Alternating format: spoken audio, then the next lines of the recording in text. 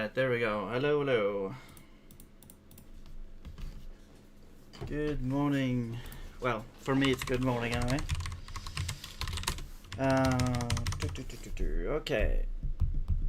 What did we do yesterday? So yesterday was something. We did a lot of like LSP things with the type checker. Yeah, oh yeah, the imports, I think.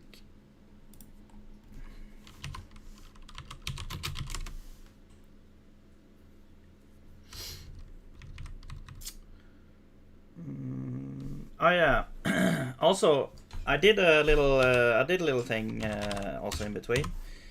If we now go to the document interface, I changed this a little bit because I looked at how the interface worked in the new Zig standard library code, which is the standard IO writer, for example.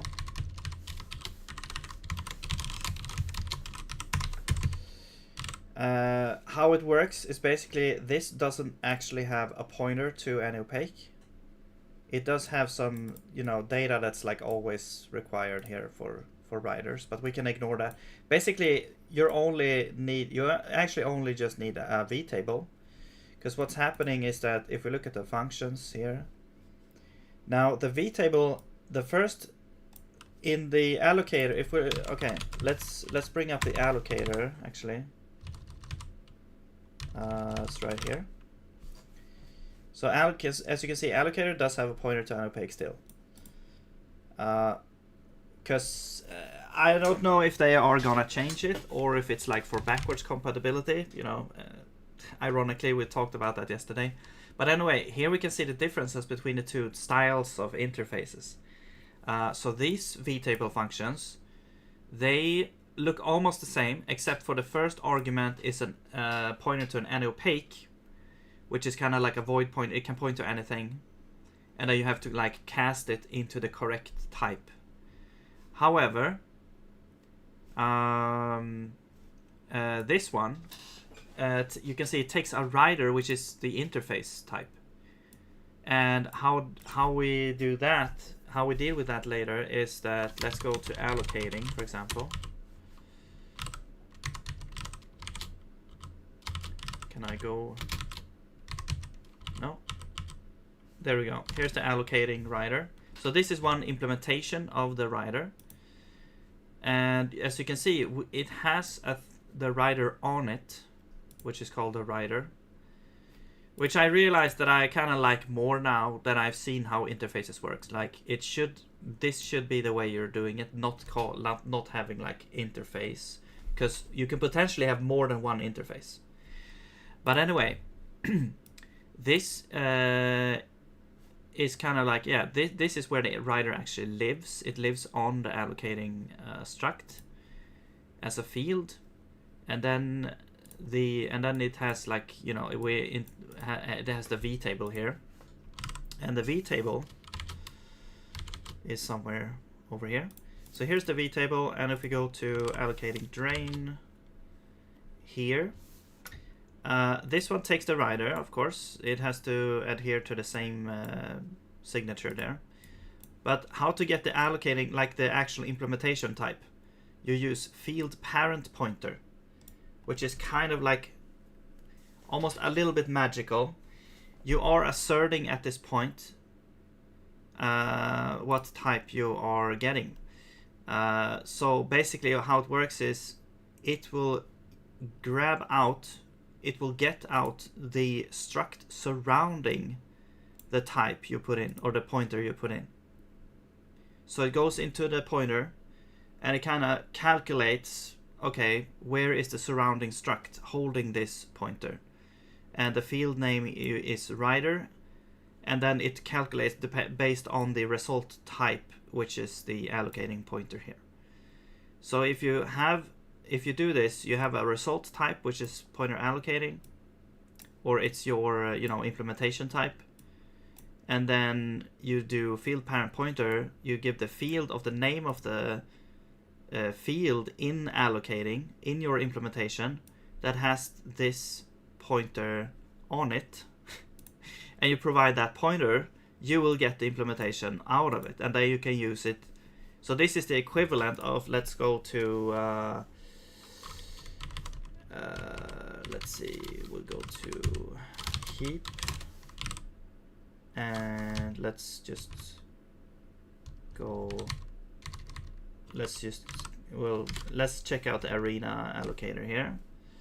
And here is, instead in arena allocator, it's kind of different also, because you can pass a non-pointer object because that holds the pointer itself. However, in the new interface, you actually have to keep a pointer around, or you have to pass the pointer. But in the old, you don't have a pointer. Well, you kind of have a pointer. It's a pointer wrapped in a struct. But yeah, this creates these things, and then the vtable here, you actually have this any-opaque, and then you have to like pointer. You have to do the same kind of thing. These two are kind of the same thing, except you don't have an any-opaque anymore. We actually have an actual type here, which is really good. So it's a little bit safer in that regard, I guess. And then the only thing that could happen here is like if you forget to change some type here around, but you will probably get some other compilation errors. Like if you want to implement, let's say you want to implement a new interface and you kind of copy this code or whatever, and you forgot to change this type, then there could be an issue, because we're trying to get kind of the surrounding struct that holds this pointer. And if you don't supply the correct type here, it's gonna be illegal, undefined behavior, basically. Or not, well, illegal, yeah, undefined behavior. Yeah, so very important that the function is, which type you're gonna have here. I mean, the same thing applies here, to be fair. So the same thing applies here. It's like, yeah, you would have to know that the implementation is an arena allocator. Otherwise, you wouldn't call arena allocator dot alloc. You're not supposed to change the vtable, basically.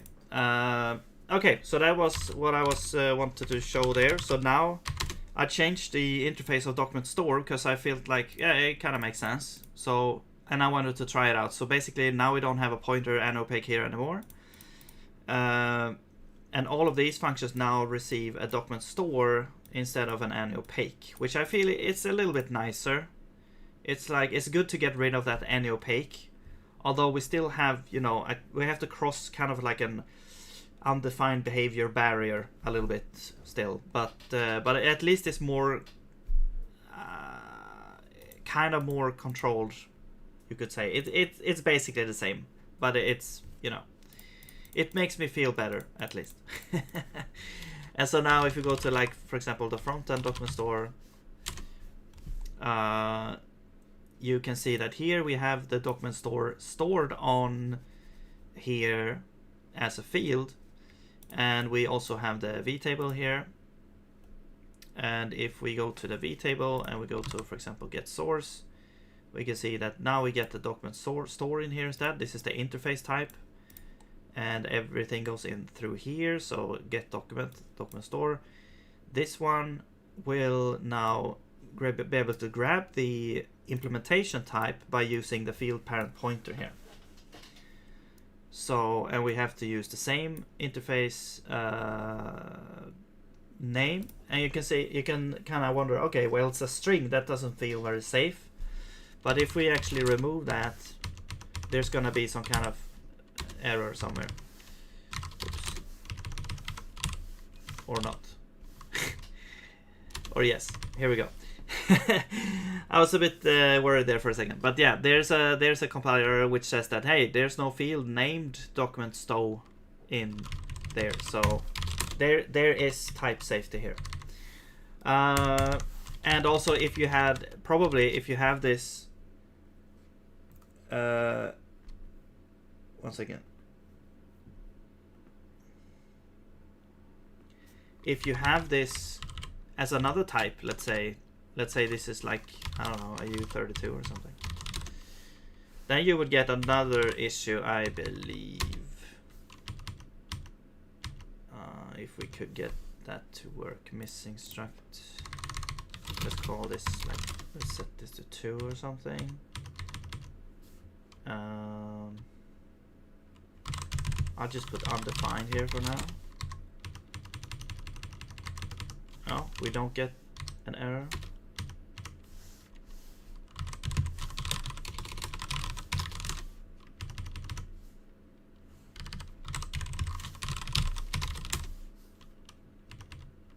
Well, okay, actually, instead of doing this,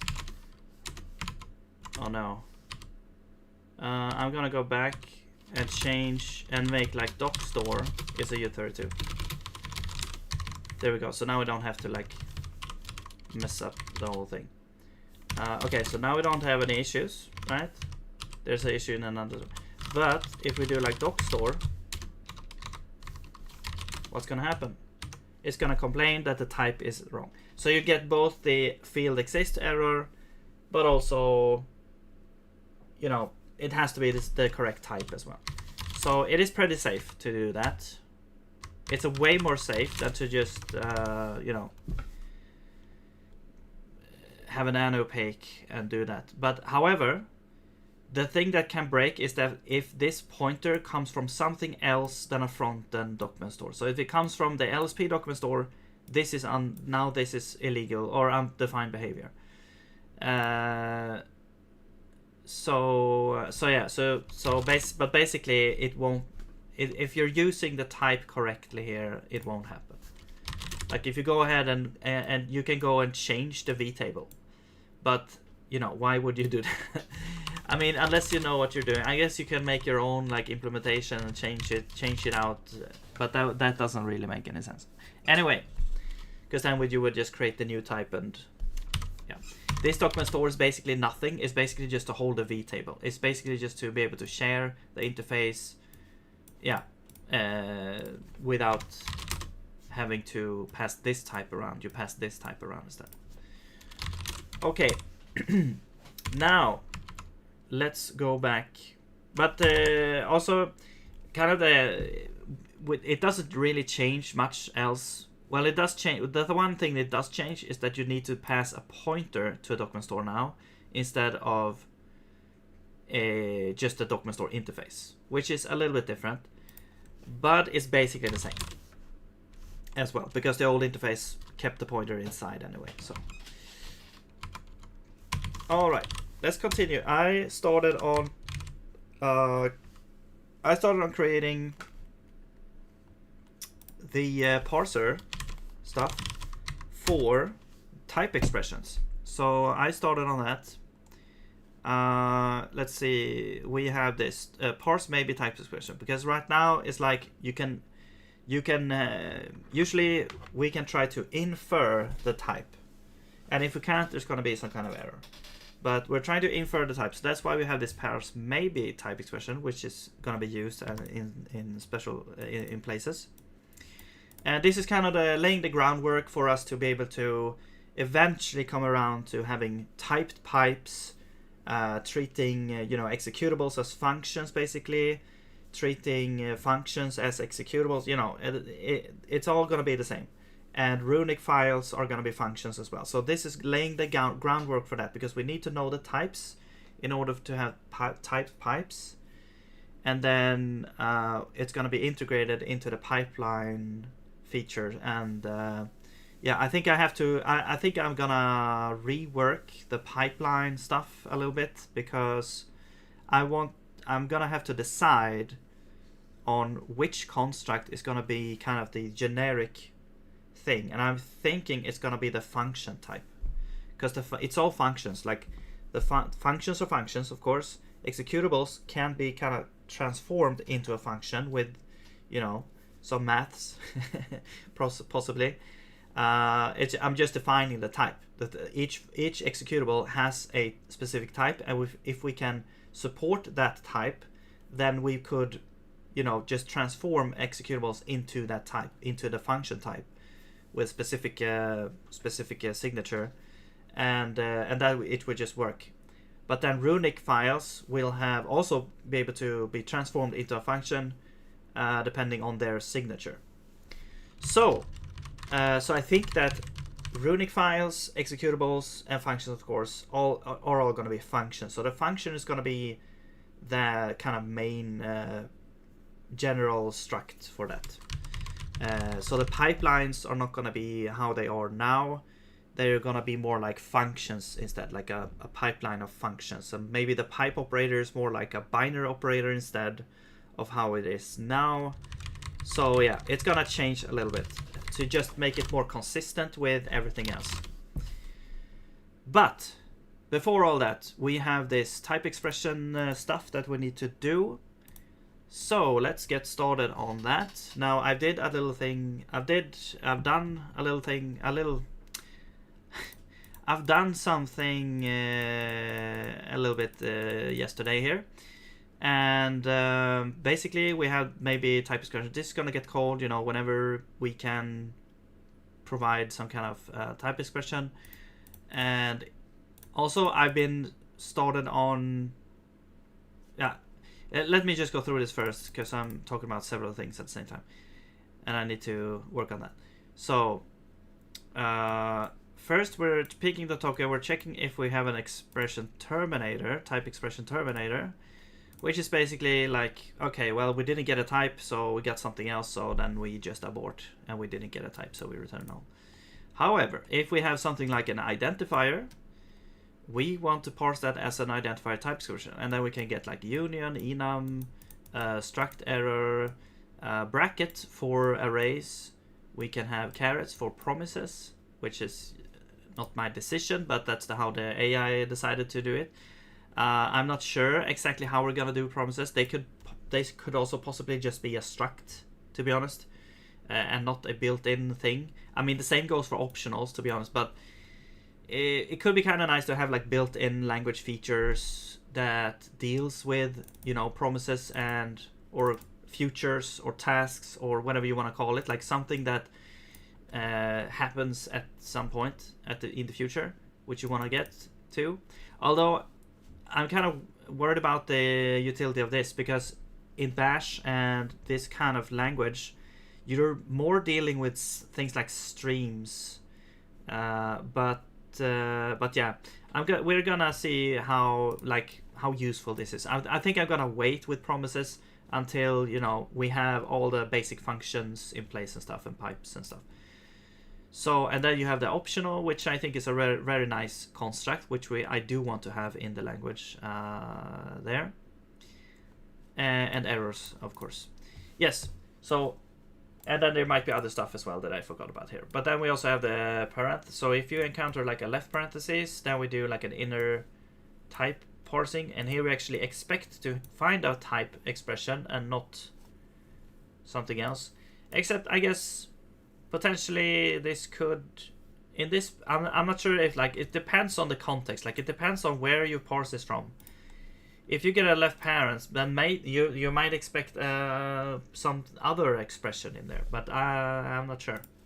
Maybe we should just say that left parenthesis is I don't know, something else. Or we could also say, because like in Zig, you can say you can bind two types. You can have like const t equals u32, and that's a perfectly valid expression here. But it looks like you're doing assignment. Well, you are doing assignment, but it looks like you're doing something in runtime. Except if you're used to Zig, you know that you don't. This is comp time. However, like, we don't really have comp time in Runic, so I'm not sure if we're gonna have that. But my point is basically this: that we might want to have like type expressions where you could have value expressions as well. But I guess we'll find out. We'll keep on going with this. Nothing here is like final or anything. This is how the state looks right now, and I'm just trying to explain it. So if you have a left parenthesis, we expect a type expression, and then we expect a right parenthesis. So that's that. And this one is basically we're reusing maybe type expressions. This is parse type expressions. We're expecting a type expression. In here, I'm also gonna show you how I've changed the error reporting in parsing, because that's also part of the thing that we need to do in order to move on. So we need the parser to be able to kind of bail out, or not bail out, but basically the parser reports when the parser encounters an error. It shouldn't just exit and throw its hands up and throw in the towel and return an error. It should actually, same as the type checker, we now report a parse error, which we, you know, report it and give it all the things we need. And then we just continue. So now basically what's going to happen is we will expect every parse function to be able to fail basically and give us nothing back. Something like that. I'm not exactly sure exactly how it's going to work, but something like that. Like we expected a type, but we got this. Okay, let's move on to the next parsable piece of code and then continue on from there. You know, that's the idea. So I'm not exactly sure how this is going to work out yet, because it feels like we need to do some kind of if a parse error happens in the middle of let's say in the middle of like some kind of scope here, let's say we have like some kind of scope and you have some like, I don't know, parse error in here, and you get, let's say we get out here and we encounter this now. So in which context are we now? Because this fails, or something here fails. Yeah. So something fails. How do we continue from that? Like which context are we in when we go here? Do we just continue in the same, like in the parent function, or because now we're in an entirely different context? Like let's say we have a bunch of let's say this is a struct. Let's say it is a struct, and let's say we have a field 1 is u32, field 2 is some kind of error, and then field 3 u64. So how does this work? Like, because we get an error here, right? But it still continues to parse down here. How do we, after this, recover? You might have like, I don't know, this here. Okay, obviously now we can see kind of how it works. So basically it encounters this, which is the end of the struct, right? This is valid code, so now we're in the struct. We encounter this, we end the struct, and there's gonna be issues all the way down here. Well, not really actually. Actually, I'm not sure how this works. But you can see here that the syntax highlighting failed a little bit. I'm not sure. Maybe Zig does. Zig has kind of like a bailout thing here. Zig is like, now okay, we don't get any more errors. This is the error we got, and then you have to fix that in order to get the next error, basically. Yeah, this is the only error we get. So, and if you try to kind of, well, here we get like LSP help. So, but over here, of course, you don't, or you do. But I don't know if this is like, very generic. If we do this, you get like all the things you can match everywhere, basically. I wonder if it has these. Let's do this. It's kind of cool to see how this works. So basically, let's do this. Let's have this struct over here.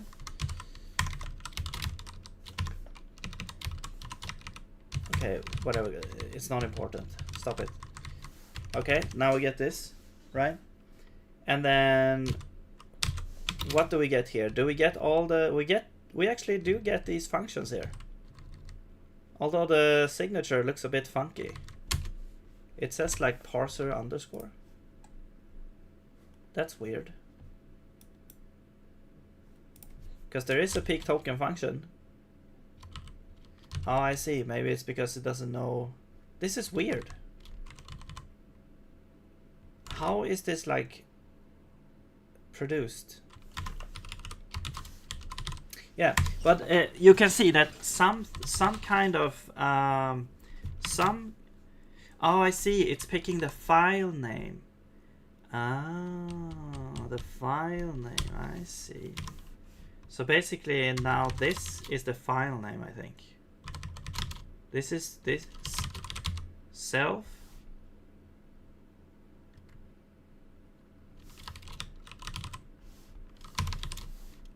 I mean, we still get this, but it stops over here. It looks a bit weird here because we get field 3. Okay, now we get another clue to how it works. Because field 3 gets inserted into the parent struct. But it's obviously, you know, we can kind of see it's supposed to be in this one. But the parser doesn't understand that. The parser sees this junk and it's like, hey, I'm gonna exit this struct here with this right brace. Here's some junk. Let's skip over that, I guess. Now we have a new field. Okay, let's put it in here. Because we've exited the struct here. This should now end the parser struct, which I guess it's doing. And then also all of these files. Okay, that's why self points to the parser file. I see what's happening now. So basically it's trying to recover. You can see it's trying to recover and it works, you know, kind of well. You're not this is not the usual case of how, you know. The reason why I want to have a restoration thing is basically because, well, so that minor like parsing errors don't block the whole thing.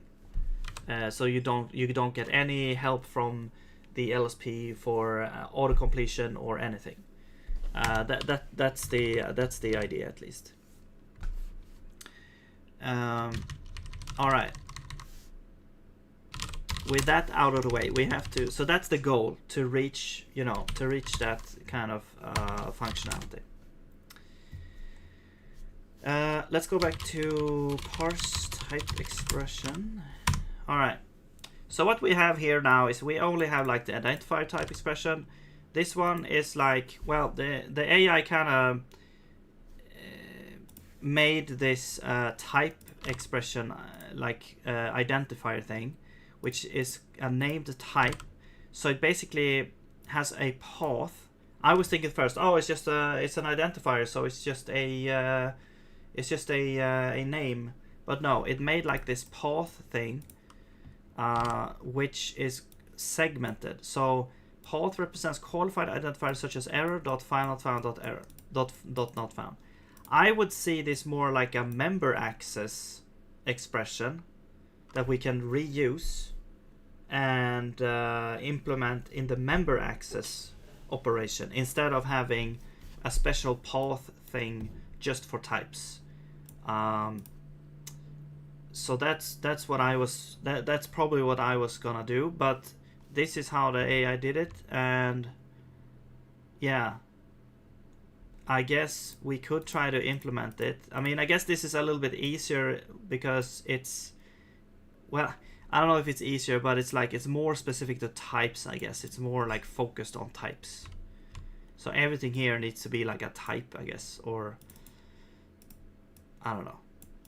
Anyway, yeah. So let's see. Yeah, and then it also had parameters, which I don't really understand what it wanted to do with that. Maybe it was thinking like this was the generics that we pass in somehow, but how would we know which parameters goes where? I guess we just fill it up until it is done or something. I don't know, but I don't like that, so I removed that. Yeah. Anyway, so that's why we have path here when we parse an identifier.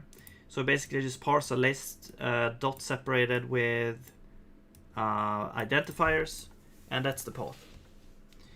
So And then we create this. I made a alloc type expression. Before we only had alloc expression. Now we have alloc type expression as well, where we just apply a type expression and it gets allocated into the arena. And yeah, so that's what we have right now. So, and then I also, let's see, what did I add as well? Oh yeah, the parentheses as well. Now I haven't tested this out. What I want to have like as a minimum would be the array as well, the array type expression. So let's do that right now. Let's do the array. So we'll copy that. Oops. No. Okay, parse array. Parse array. No. Type expression. There we go. All right. So first we will assume that we get a left bracket, and if we don't, that's weird. So because we should only go in here if we actually have one, if we know that we have one. So I will expect token tag left bracket, and I guess it needs to be tried as well.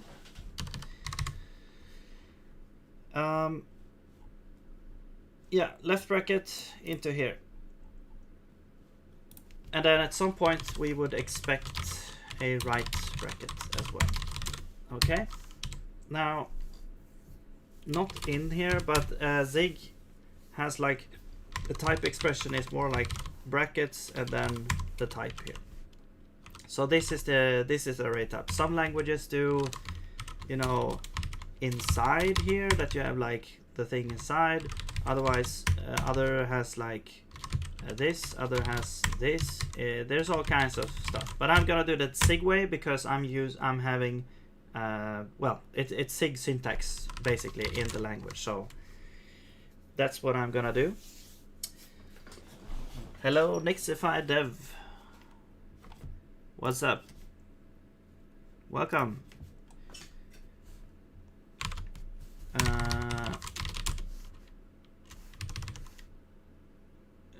Parse error. Yeah. So, what do we do now? Well, at the end we should end up with some kind of alloc type expression, which is going to be an array. And see, now we don't get auto completion here because there's some, I don't know what's happening actually. The LSP can't understand.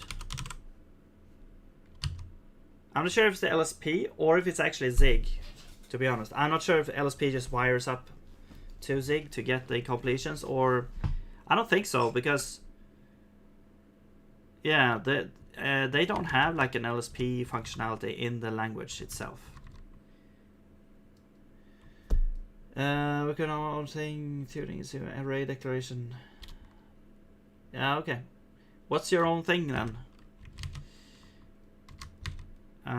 Type expression. Alright, so we just want an element and a span. So simple enough. Span we have.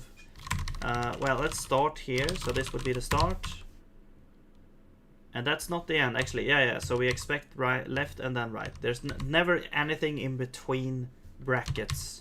I don't think there's ever anything in between brackets, except for array indices and slices. Slice and dice. Slice and dice. Okay. And then the end is somewhere, you know. But this would be start and at. No, start span and at end span. Something like that. Span. Yeah. Alright.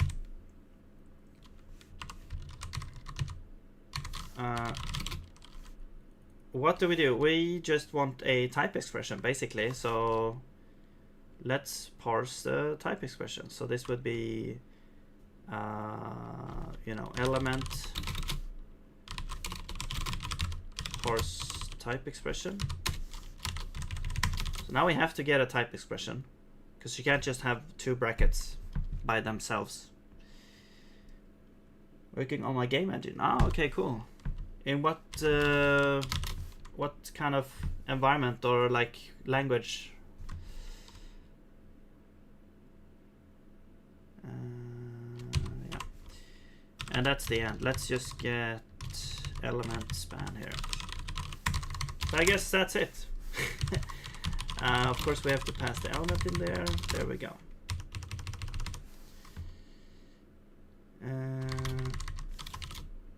All right, so this could fail, of course, yeah. If this fails, yeah, this is where we have to take some things into account, I guess. Maybe this does actually supply the thing, except it throws an error instead. So, and then you have to catch it where you want to actually get, where you want to restore. I think we could utilize that now instead. Expected type, actual, I'm not sure, like it.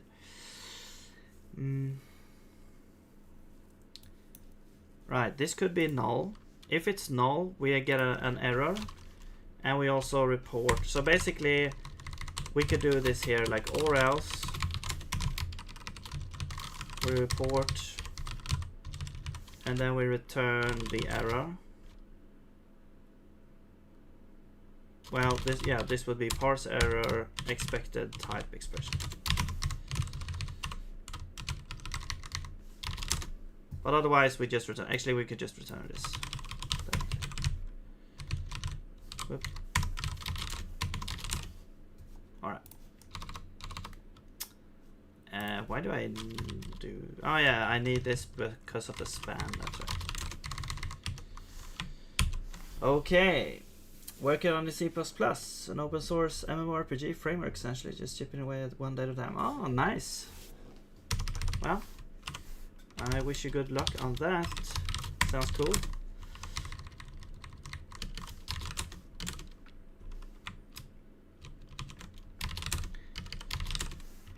Do you know what kind of features you're gonna have, or are you just winging it?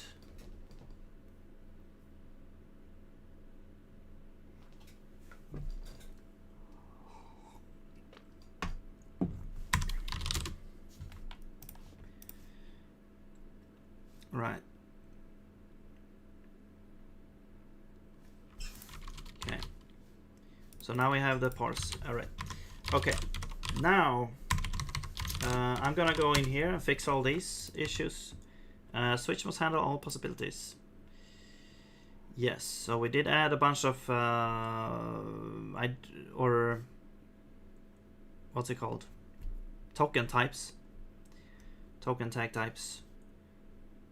Wait, no, this is not token types. This is type expression. What did we add? Of course, we don't get help. I think identifier, yeah. Possibly byte. No, byte we have. Yeah, it's gonna be like identifier. I'm just gonna add this here and we'll figure it out. And you will also have identifier.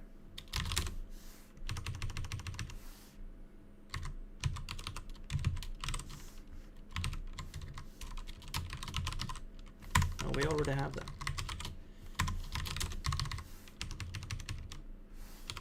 Oh yeah, we need to do that. No field or member function in format. Oh yeah, we need format here as well. So let's add a format function.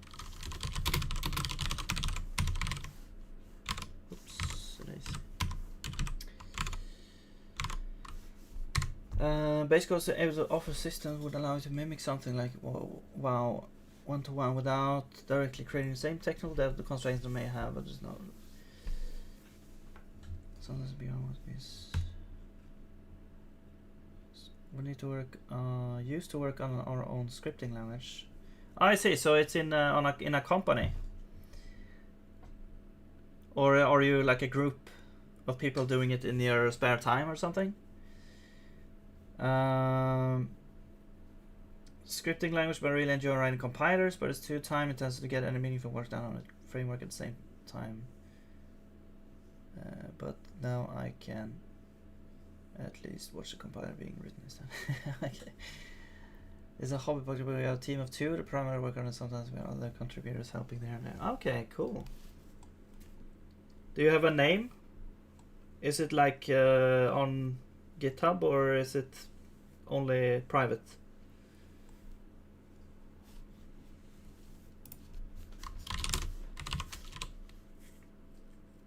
Novus Engine. Okay, cool.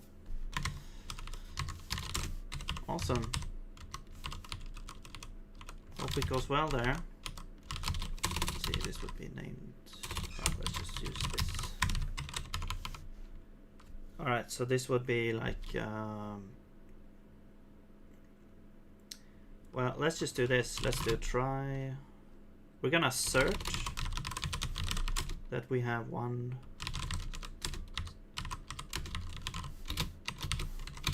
item, and then we're gonna say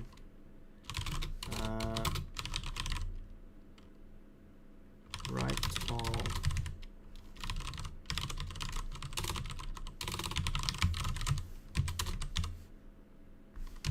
name, and then we're just gonna loop through the segments. However, I guess we'll skip the first one. And then we're gonna get in the segment, and we're gonna print dot, not sfs, segment name.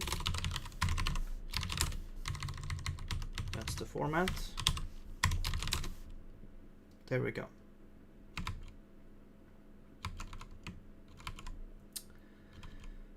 Okay.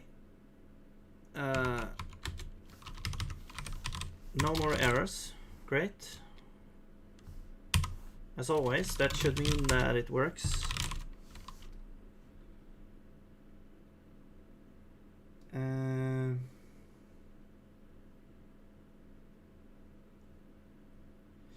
Alright, Penguin. Now, let's see, what can we test? We need a new test file, so this would be like type expression test, or type expressions. And yeah, let's just start basic here. Const a is an int equals 5. And we get unexpected token, identifier expected equal got identifier. Right, so there's something wrong with the type annotation parser, so let's check that out. Parse maybe type annotation.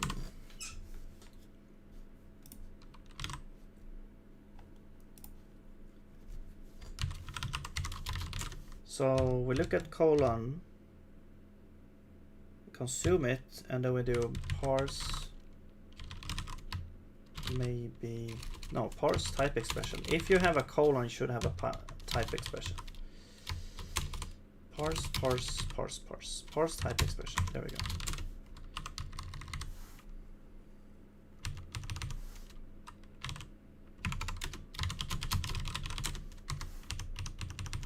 Okay, now we don't get an error. So let's see what the output is.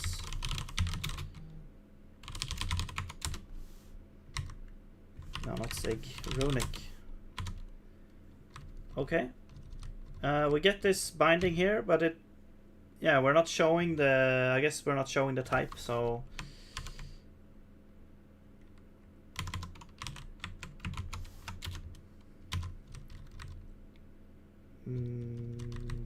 Do we even use this annotation? Yeah, we are. Okay.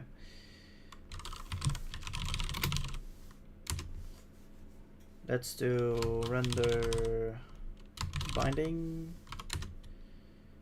pattern. No.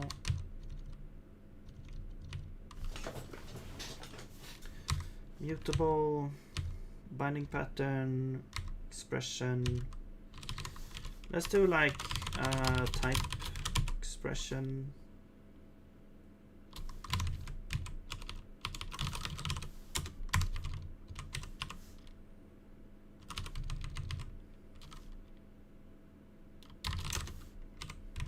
And I guess it could be nullable, optional,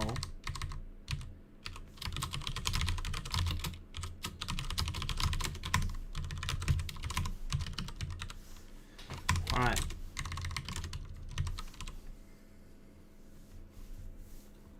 And what's nice here is that the type expressions actually has a format function, so we can just use that. So we can just say, you know, write indent, and then write writer print. And I'm not sure if we want to have like type here. Yeah, sure. Let's have type and then format, and then the type expression. Now for things like structs, right now it's gonna like just say struct. We don't have format for that, but anyway. Duplicate struct member, render binding, what? Oh, render, no, not that one. Where is it here? This was render type expression. There we go. All right, now we should see the type expression, or not. We have an error somewhere.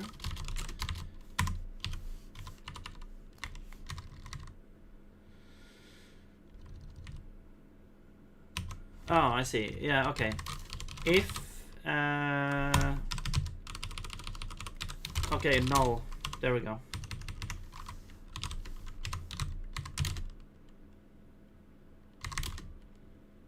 Okay, there we go. Now we get the int here, but we need to add a new line as well.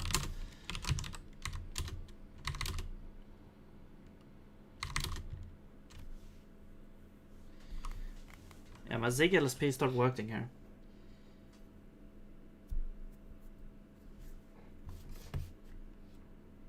Coherence.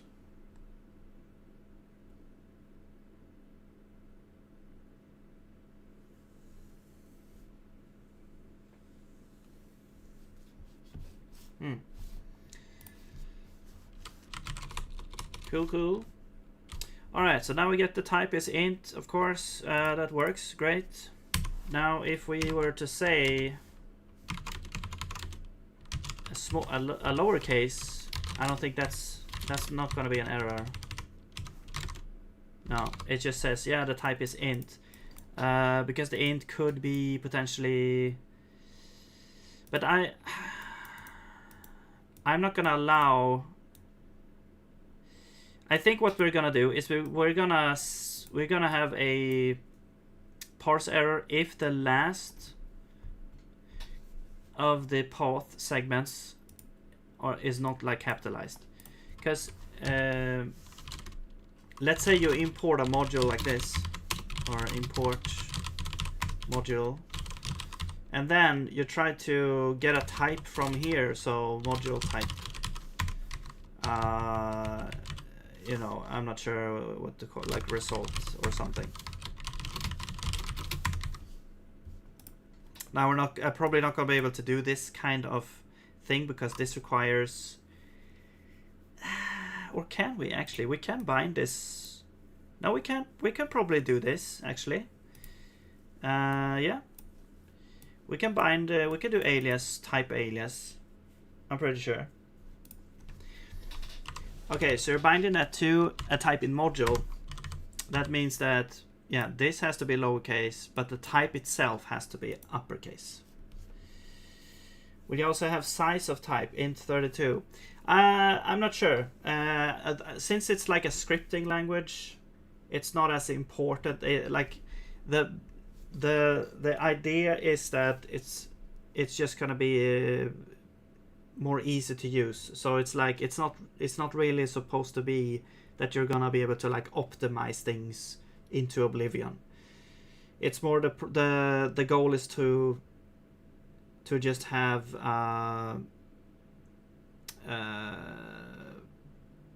you know, so the goal is more like speed of actually doing stuff, or productivity, I guess. It would be based on the current arch. I mean, it would be. It's based on what I decide that int was going to represent in the runic language. I think right now it's an I64, but I don't remember. But it's basically, we can decide whatever this is gonna be in the Zig program. So, I mean, I guess it could depend on the architecture if we want to have it like natively supported by the CPU, you know, to have it like faster, I guess.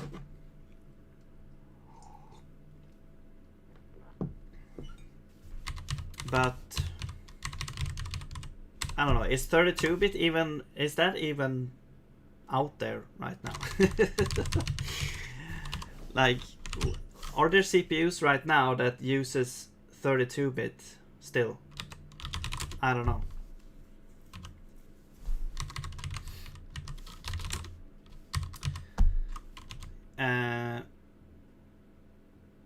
Okay, well, anyway,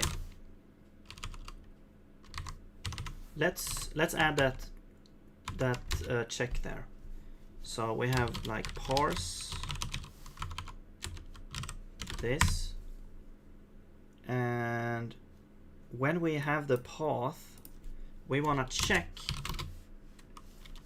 we want to get the last segment.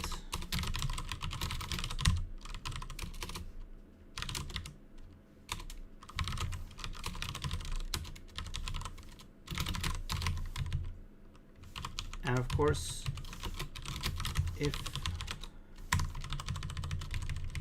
the length is 0, it's gonna be out of bounds. So length should be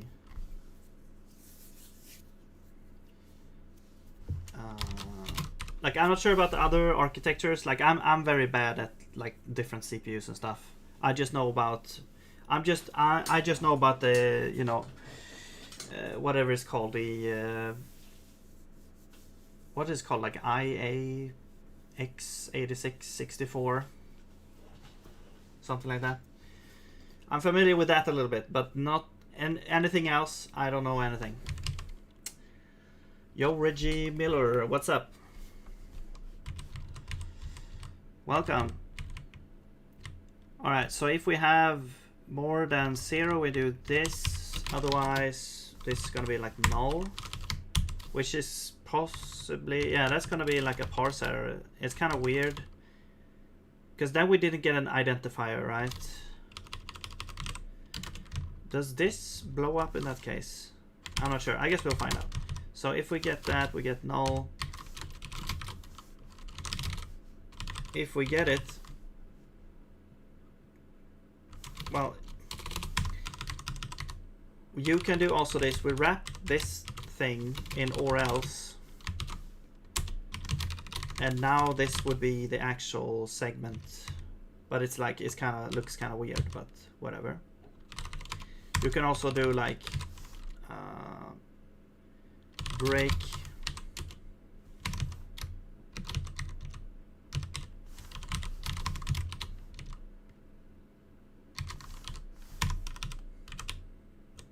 if this is more than 0, we're gonna break that out.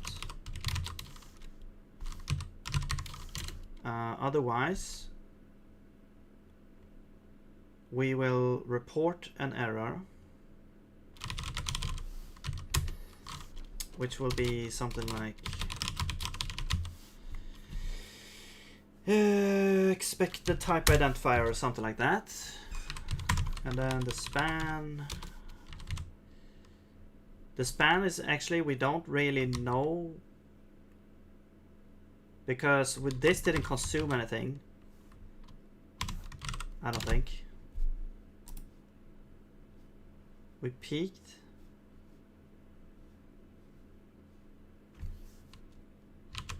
Yeah, so what we'll do is we'll do we'll try to peek here. So that gets us a token. And then we use that token for the span here, reporting. And then we have format and args. So this would be like expected, you know, type identifier or expected, yeah, whatever. And then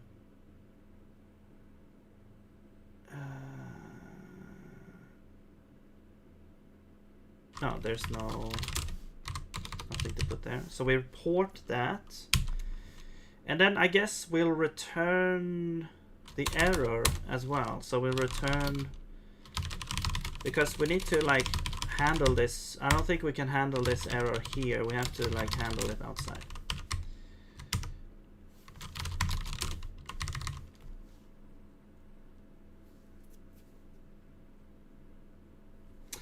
Okay, so that's an error if we didn't get anything. Now we should also check if last segment is a type thing.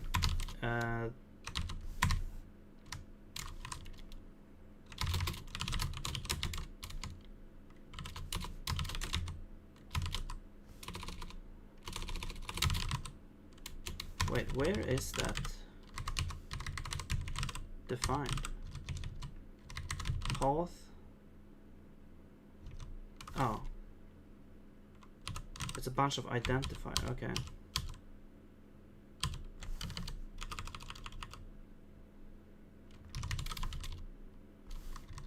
Oh, because this is identified or unknown. But this is supposed to be a bunch of, no, not paths. Well, this is a path. So maybe we'll get the type now.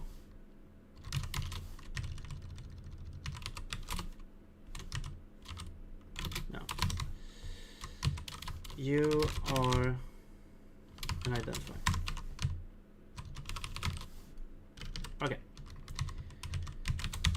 Which has a name, and we want to check if is there like lost index. No.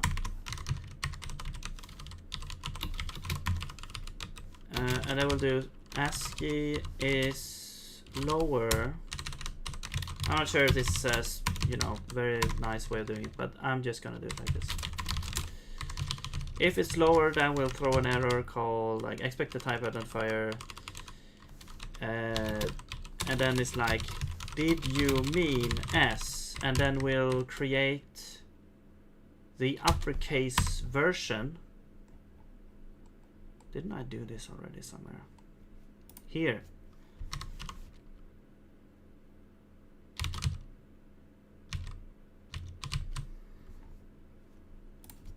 I'll just paste that in here. So basically we're creating a capitalized version, and I'm saying like, did you mean this? Because you might have said lowercase int, and then it gives you a hint like, hey, did you mean uppercase int? Okay. Use of undeclared identifier. Right. So this would be last segment.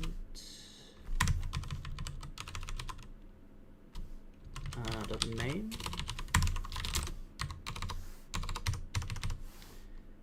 And also dot span. There we go. You're not used. Ah.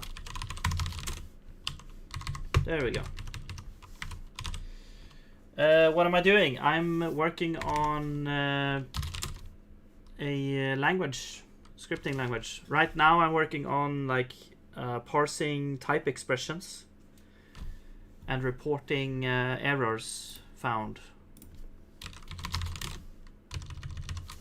so that we get some feedback.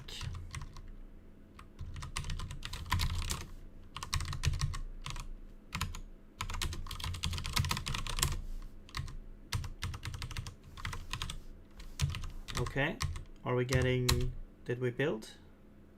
No. Yeah, I think the LSP for Zig is acting up a little bit. I'm not sure what's going on.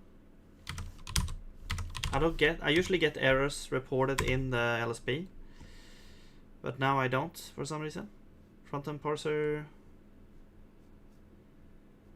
expected type found 1656.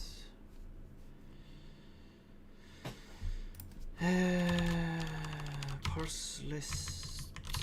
Oh, I see. So this is actually a list of items. Right. Yeah.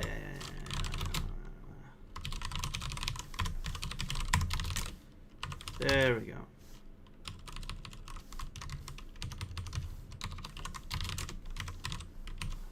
Maybe. No, still error. Expected found spanned, right. Oh, so this returns a spanned. Okay, well, I guess that's great. Span path is spanned. That's good because, is it good? I gotta remove that.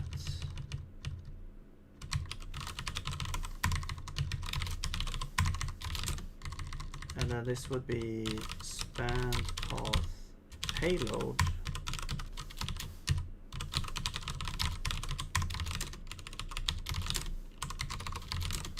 Yeah.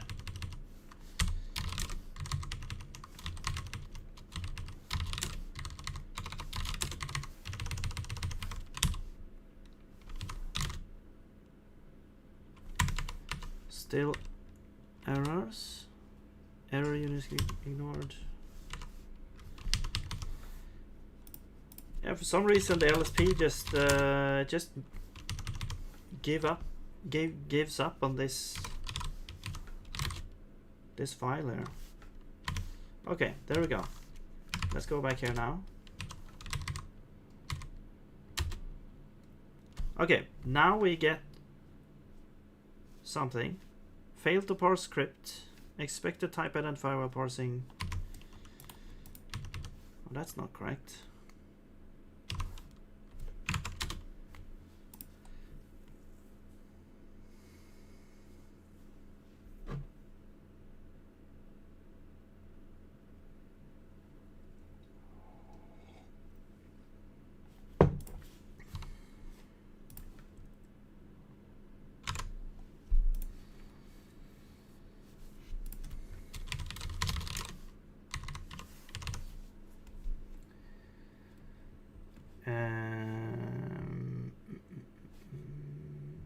Expected failed to parse script.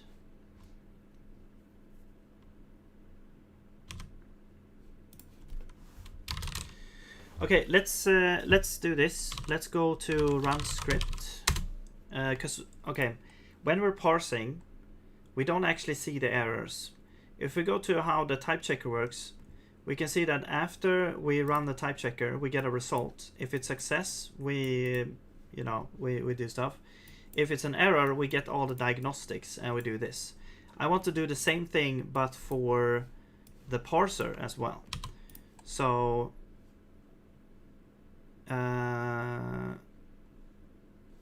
yeah, so here's the parse thing. Now we also parse all the imports, so it's gonna be a little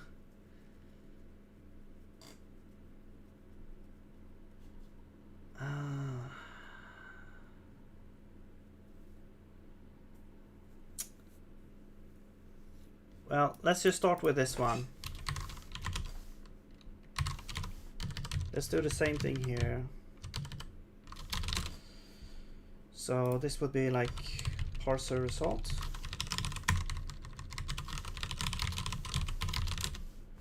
And we'll switch on it if it's success, and then we're good. If it's error, we show all the diagnostics. Let's go in here, change this to parse or just result. We create this new type somewhere, or it's a union enum. There we go. All right, and then we create a function called compile results.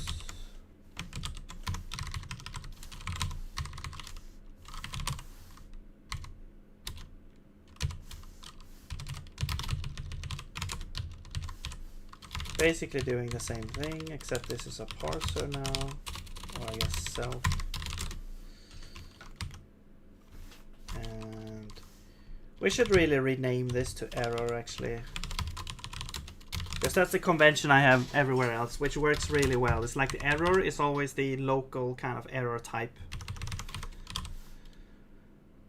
Right. So if we have success, we do something there.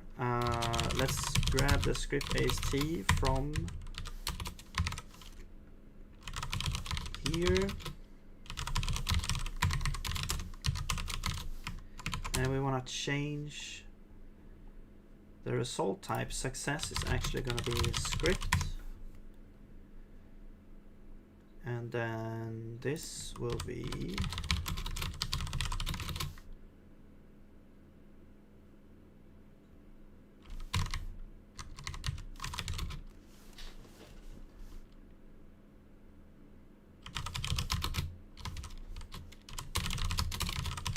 that.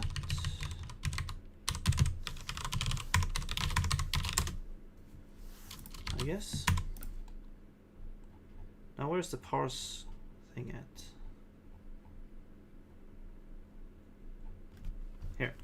So here's parse script, which returns a result.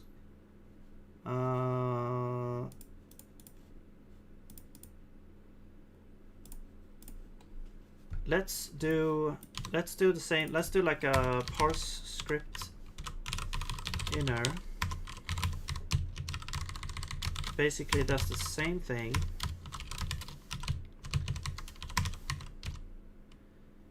except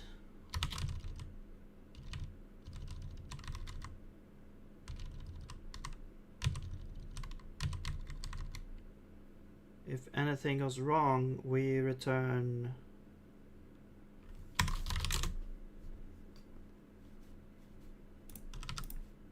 null there. So compile results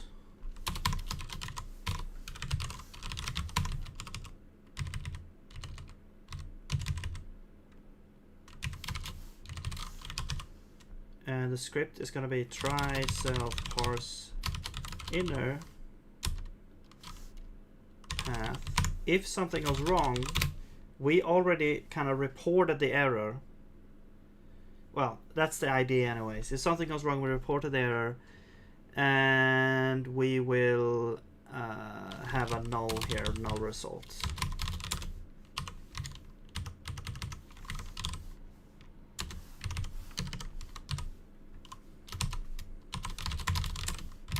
Alright, so now this should be, this is a script now. Because if something goes wrong, then this will just, this will grab out the result, and this will show all the diagnostics and stuff. Okay, but now also we need to fix things in here, because we're calling this as well.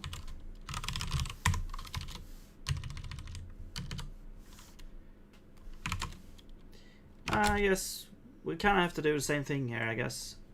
Let's break it out into a thing.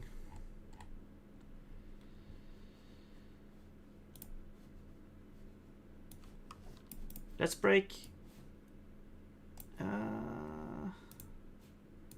Yeah, let's do this. We'll take this. No, wait.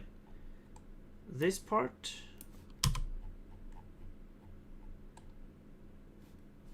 And we'll make a function somewhere. Report results.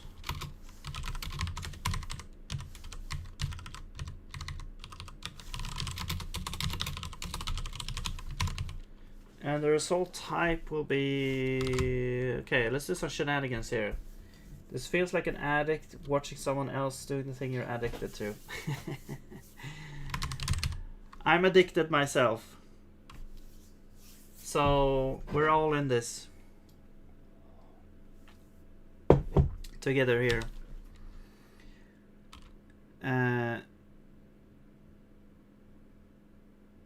Let's do return result. If we get the payload out, we return that. Now, I'm not sure how this will work with void types, but this is basically going to be type info, type of result, and it's always going to be a union.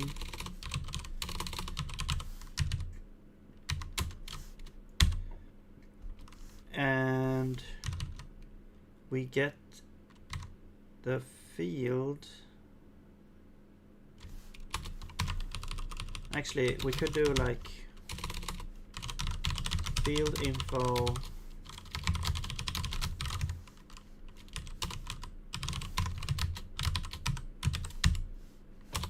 hang on. You do a type and then the field enum. Okay. So this is going to be success and then the type. So that and optional.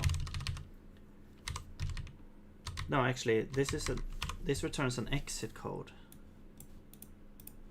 No, it's going to be optional. This is going to be null. There we go. So now let's go up where we have the thing here. So we're just gonna do, well, we don't really get any success from this, but basically we could do if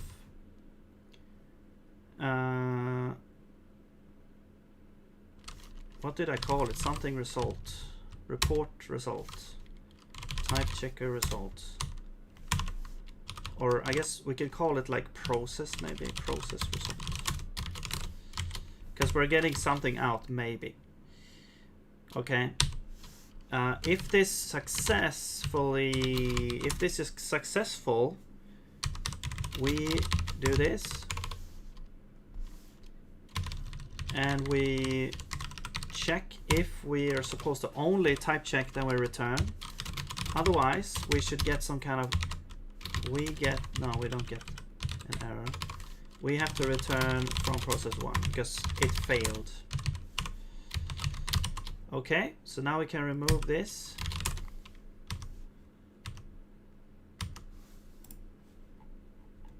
And let's do the same for, so it's kind of like a generic way of handling the different results.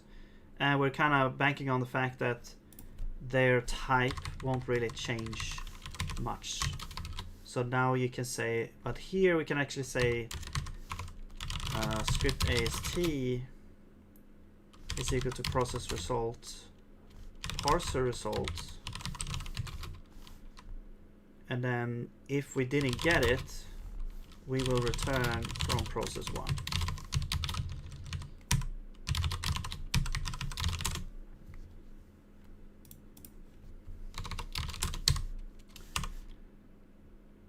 Okay, and now we can do the same thing in here. We get the result. We will actually also now this will not return an error actually, because you don't return an error, right?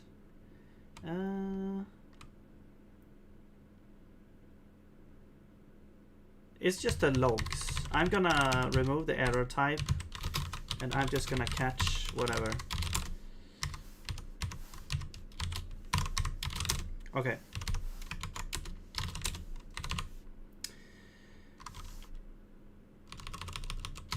Yeah. So now this can't be this can't like error. We just get the result, right? We also have handle script error. Oh, we're like showing a whole bunch of stuff. I think we don't really need this anymore actually, because we kind of have like a generic for this, so we don't really need that anymore, which is really nice. Okay, so we get the result. This will be process result, but if we didn't get it, we need to wait. What is the return the error?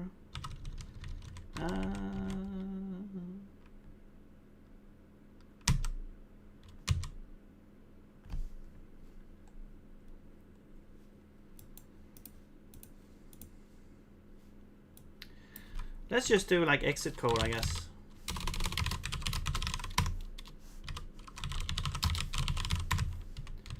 Wait.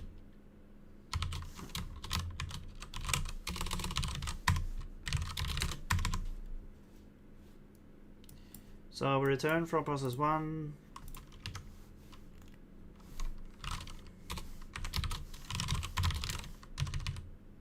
If we get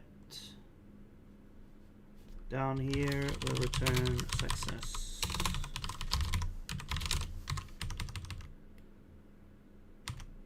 Import script.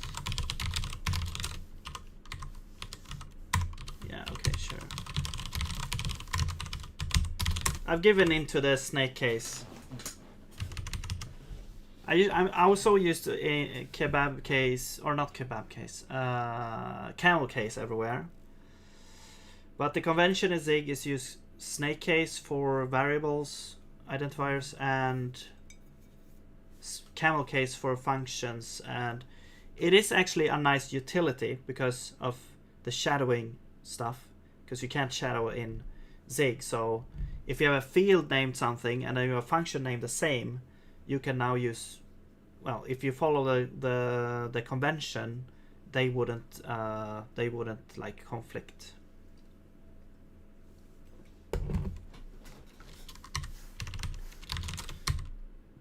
What is this now? Document store. Oh, I guess we need the document store. Sure. Let's do document store. Actually, this needs to be.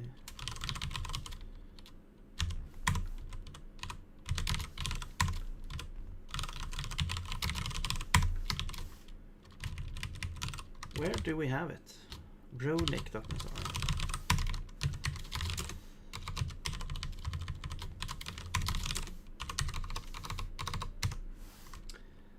Document store. Oh yeah, so this would be okay. So the document we only need a source, so we can do get source. There we go, and then this would be the source.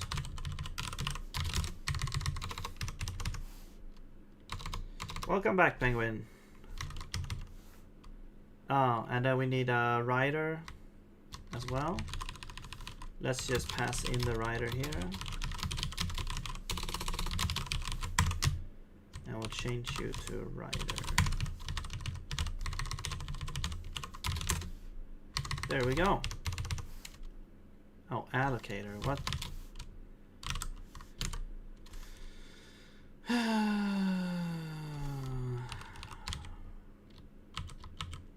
It's like such a temporary thing. We could just create a new allocator potentially here and free it up. Or we could just have a buffer. Wait, why do we even... well, okay, this is like... We could have 2 buffers maybe. 2 buffers.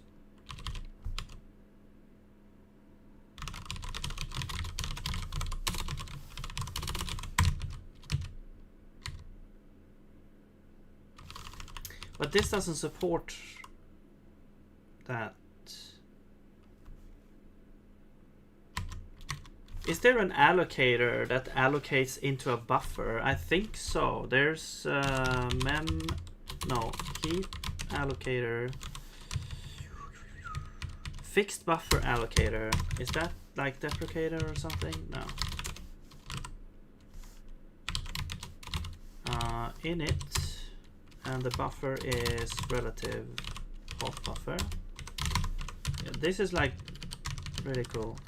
So we have the fixed buffer allocator, and now we can use that. So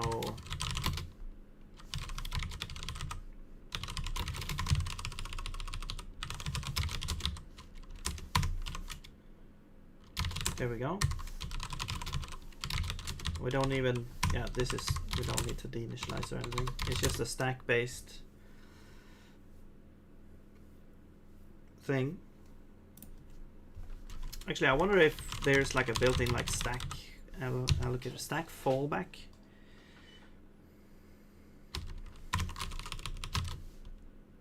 Allocator attempts to allocate using a fixed buffer. If the allocation fails, it will fall back using a fallback allocator. Well, can you like just set the fallback to undefined? Okay, so we could potentially do this. Instead of creating a buffer here, we can do stack fallback.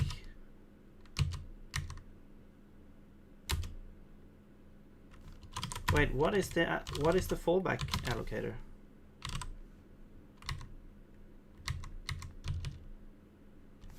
Easily created with stack fallback. Okay, but if you create it with the type itself, you can just provide. Oh, okay, I see. So stack fallback.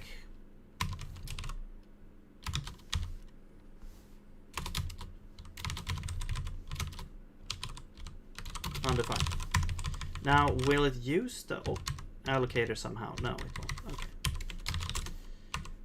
So I don't care. I don't need a fallback. I just want a stack allocator. And if it fails, it just fails. And actually, we don't even need this then either. We could just set a maximum thing. This could be set to alloc. And we'll put the allocator, it's gonna be the buff allocator dot get. Is that the allocator? Okay. Every allocator works differently.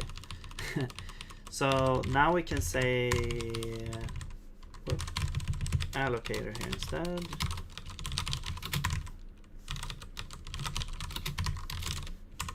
Okay, so basically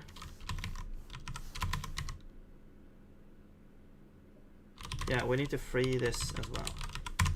Well, I guess we don't actually need to free anything because this doesn't, you know, it's just a stack thing. So we're basically saying that, hey, I have an allocator on the stack.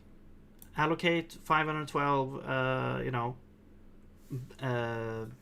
wait, is it bits or bytes? Okay, whatever. It's 512 things. It has to be bytes, right? Yeah, it's bytes. And then we can just use that with the allocator instead of using like something like a writer or something. This is very generic thing to that all functions basically can use. It's really cool. I actually never thought about doing something like this. But now it's basically saying that, hey, you shared between this amount of memory now, and if you exceed, yeah, there's gonna be some kind of error. I wonder if you can have a failing allocator or something. Usually there's like some kind of failing type that you can use, maybe not.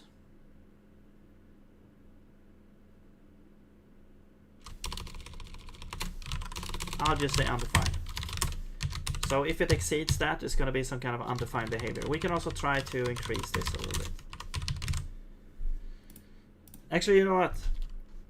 No. It's going to have to allocate both at the same time. It's going to have both in memory. Yeah.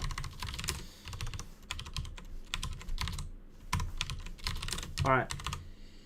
There we go. So now this doesn't depend on an allocator, so we can get rid of that. Cool. So we can get rid of you, and that's all. Standard is the writer, and what's going on here? Oh yeah, the buffer we don't need. There we go.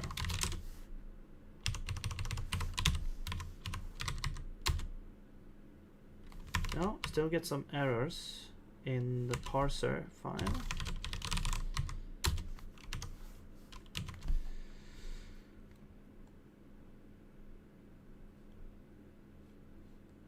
Parser 328.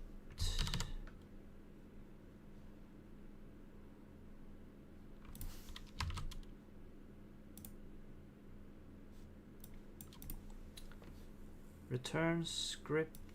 Oh wait, yeah, this one should return a script. That's right. There we go.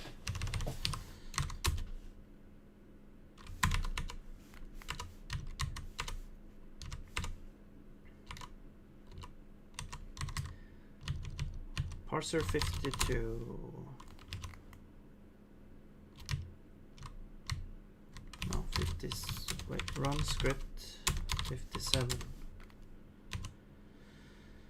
Expected error union type.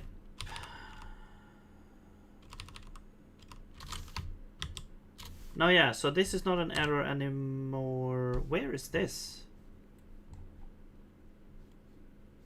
Oh, that was just the thing. Okay.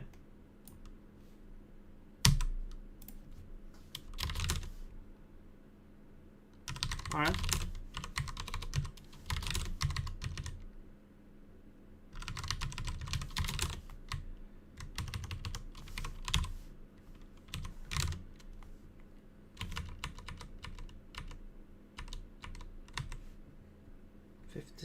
Expected 3 arguments.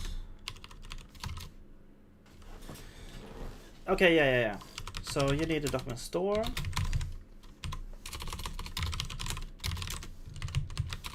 You need a writer, standard error.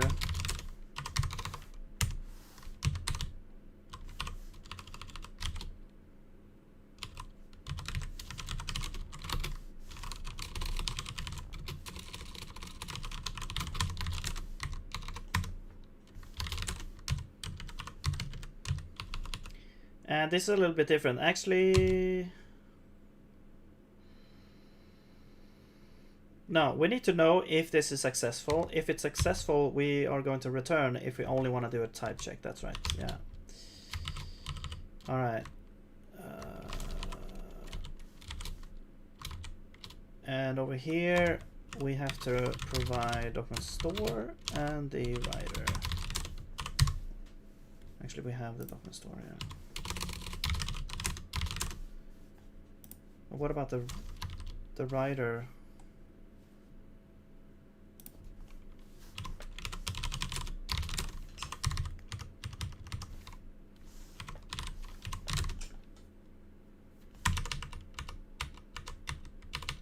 Still a bunch of errors.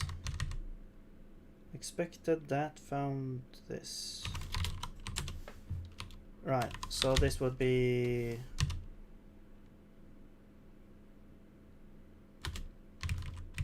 just that. Man, I'm a bit annoyed that the LSP stopped working here. There we go. It's like when you go into one of the files, it stops working for some reason. Expected error unit type find runner command.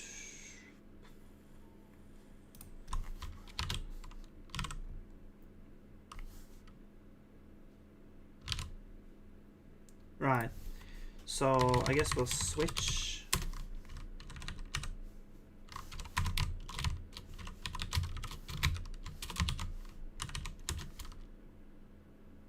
On success, we don't do anything. We return error.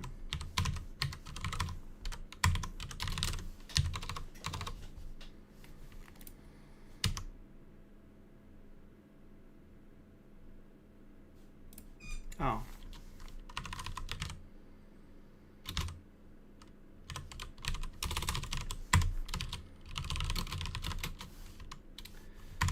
You can do this inline else, payload, tag, union init, type is runic command runner exit code, active field name is tag name of T, payload. kind of reconstructing. You could also just use this value, just return this value also immediately, I guess, as well. But right now we didn't really have that. I guess this will be like parse import results. We could store that as well, and then you could do switch on that. If we get anything else, we just return this. No. Yeah. There we go.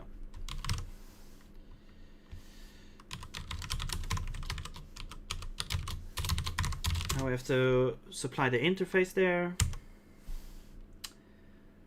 Span is not a function. Right, okay, we didn't, so now we get differences between the two result type kind of interfaces. So this is kind of one way to use like kind of interfaces. It's like if you have any type, you pass it in and you try to call functions on it, the compiler is gonna complain if you call this with a result type that doesn't implement whatever we need here. So here we can see that span doesn't actually exist. So we have to go to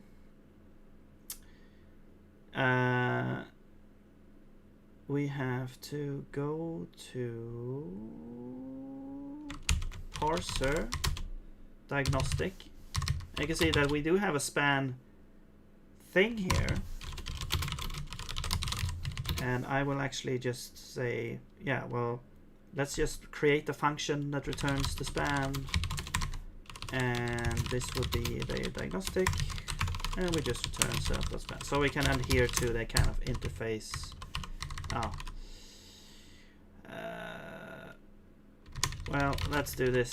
Let's rename you to underscore, and then we'll bring this back, because otherwise this is going to be you know, a shadow error.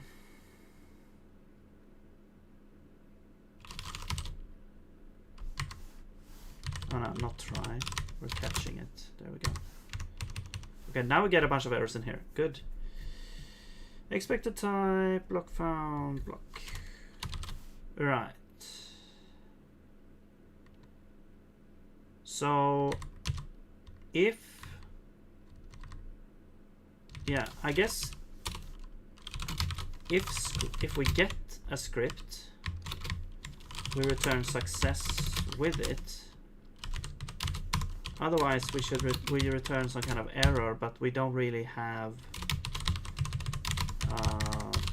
any error. So I'm just gonna return an empty list there. Or I guess we could make an error.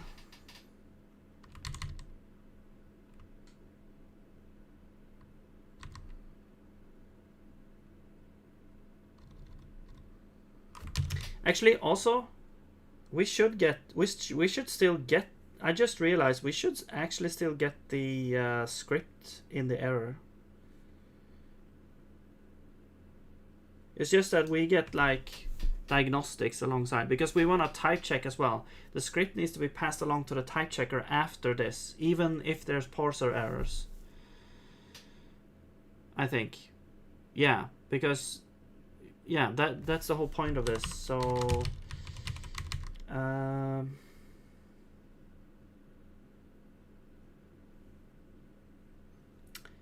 well, I guess we could pass it along here, or we can change a little bit how this works.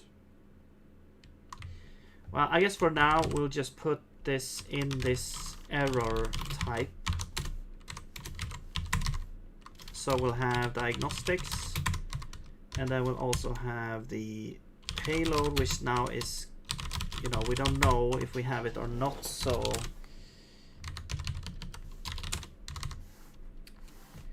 or we could have several different types. We could have like either we have an error, or we have, yeah, we could do this. Either we have an error, which is just a bunch of diagnostics, and then we couldn't produce a script, or we have error with payload or error with script, which is the thing here, maybe. I'm not sure. Or, no, let's just put it in the struct. Diagnostics. Script. Except we might not actually have it.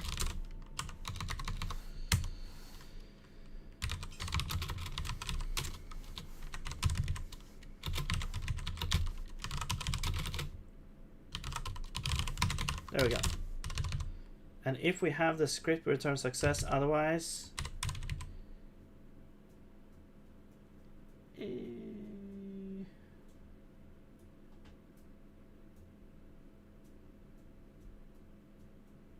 we shouldn't really get here, so I'm gonna say unreachable. And if we get here, there is gonna there's some weird issues.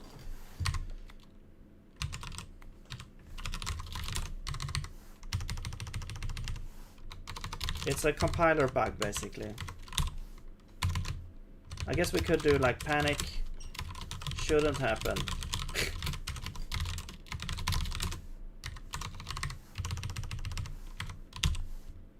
There are other ways to structure it so we don't get there. I just don't feel like, you know, rebuilding the thing to get there. I just want to get this working here for now. Committing after 2 weeks of works. Wow. How many changes do you have? I'm just gonna refill my coffee. I'll be right back.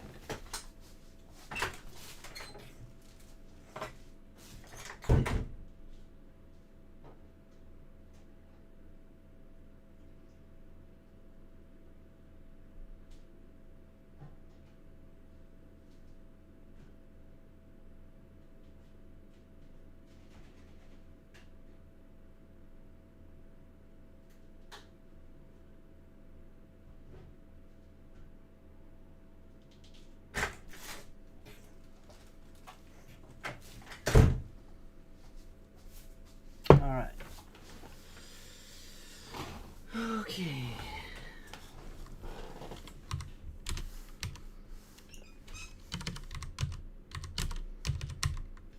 All right. What the?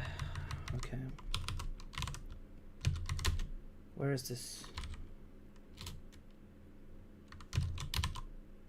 LSP. Okay.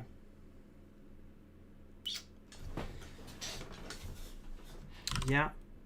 So we need to adapt it both in the LSP but also in the run script runner. So, but let's do the script runner first because that's where we have gotten the most here.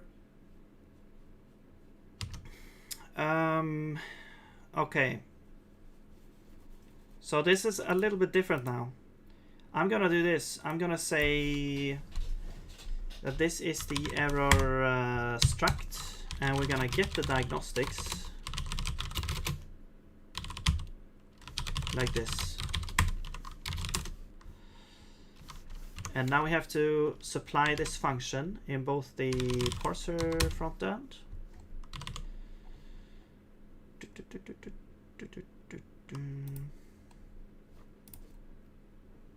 We could also change this to not be a union enum and there's just be a struct where you can like query different things. Perhaps.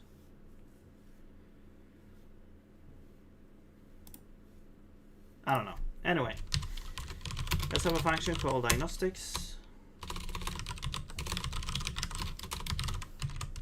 Self this, return this.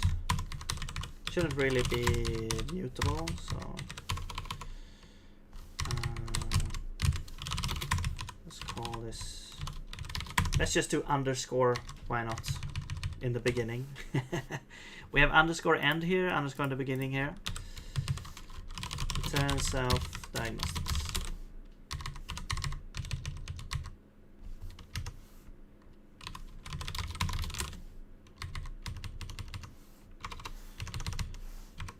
Okay, now we need to go to the type checker and do the same thing. So we have a result type.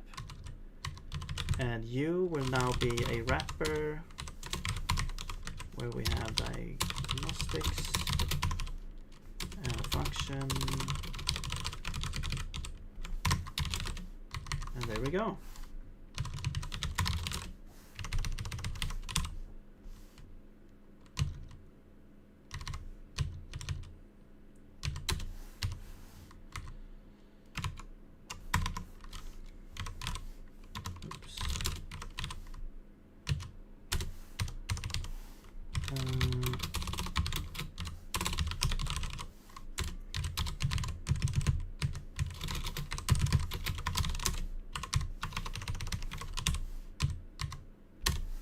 Alright.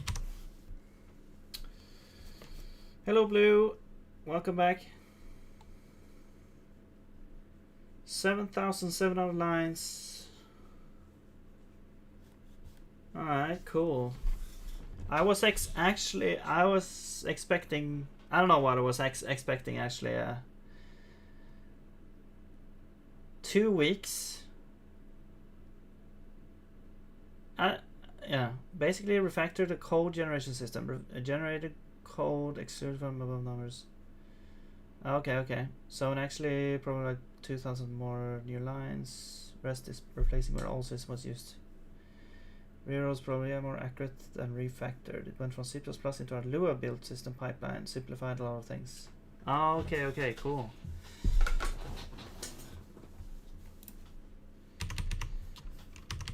Yeah, that's also it's such a nice feeling when you you rewrite something and it's like a lot better, and you can like delete a whole bunch of code, and you also get the feeling that hey, the future is also going to get a lot easier now.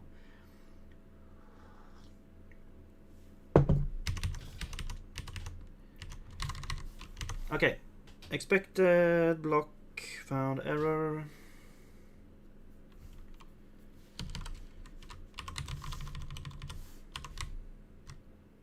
Right.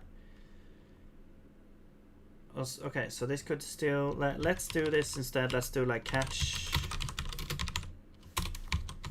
error. No, actually... yeah, no, let's do this properly here. Let's catch this error. And this could still produce a writer error, potentially now. So let's have that. Also, there's some kind of path error. I'm not sure what this error can be. Real path alloc error. Okay, it can be a whole bunch of stuff. Oh yeah, because it has to be an actual path. That's right. So, right.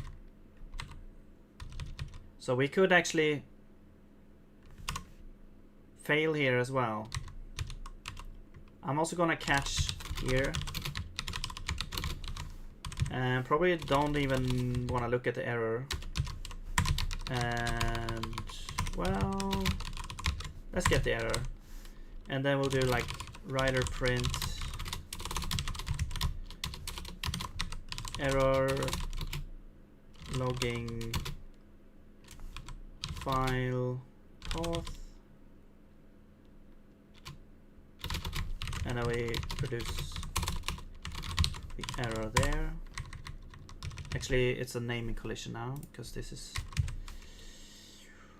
I'll just call this info, I guess.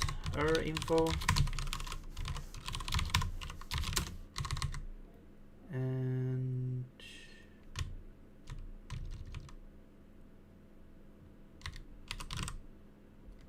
you don't log a new line, so we don't do that here either.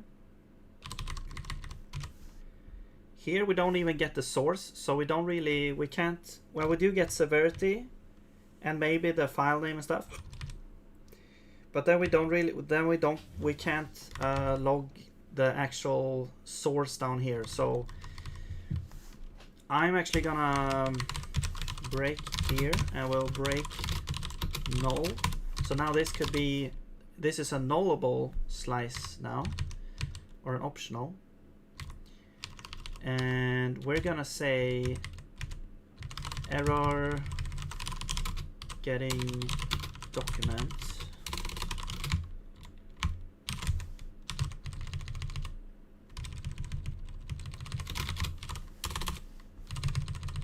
document is span start file.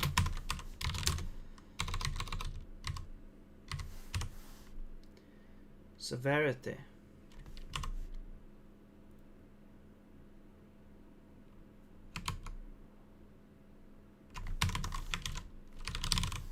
Okay, let's make severity into a function as well.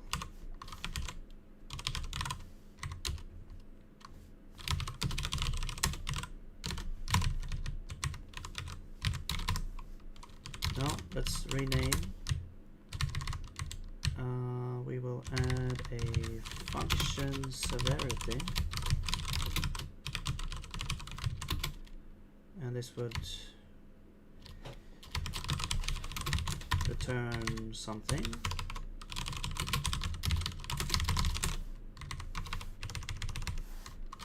And then we'll go to...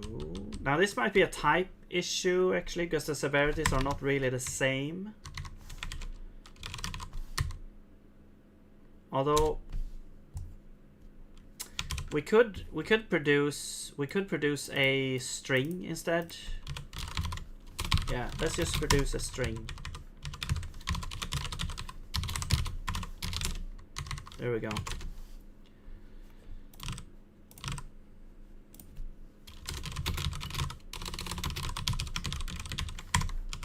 And this one would just return error.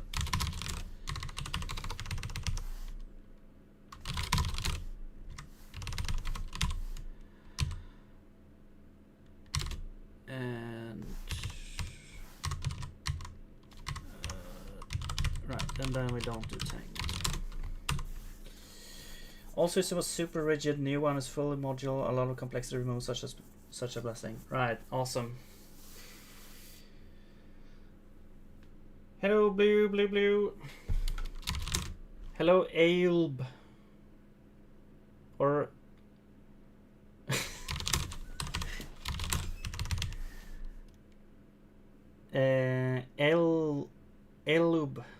Elub. Buff allocator get expected this, found that. Let's make it into a var. Makes sense. Source is optional, right? So now if we don't have the source, we can't do this, but I'm gonna do source, and then we get the source there, and we do that. Otherwise we will do, let's move the try over there, and we'll do like write all unable to get the source. There we go. Now I'm not sure how many you get. I think this does like an extra new line, so let's do that here as well. There we go. All right.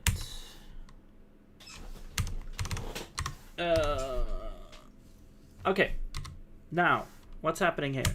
This is the main function here. So we're trying to get the result. This can be an error. So I think if this is an error, there's something wrong with the logger or something. So I will just try that. Then we can't really do much anyway. Or a memory error or something.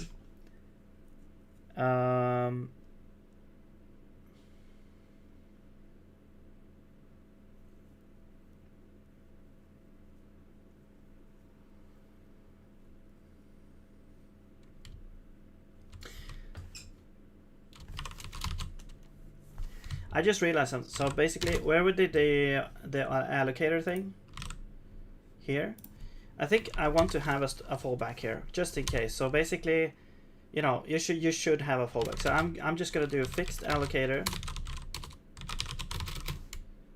which is gonna be fixed allocator init, but it's just gonna be an empty buffer. And then we'll put that in. So if it tries to use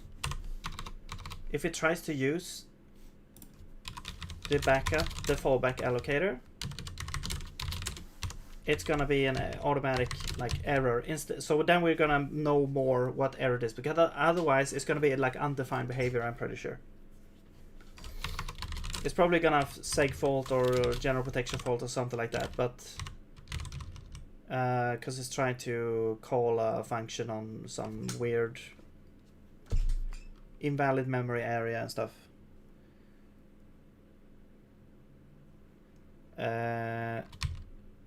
So yeah, so this would do that. I'm not sure what happens actually if you do like alloc thread safe.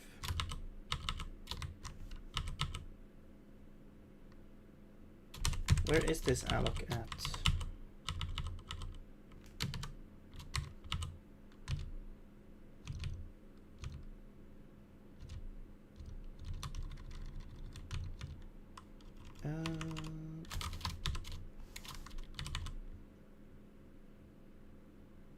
Alignment, align, offset, pointer and the index, align. If this is long, okay, so then it just returns a null, right? So it failed basically. Okay.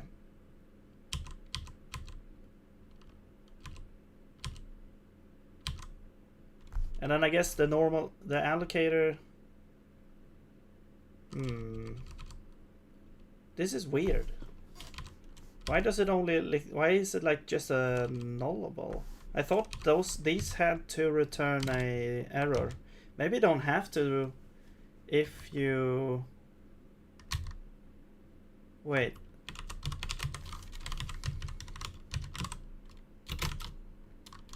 Now, why can't I go here? There we go. Alloc. No, it's just nullable. Okay. But there should be like a pub function alloc. Alloc advanced with. Yeah, so this function returns an error, like out of memory error, for example. But then it uses this to do some other stuff.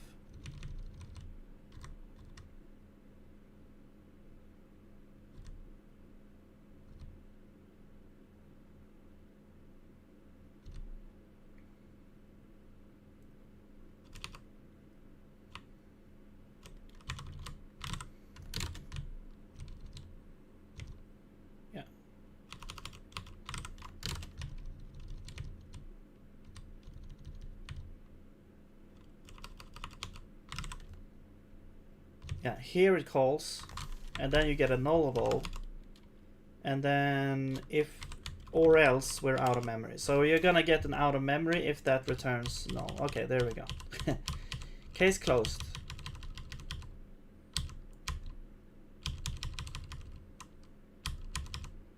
Okay. Yeah, we're back. No, we're not back. Here we go. I should be better at using markers in Vim. I haven't actually got that into my routine. That would be kind of cool, because you can potentially, if you're gonna go on an adventure like that, you can create a marker by pressing M and then A or something. And then if I go to some other file here, and then I can now is it how do you go back? Go M maybe? No.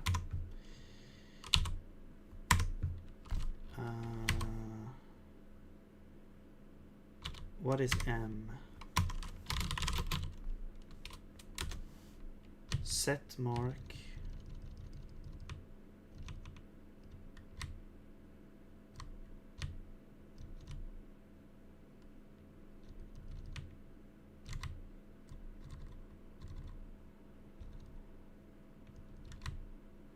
Okay, you use apostrophe, which is good because that's good on my layout. I don't.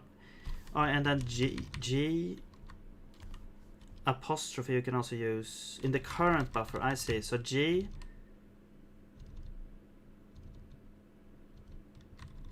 jumps.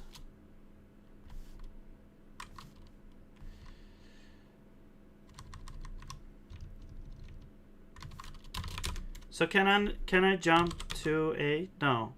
Okay, I see.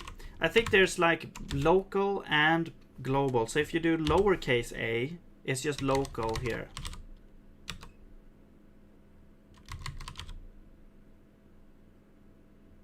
Wow, and then there's all kinds of things. And then if I go run script, yeah, and then if I do M and then uppercase A, I think this sets like a global marker. So if I go to another file now and I go G apostrophe uppercase A, I will go back here.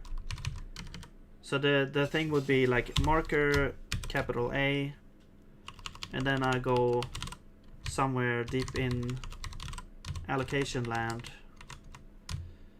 and I go move around, and then I can go back. Because usually what I do is I just press Control O a bunch of times until I get back. I need to get better at basic Vim stuff. Uppercase between files, lowercase same file, yeah.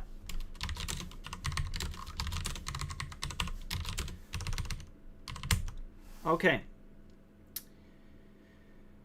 That's really cool. I really want to get better at like using these basic Vim stuff, because yeah, it can help with the speed and stuff. Turn to bind space 1 to 9 to jump between locations. I have a picker on the marks. Yeah, so I have which key. I think it shows. So if I say G, it shows the locations.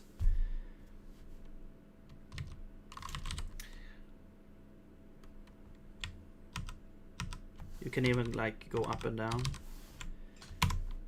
Really cool, really good. And telescope, I could probably have, you know, do that as well. Yeah, but I don't have it. I'm not sure if I have it here though. No. But I can go to X to get all the pickers, type marks to get anything.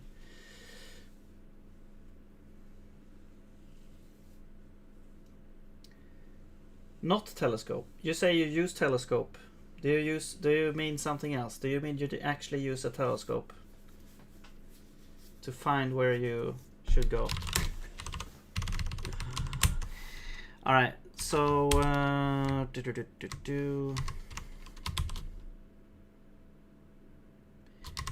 what's your issue? Expected optional found error set.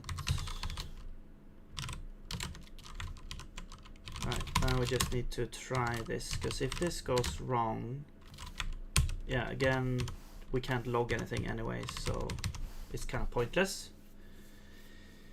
Expected type.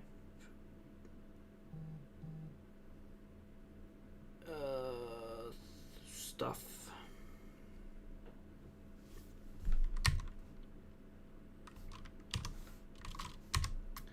Parse imports.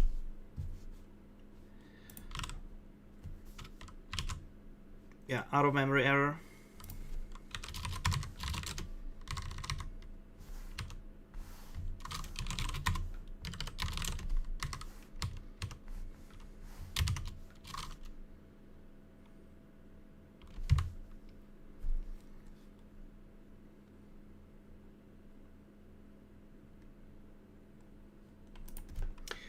I think we just ignore this. Yeah, we just ignore that. Snacks for pickers. Meant harpoon. Oh, I see. Yeah, I don't have harpoon, but I made my own kind of. which is kind of like a control tab thing, but I use shift tab instead. So I have this, whatever is my most recent like visited buffers, I keep them in a list, and then I can go back and forth like this. So if I'm in one file, I usually use it like if I'm in one file and I go to another file like document store or whatever, and then I want to go back and forth, I can do, you know, back and forth like this between the buffers, rather. So it's kind of like you know, the Alt tab in Windows. For that I use buffer line. Okay, I don't know what that is. But I basically made my own. It's very simple, and I used a built-in thing for this interface here. It's just providing a list of list of buffers basically.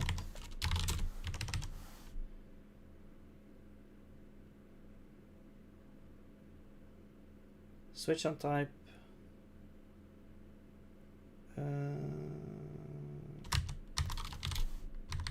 Oh yeah, so now I need to do a try there. Okay, now we're here. So parse script returns a result. What do we need to do here?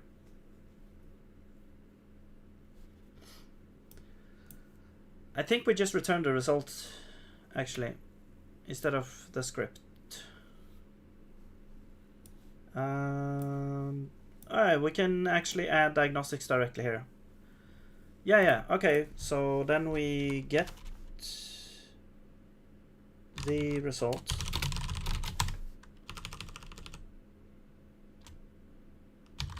And we will switch on it. And if it was successful, we get the script out and we return that. Otherwise, we get an error. And we return null at the end. And I guess we do all kinds of error reporting here. Let's just put this in its own function here. Report errors.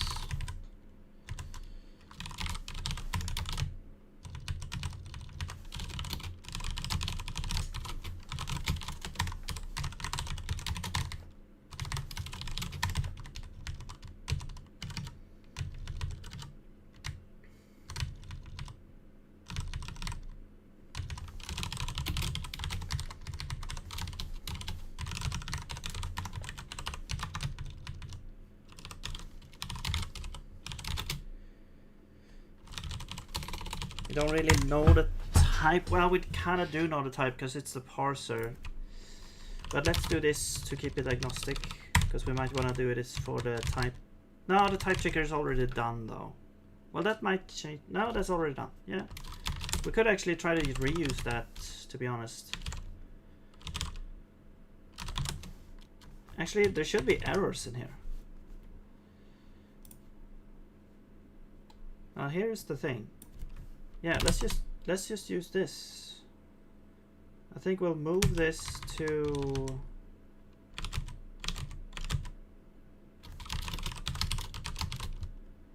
reporter or something.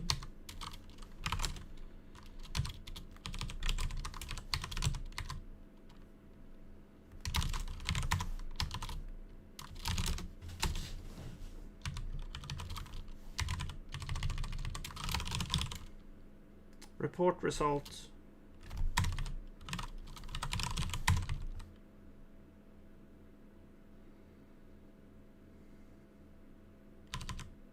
No, just report errors.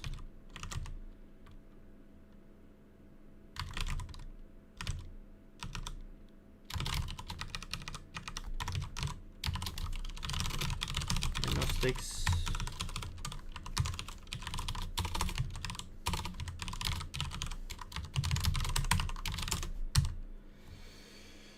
Just to place buffers as tabs above. You can switch between buffers with tab, shift, tab. Oh, okay, okay.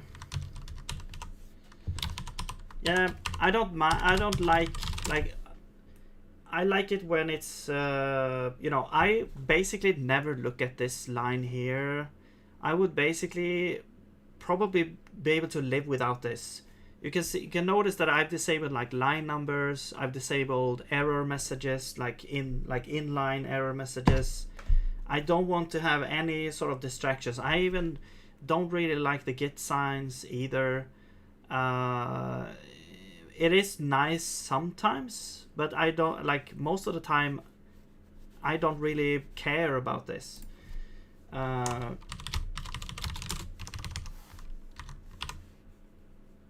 And so I just want to have no like as much of a non-distractive workspace as possible.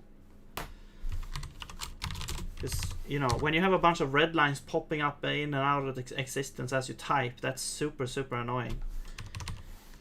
And the lines doesn't give you anything. It doesn't give you basically anything. Like some people use it if they have like relative file numbers. They can say, oh, I can jump 15 down here and or this. But then when I disabled it, I looked for other solutions. So basically, okay, well, what if I want to go down there? I can use flash search, for example, or I can use slash search and go to all the things, or something like that, you know. I don't really need the numbers. I want to live without them because they are distracting and annoying and take up space.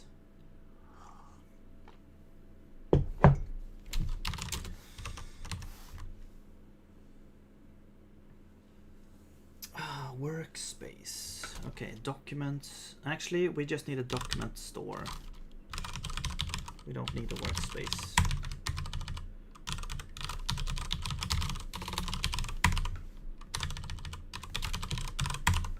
And we need...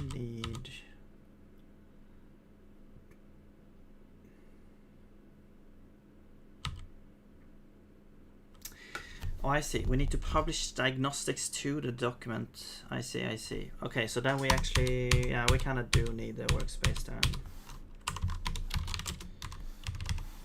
Alright, so let's have the workspace here.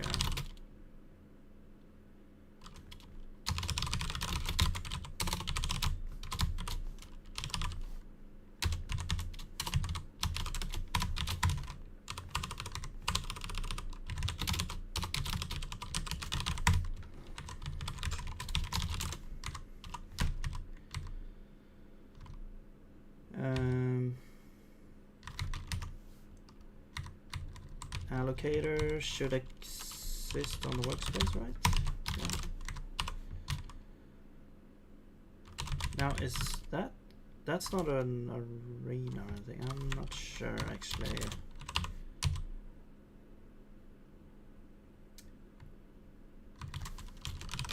Or do we have?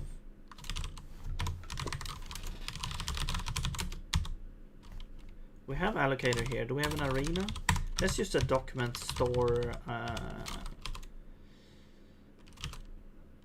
allocator instead.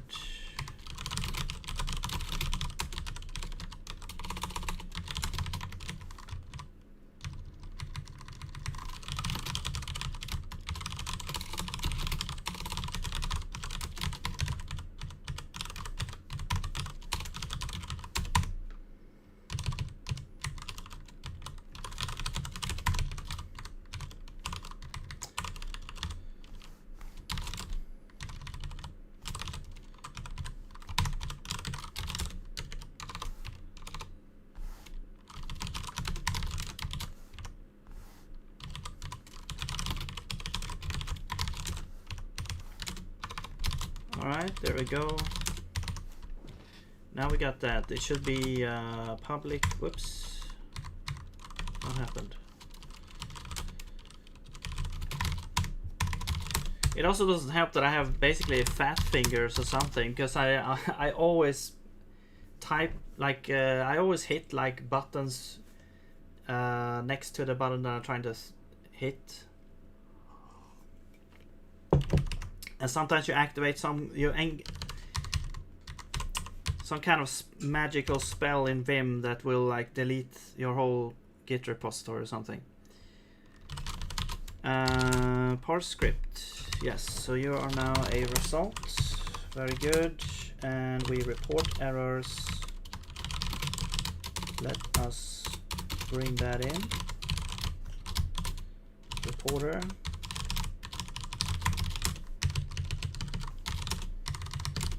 Okay, but that now you need a couple more. Oh.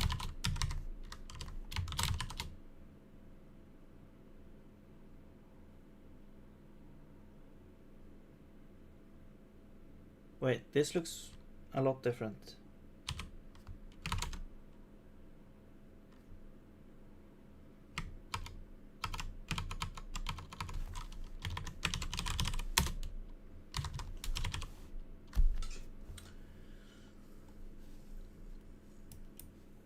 Ah, I see. We just apply a list. I guess that works too. We don't need to get the thing. But we do need a URI. Yeah, I guess we only need a path.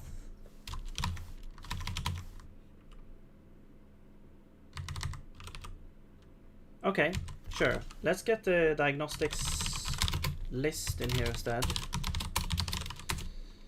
No, it's a list of diagnostics.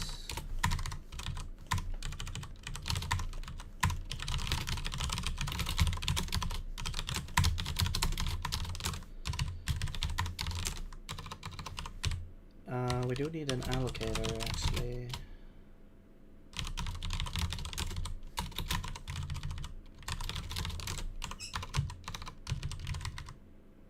Or do we? Yes, we do. Message. Right, parse error. We don't have that one.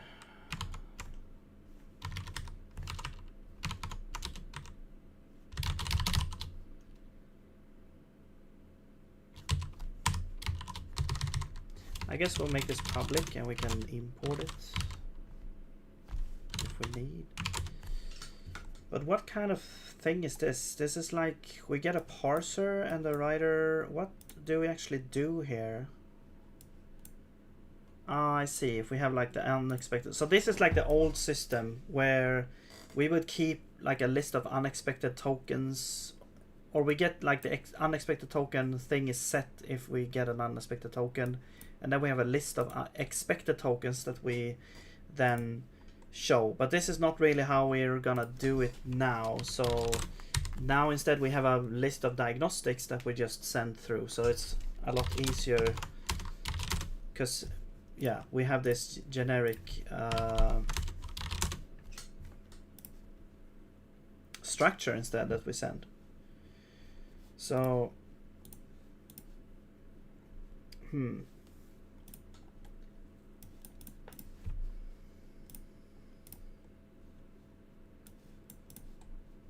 Okay, I see what's going on. So this basically says that, okay, we get this message from the parser and then we have one error where we show that.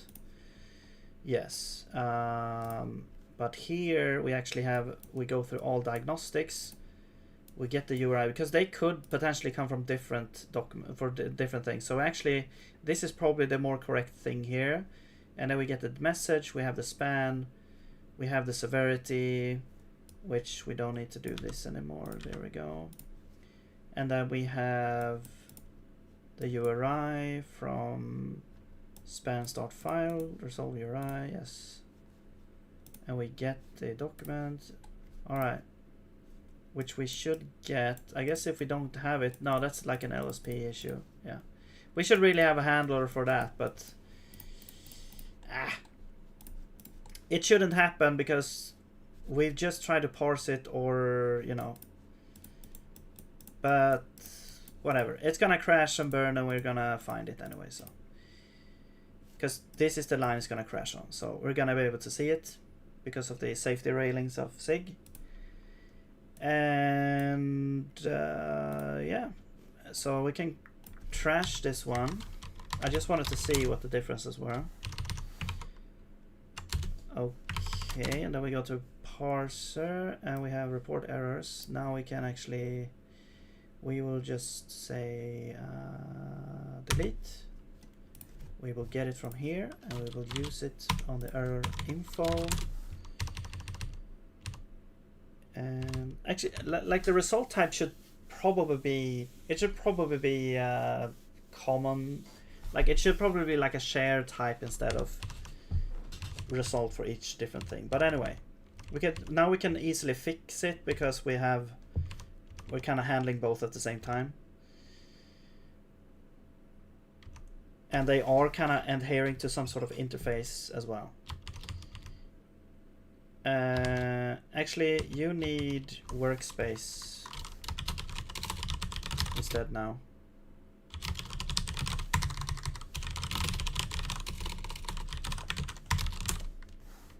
And we don't even need the allocator actually. So let's do workspace. Is that it? That's all you need? Yeah. All right. Don't need you. Don't need you.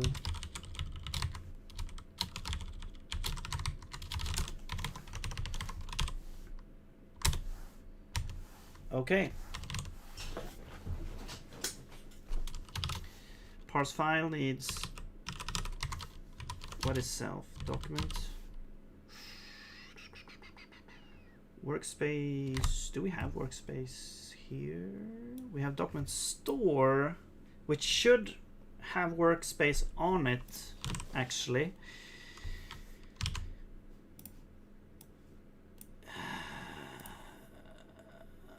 We could do some fancy stuff with this document store actually, but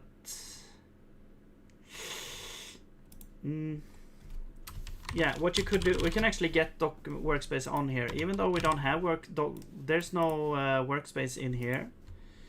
What you can do is, we know that this is a part of the front end or the LSP document store, which does have the workspace on it.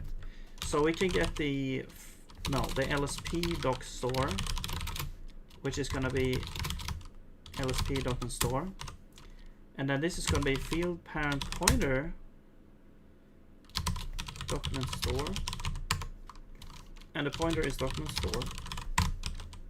So now we're kind of grabbing the parent of this pointer here, and then you should have the workspace. Yes.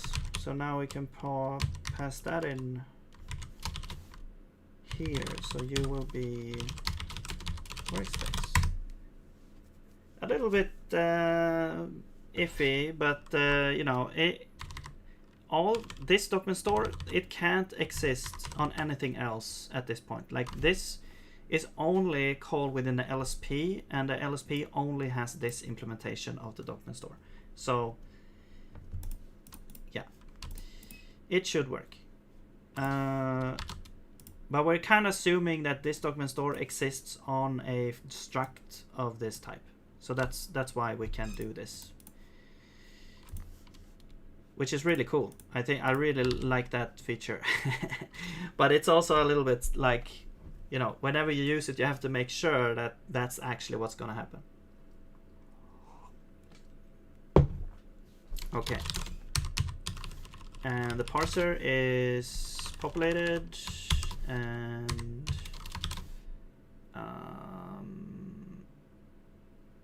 then the path we get there as well, and you return this or that. There we go. All right, so let's see.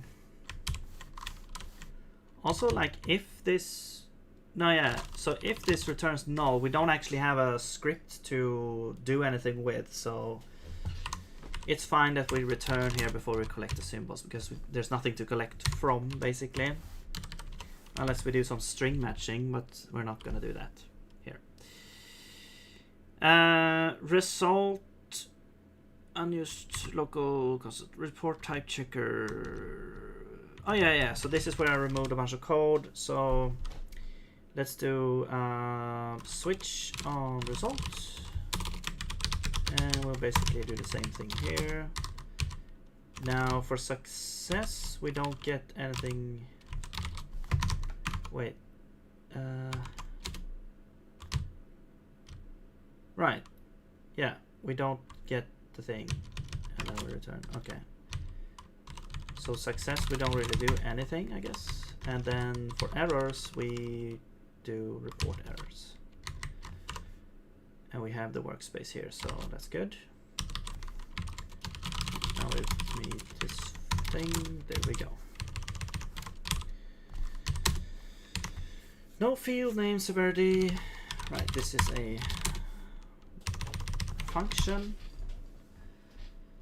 And we get some bash error there, but yeah. Let's remove that. Okay.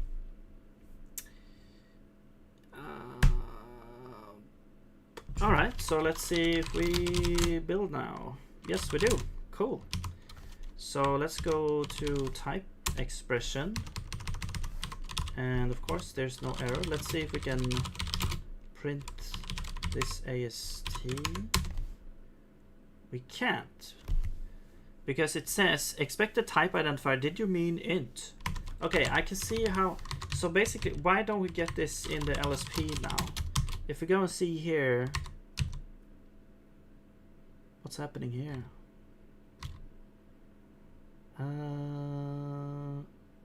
Yeah, we didn't get any diagnostics. Was this now or before? It was before. We don't get anything here actually. Let's do like LSP start or LSP stop. LSP start. Okay, it's reporting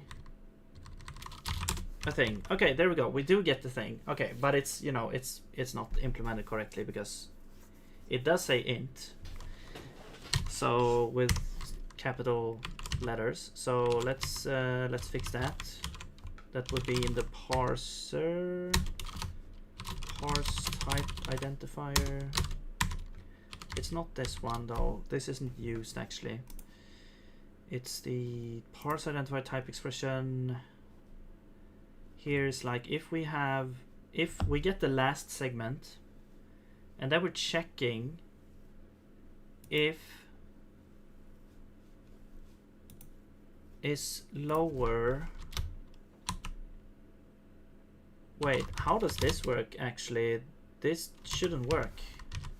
Or what's going on? Am I looking at this the correct thing? No, we're looking at the last. What the hell? This should be whoops. 0. There we go. Okay, LP restart. Now we don't get errors. Let's double check. Build, run, and we get the error. We get the expression there. But if we change this to I, whoops. Now we get it. And it's like trying to figure out, okay, did you mean int in large letters because, or in capitalized, because that's what you maybe that's what you wanted. So yeah, cool. All right, I'm not even sure if I want to have integers and floats, by the way, or if we're just gonna have like number, if everything is gonna be a float, because that's gonna like simplify a lot of stuff. I don't actually know. That can be changed. But hey, it worked. And if you do this, did you mean number? Now it doesn't really check if number exists. It's just trying to help. But if we do this, we still don't get an issue because we don't do any type checking here. We don't actually look if this number thing exists or not. But if we do like a equals hello, we should get, oh, we're gonna crash. I think I saw a crash happening here.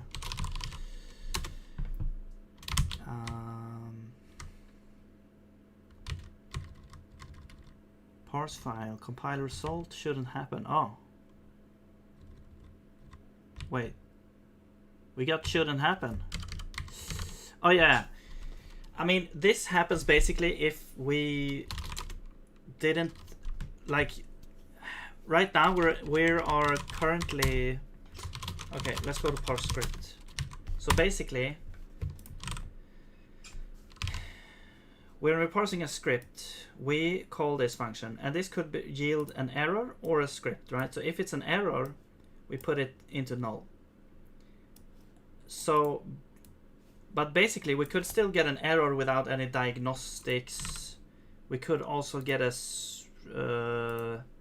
without diagnostics and without this being null. Actually, maybe if it's null, we should always return this error, actually. So something went wrong, but we don't know what, basically, because we don't have diagnosis. But basically, we're in the process of changing how this works. But before, the parser just exited.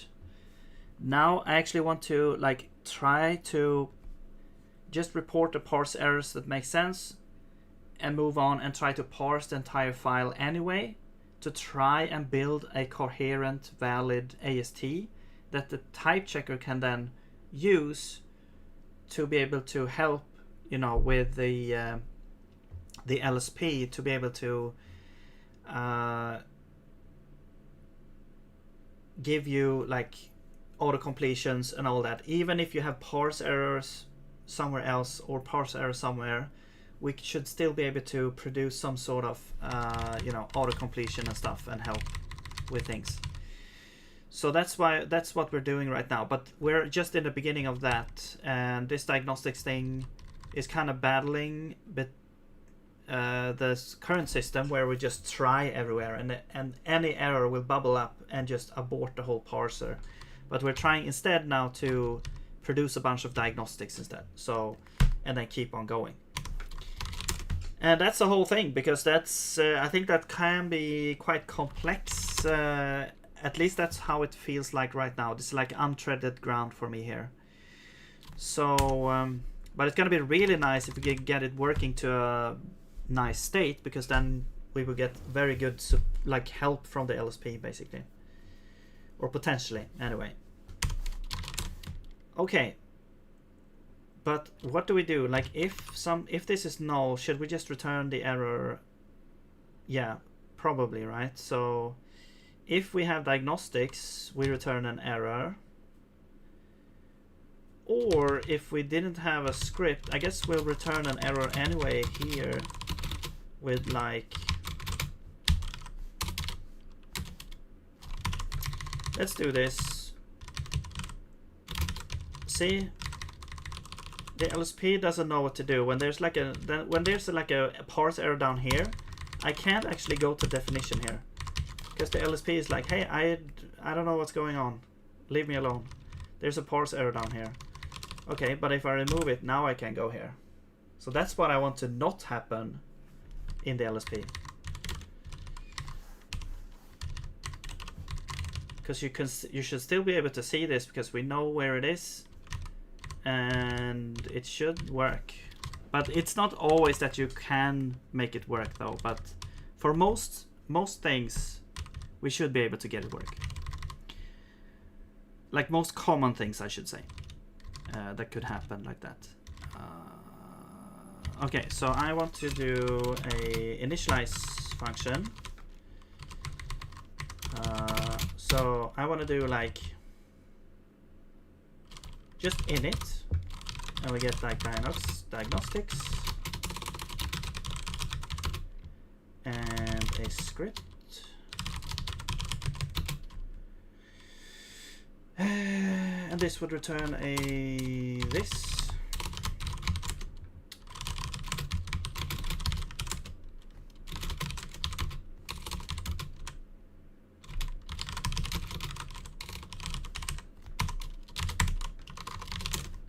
Okay, and then I want to do something which is like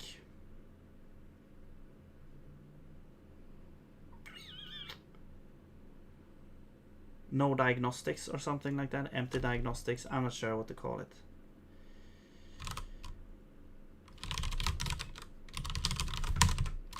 where we don't really have a diagnostic. We only supply a script. And then you would be empty.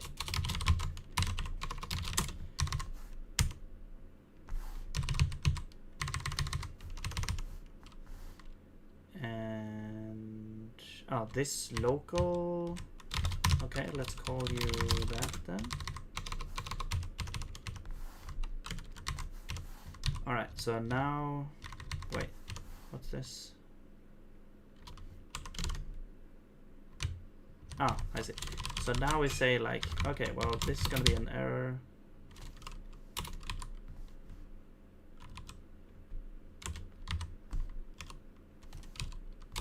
See, we don't get help here either. Without, no? What was it called? Diagnostics something? Empty diagnostics. Script. We could also say, we could move this actually. Yeah, let's actually do this. We'll move these down here and we'll say like, yeah, if you have an error, we do this. Error, no diagnostics. We do that. So it's kind of like, oh wait, let's call this, can we call this error, or is that gonna be, yeah, that's actually a parse error there, because error is a keyword.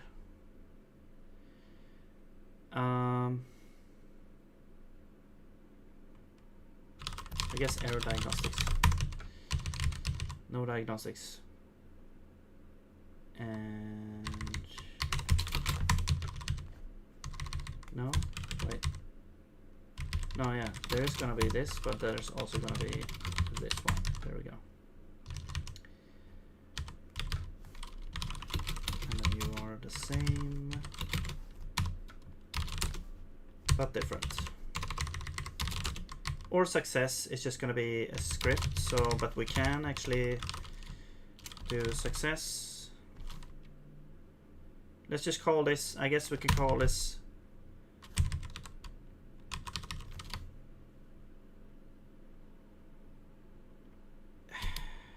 it's so annoying that they cannot be the same name. I guess we could do this from script.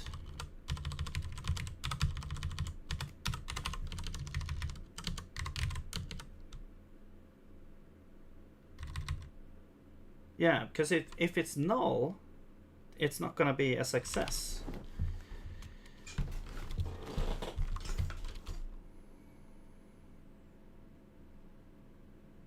Or we could just do init. No.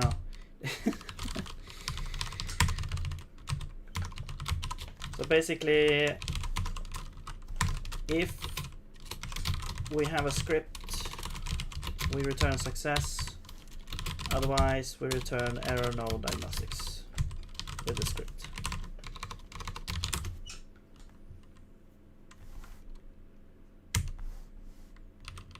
No, you are the script. There we go. Okay, now we can return from script instead, and here we return error diagnostics.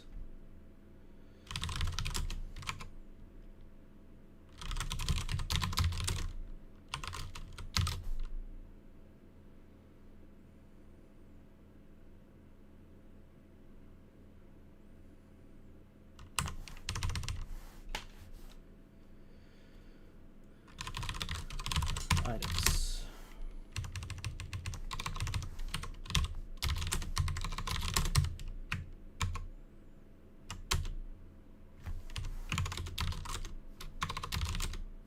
Okay, so now we shouldn't get that weird error, because yeah, but the error might move to another place, so.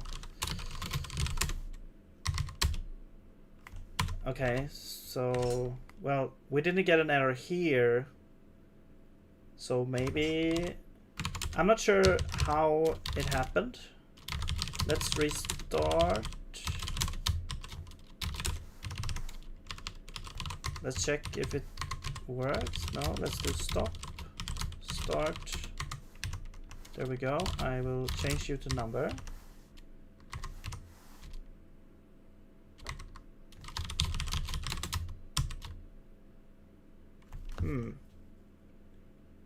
It still reports the error.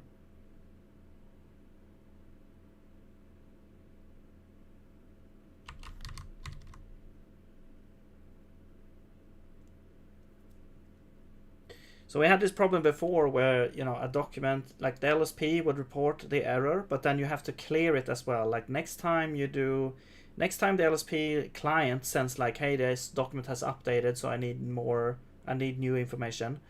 You actually have to send a new diagnostic for that document and tell it, hey, this is the new list of diagnostics for the document. Even though you don't have any diagnostics, you still have to send an empty list in order to clear the diagnostics that was there previously. So it feels like we still get this diagnostic for some reason. Here we can see receive message, initialized, yes. Okay, receive message, open. I think we did open here or something like that. Text document. Method did open, yes, with the text here. And then we get this diagnostic. Oops. We send this diagnostic, which says, did you mean number? Severity error, blah, blah, blah, blah.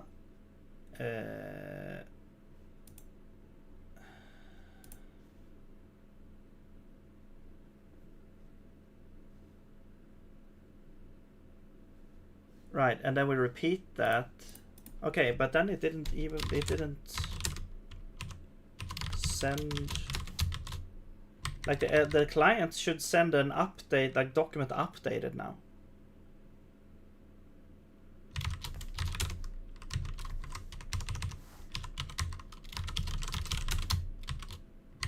Why is that not happening?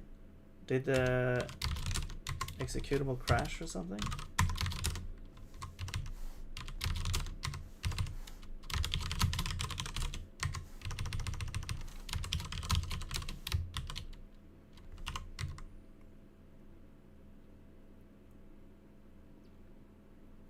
Okay, now it's okay.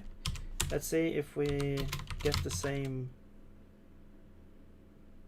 Okay, this is now the comparer that fails.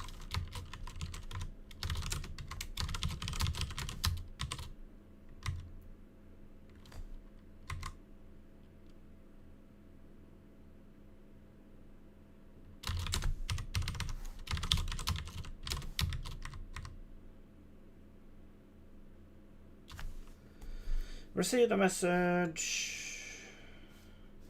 Trigger character. Right, that failed. Workspace symbols.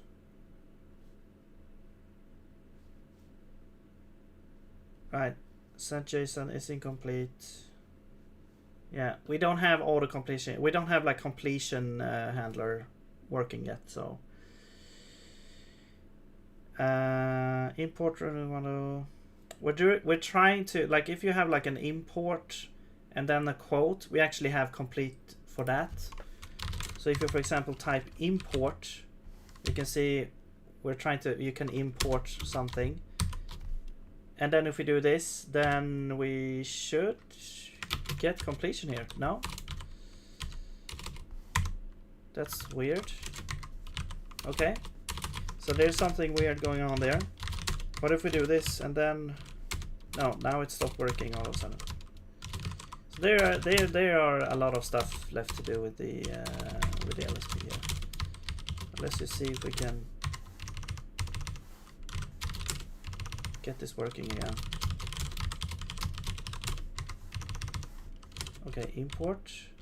Why doesn't it work now? I should be able to restart it and then have it work, right?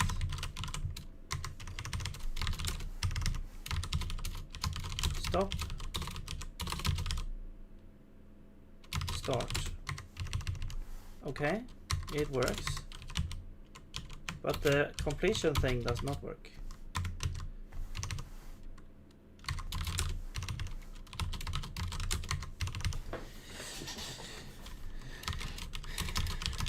Like, I don't know why it's not sending, like the client should send an update message, but that doesn't seem to happen. Let's just clear out everything. Let's go into type expression. Everything should look good now. We don't get any diagnostics. We'll change this. Now we're seeing a diagnostic. We go back. Yeah. If we go to the log now, you should see did change. There's a bunch of did change things. I'm not sure why it didn't send it before. Maybe the LSP exited or something. I don't know. Maybe it blocked the thing or something. Okay, so now if we try to write import, you can see we get this help here. And now this is what's supposed to happen. So we can choose from a bunch of runic files or directories. And then we import test. We don't have, I'm trying to check hover info on test, but we don't have it. So, but yeah, that all works. I'm not sure why it didn't work before. Oh, I see. Wait. I think it's because if we open up this and look at top, no, because we had a bug. We have a bug where the LSP will jump up to the top and use like 100% of the CPU, and I think that's probably what happened. Okay, anyway. Why are you crashing at this point?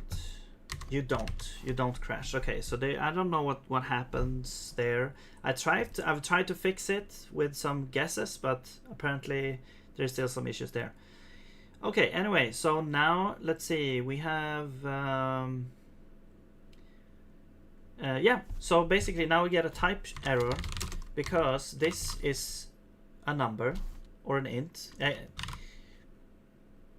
This should also fail here, to be honest, but it does fail because it uses, like, the type checker actually doesn't look at the annotation, it uses the expression instead. But we actually have to fix this now here, because we are able to parse the type annotation, so we should be able to just try to resolve this type and fail at it. So let's go to the type checker now. Because yeah, if we look at the AST tree, we can see here that this type is this is like an identifier number.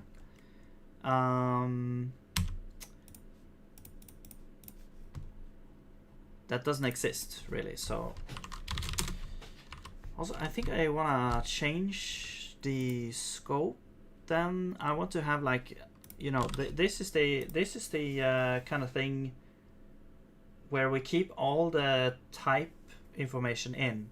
So we should have like a global scope, global type scope that always gets put in there, so that we have the types. We have like the integer, the float, and all that. Those types are gonna be stored at like a global scope. So we should actually have here some kind of function somewhere that will put all the global things in there. Now where should we put? Let's just add one here, like add global scope, and this would, oops, what am I doing? This would take a scope and it would add a scope to it that we then get back, and yeah, I guess that's it. So now, because actually if you do add chart, yeah, we need an allocator as well. All right. So basically, we just add a child. So this would be the global scope. And then, oops, there we go. And then, actually this will be a try, I think. And then we return that, so global scope. And now we just need to populate this. So basically we just go through all the, let's just go through all some kind of global scope definitions. And we want to declare definition name and definition type expression, and that's it. And then return that. So now we need to create these definitions.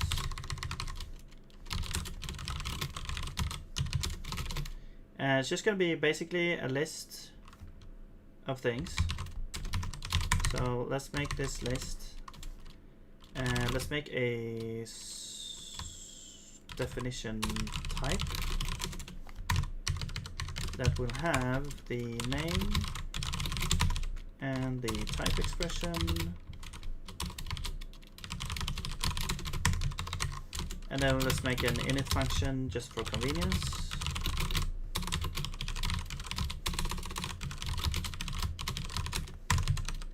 Actually, we can do that. It's basically going to be comp time anyway, so. And also, yeah, this is pretty cool because what's good about an arena allocator is we don't individually go in and deinitialize everything. So we don't actually go in and deinitialize these things in the scope because everything is done with an arena. If you would put this, if you would put like a comp time pointer here and try to free it with allocator, that would actually be like a runtime error. But now we don't get it because we don't actually go in and individually free everything because we're using an arena. Okay, another benefit of using an arena, like comp time pointer, friendly pointers or something like that. Okay, but here we have the type expression. Yeah, so then let's see. What would this be? This would be a yeah, this would be like this. And then we return name is name, type expression is type expression. Actually, we can do this and then just grab this here like that maybe. Or we can do, actually let's just say that these have to be comp time. And we'll do that. I wonder how that works, like address to a comp time, but I guess we'll find out. Alright, so here we got our definitions. Now we can say that U should be an array of definitions, and we can use, actually it needs to be const. No? Okay. Well, it is const because the thing is const. Why can't I use init? I can, so why are you not? Whatever. Okay, so here we can have like int, and it's just gonna be like an integer float. It's a float. So we're kind of binding these names now to whatever, you know, underlying underlying type in our type system that it's gonna be. What else? We can use string. So now we can actually alias string, because before this was an array of, like, if you yeah, the inferred type is an array of bytes. Now we can alias it to a string, but really this is actually an array of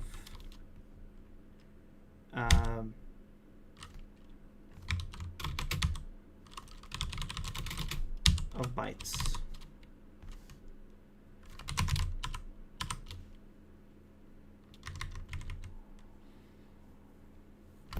I just realized something. This won't really. Okay, normally type expressions has a span. We need to have some kind of type that is resolved, like a type that is like instantiated, and that doesn't really have a source in the code. Like this doesn't have a source anywhere in the code where this is like defined. I guess we could just use maybe, yeah, we could just use like a special kind of, I mean, yeah, I guess we can do a special kind of thing, maybe like a global file thing or something. Hello SKF, what's up? Welcome back. Yeah, because these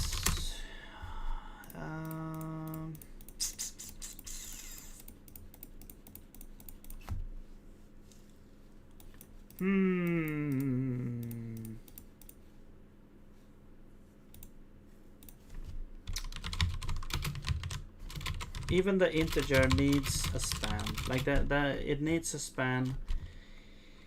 I'm just gonna say like dot global, and then yeah, that's it. Like we can't really do anything else. We're gonna have a dot global on the span, which is one of the initializations. Global. And we don't have, it doesn't require anything. Start is also global. So these locations, let's create. Actually, it could just be this. Actually, to be honest. And then file is gonna be global. Global scope or something like that, you know.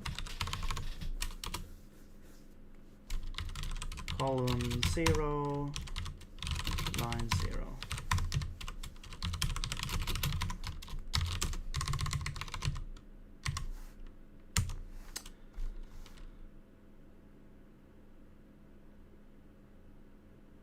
Dummy? I don't think dummy is used. No, let's just remove that. We don't really use this. Okay. So we have this global thing. Actually, it doesn't need to be a function. It doesn't even.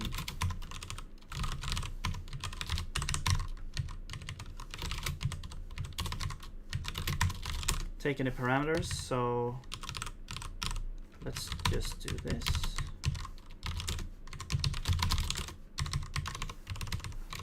All right.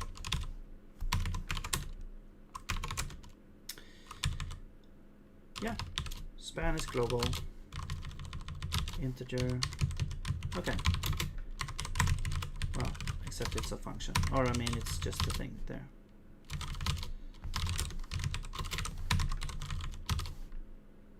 Yeah. And then we'll have to figure out what kind of errors we will get from that and fix those. But yeah, we need this because this is kind of global. I mean, we could also force. What? Okay, I guess what we could do. Now, if we're gonna represent this in code, we're gonna have to have a way of representing some kind of integer, like built-in type, in some other way than just writing int. So. But what I was thinking is like maybe we should just have a library that is like automatically included in every file or something like that, like the standard library, or yeah, something, I don't know, so, but that defines these things. But yeah, that would require us to be able to express this in the code instead, which. The good thing is that you could actually find the source and look at the source where they are in the code, if we have that. But then, yeah, we need to be able to represent that in the code as well. So, yeah.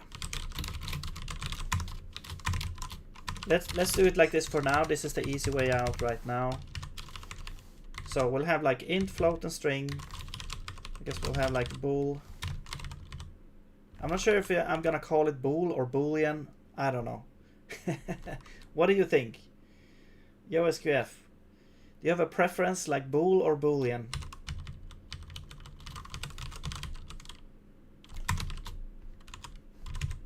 Bool is good.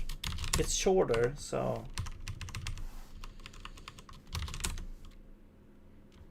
Zig? What does Zig call it? Just bool. Right. All right, let's go with that. The types aren't exactly zig-like, but it makes sense because it's a scripting language, so we don't really need that kind of same type system.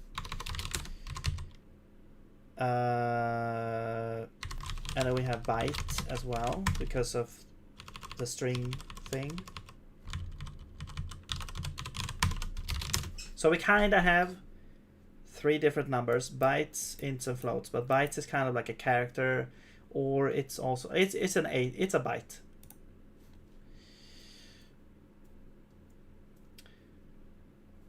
Make it bool. Booley. George Bool is the guy's name. Bool's just wrong. Okay.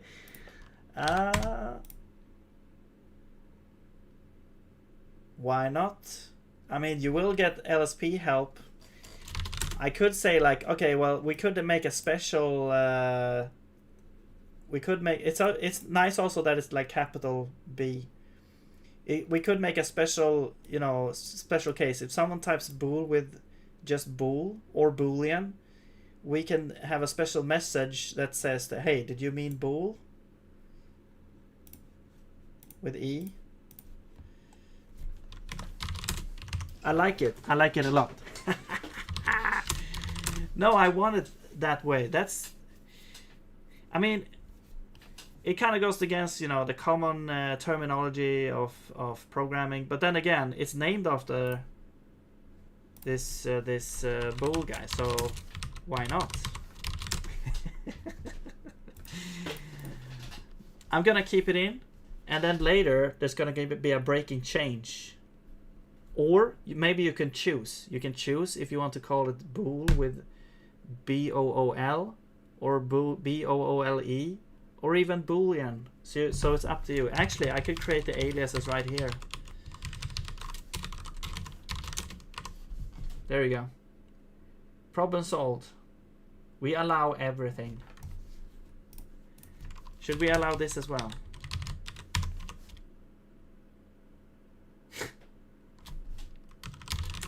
It's like the old like HTML parsers that, or the HTML parsers that they didn't require, you know, fully functional HTMLs or well-defined HTML. Let's do this. We have 3 different ways, so you can choose.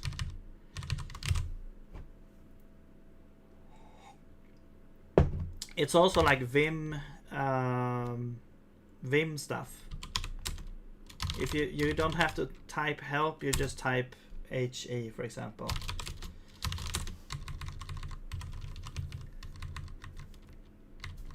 So you can have like BO.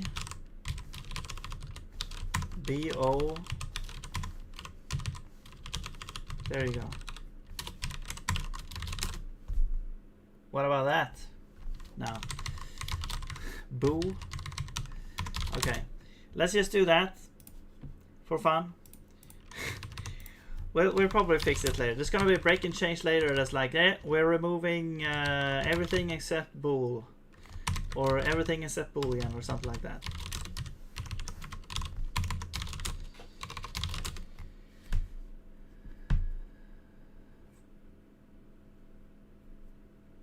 Yeah, you're gonna be able to choose between bool, boolie, or boolean.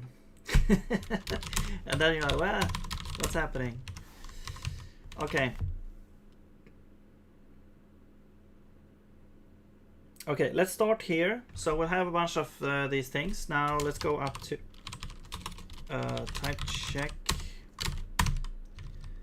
scopes from AST,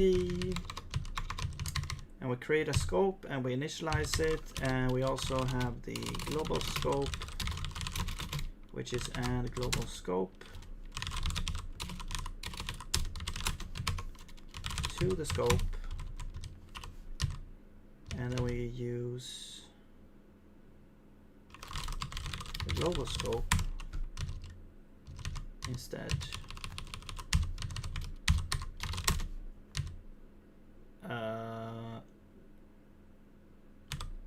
Well, I guess we can return this scope maybe, because it's like the top scope. We should get the top scope returned. All right. Expected found that. Oh, yeah. So this can be an error, and this will be a tray.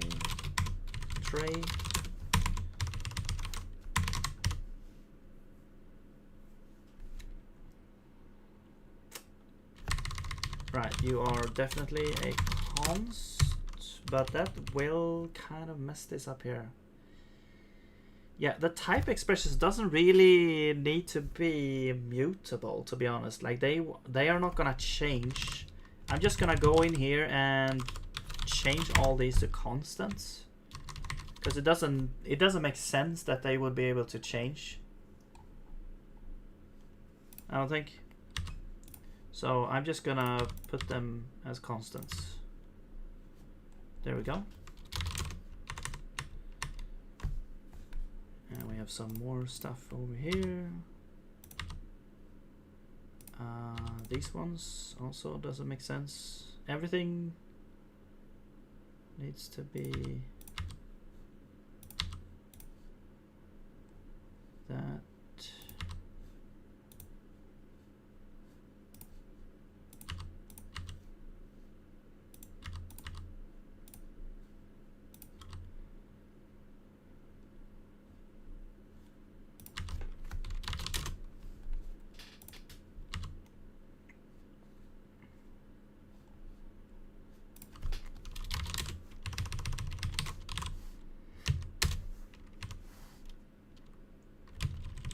Element.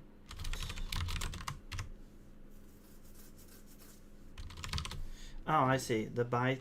Yes. I guess we could create this here also. Like, let's do like global types. This would be like the raw types. So we have like integer.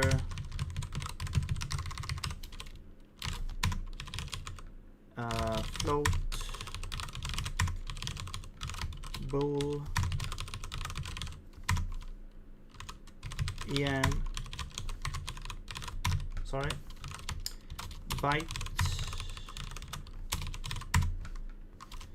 and then we could have a function array. Actually, we could have a function array that could take an element type expression that we just put in there. So this would be a type expression, and then we just return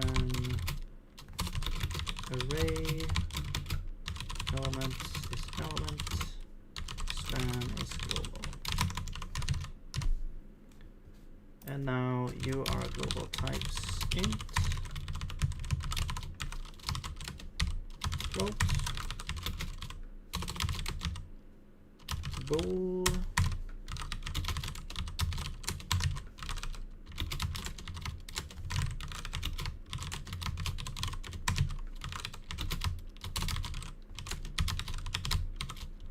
array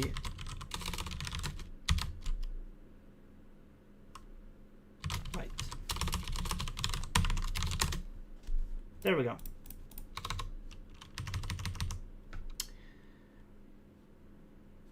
Expected this, found that.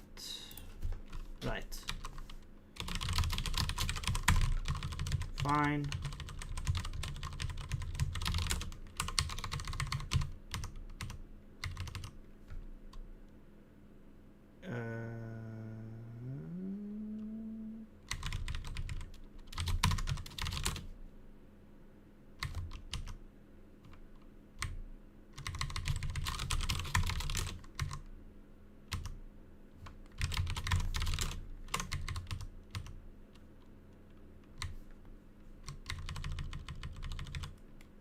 Actually, since it's comp time anyway, couldn't we just do this?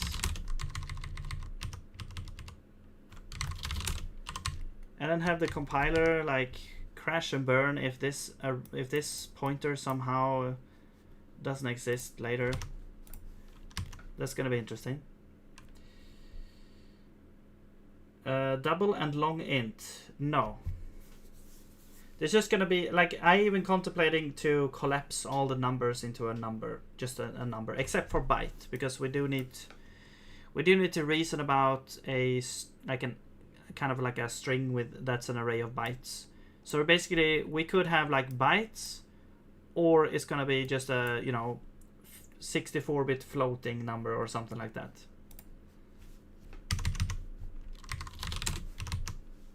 Just like JavaScript.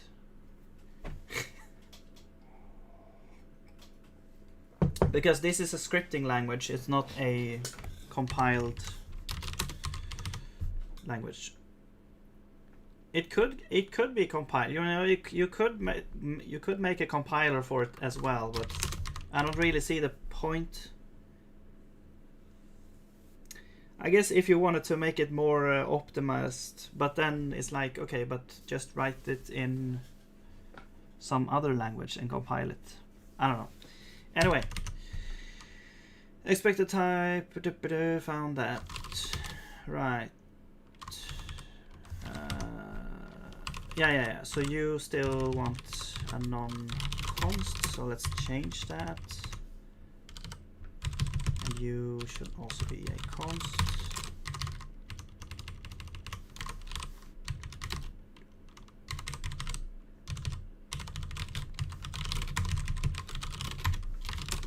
Let's just search for this. Wow, there's a lot of these.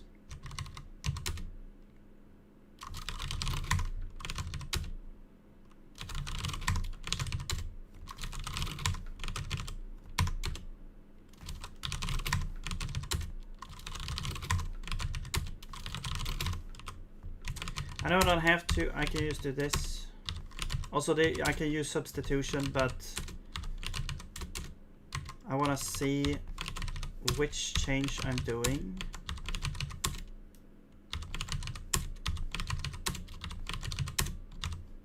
Oops. There is also, you can do this.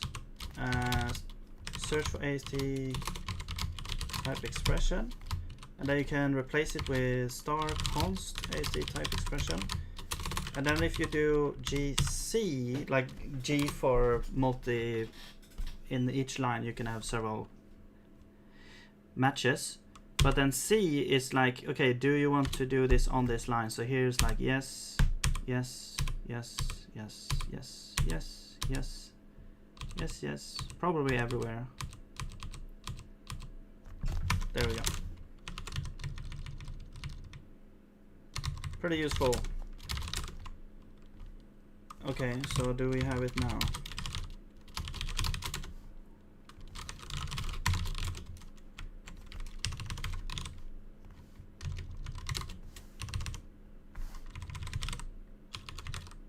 Oh.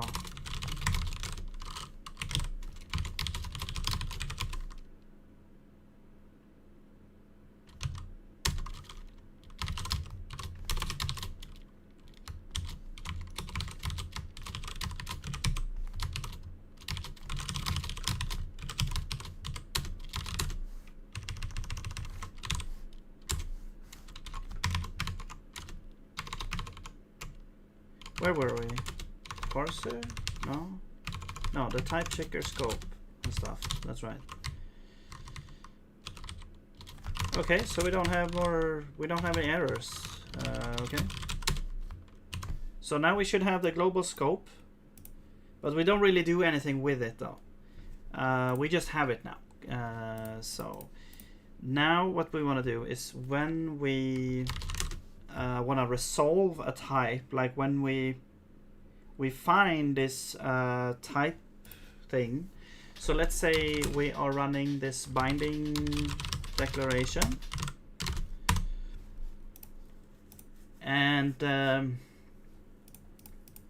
we actually we are running the expression, so we're checking the expression if it's valid, and then we also run the binding pattern, and then the type that we put in is actually only for the initializer. So actually what we should do is, I just want to see like in which, because I know this is used in multiple places. It's using binding declaration. What you have here is you have a annotation or an initializer, or I mean you have both. You can have both or just an initializer. But it's also used here, which is the function declaration for parameters, which doesn't have an initializer. It just has an annotation, possibly. Constant action feels bad. Nah. I feel like they are never gonna change, so whatever. I can just change it back with a simple search and replace.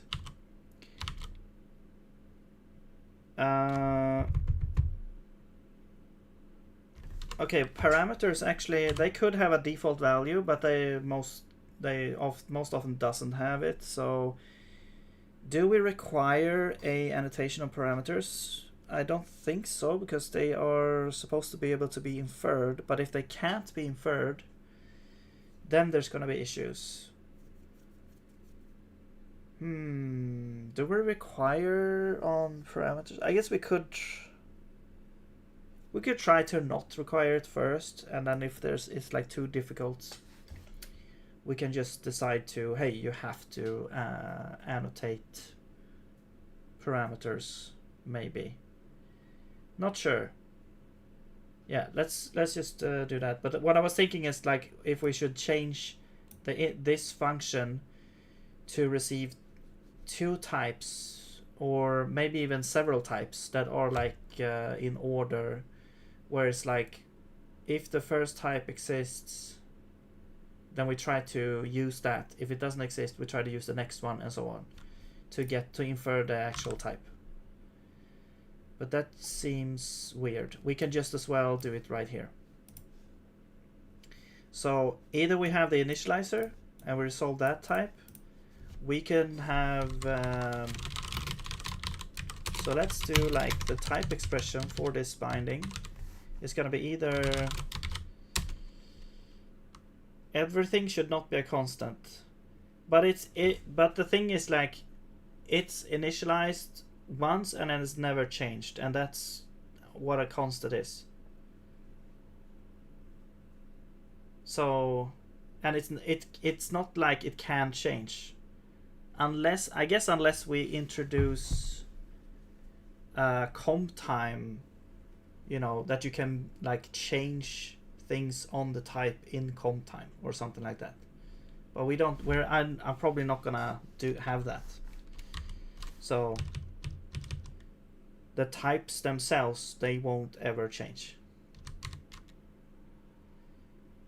But I mean, sure, they could be metadata or something that can change. Maybe right now we don't have that. It's all static. It's all constant. So whatever. I could just change it back. It's not really that big of a deal, to be honest. All right. So then annotation. This might not exist. So either we have this.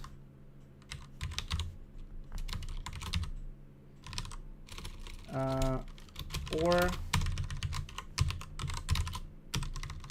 we have that.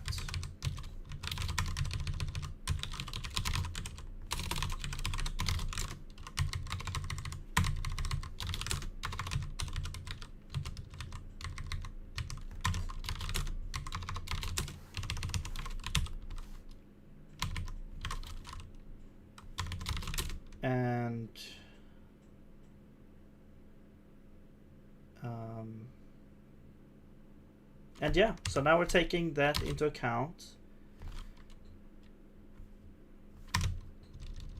and we're doing this, but we're not checking this type.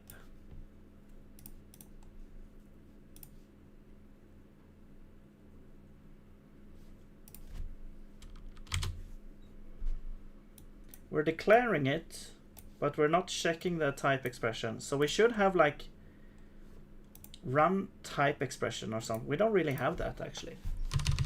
Yeah. Run type expression. If we have it, I guess.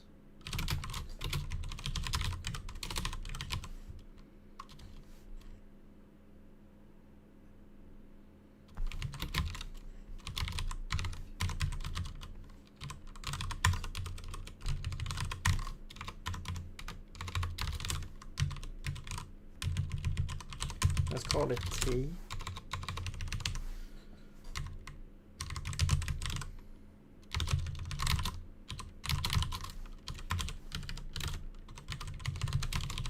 Okay, so we're checking the validity of this type expression. And let's see, we have, actually, you know what about scope? This is kind of weird.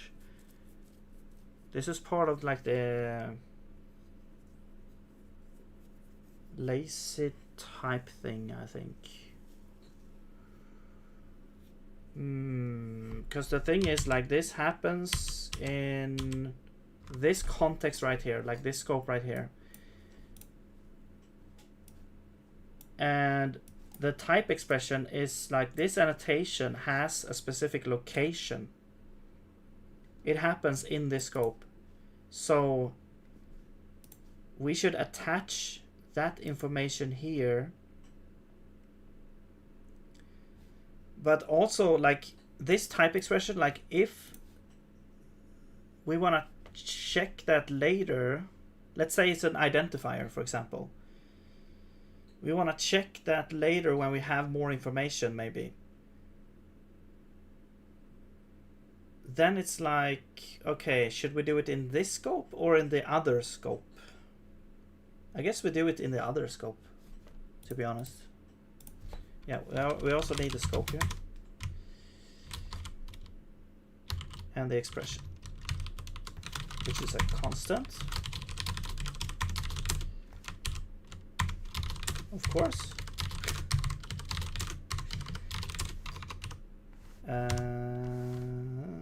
Okay. Now.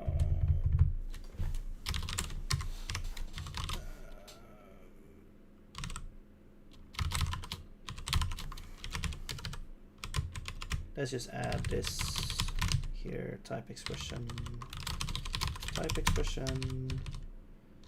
and yeah, it's basically the same thing.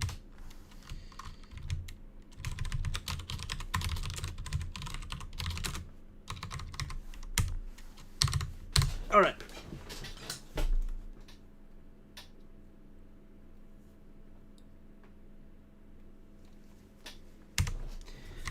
I mean, it's not really a huge deal if it's constant or not, because the compiler will complain if there's something wrong going on with the const thing. So it's not like it's undefined behavior or anything like that. It's just going to be a compiler issue, and if we need to backtrack on that, we can very easily. So it's not even a big problem.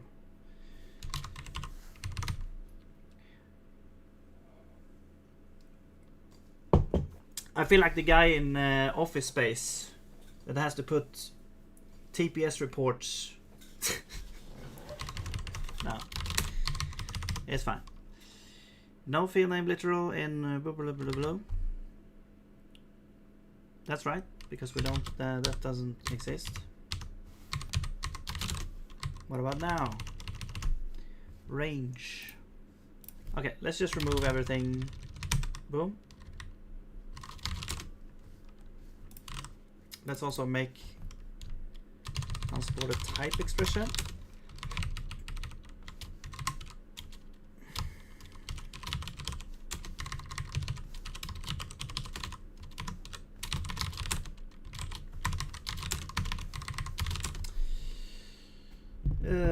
I don't know why I have this tick where I need to land on a new line, an empty line, for some reason, and I constantly press like end. I think it's because I'm constantly checking if there are spaces in here and trying to delete them. It's like it's an obsessive behavior. All right, so we switch on the expression. If we so there's such a thing as an identifier named type. We don't really need it to be pointers. Let's don't. Well, okay, sure. Let's. I mean, or whatever.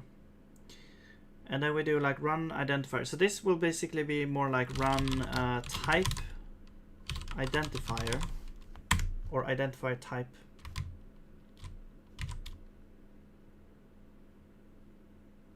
Now, let's have the run type prefix. There we go. And then the array.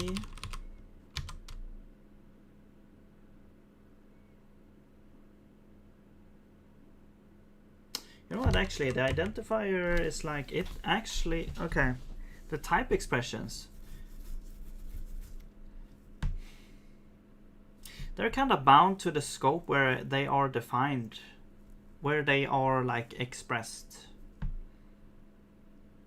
So if we're trying to infer,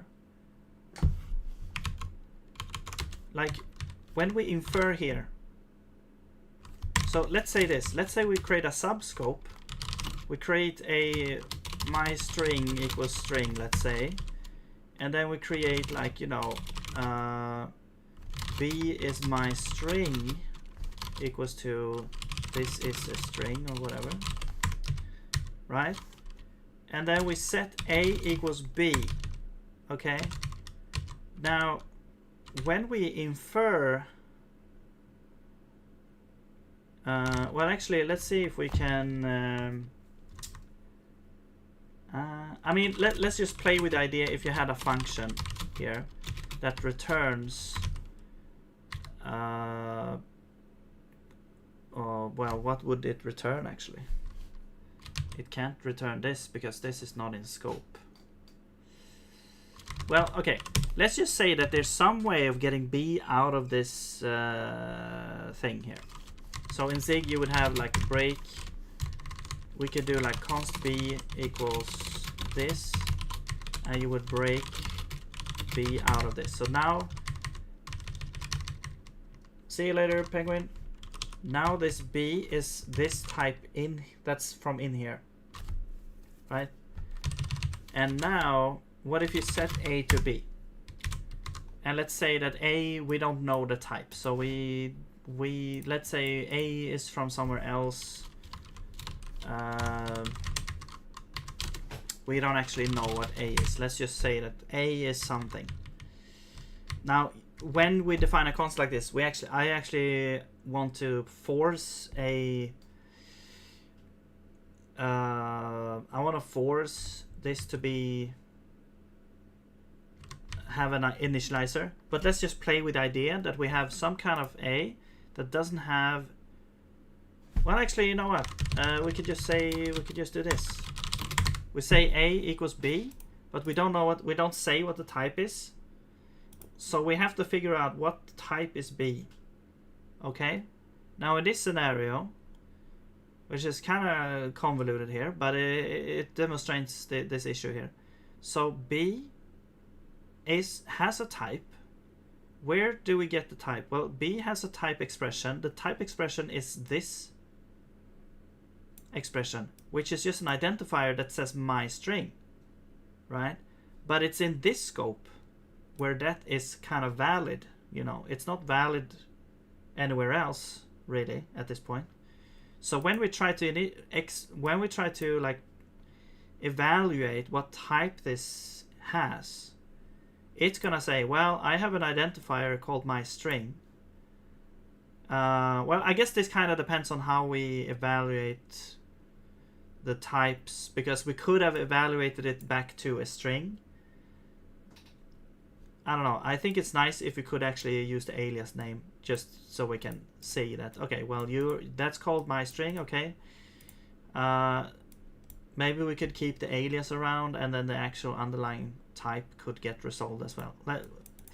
Anyway, the point is this, that if we want to evaluate what this identifier is, the type of B is my string, okay, but which scope do we checking? We can't checking the outer scope. That's the point that I'm trying to make. We can't check in the outer scope. Even though now currently we're trying to evaluate in this scope, we actually have to grab the original scope where B was declared in order to be able to get whatever type this was this came from here. I think, and that we can do because we have B. We can look up, well, B in this scope I guess is declared here, and then we have to use like the initializer. We have to kind of walk through. What we also could do is we could make this, we could kind of resolve this type into an alias type or something like that, where in the end we would produce a type kind of literal, or a resolved type value, and then we have just to have an alias that's just a string where it is, which could have a location as well. So if you want to look up where this alias is defined, you can also find it as well. I think that's probably where we want to go with this, maybe. But anyway, when you have an identifier like this, we have to know which scope does it come from. Where is it defined in? Because let's say we're trying to find it in this scope. Well, you can have, now it's not found. You can also have like my string equals, a number. And now all of a sudden this is now a number type, which just doesn't work. So you can see the issue here. I guess it's easiest if we just try to resolve the type in here, and yeah, have like an alias with a location.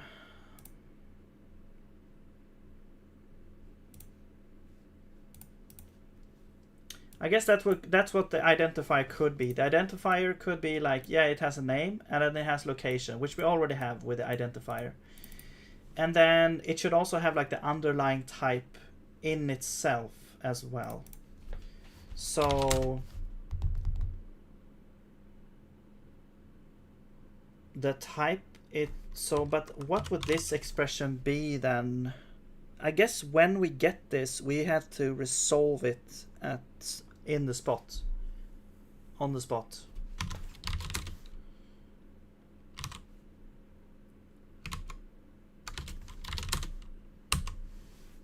Yes.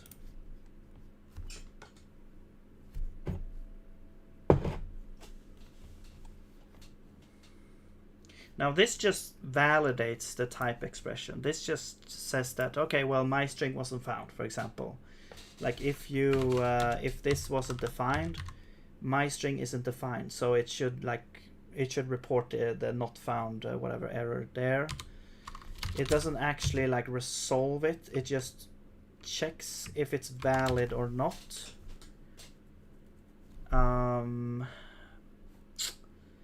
But I'm not sure. Maybe it's better if we also try to resolve it in the process, maybe, to get the actual the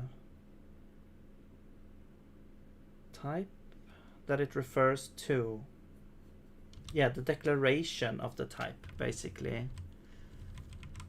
But if we go to the AST and we go to type expression and the identifier, you can see here that it has a location, so we can actually go.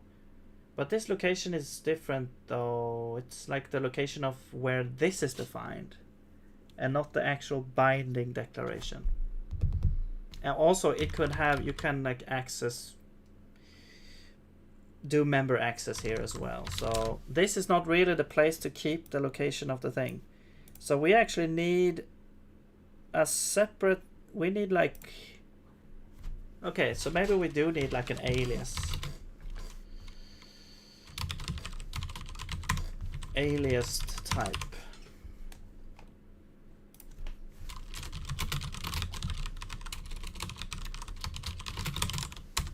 I'm just gonna go here, and if is the wrong approach. We'll find out, and that's that.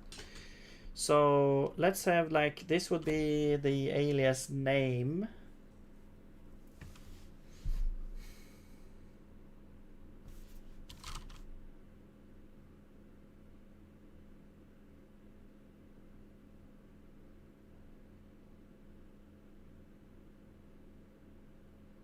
Yeah, this is akin to a binding reference. So basically we have a name, which is a string.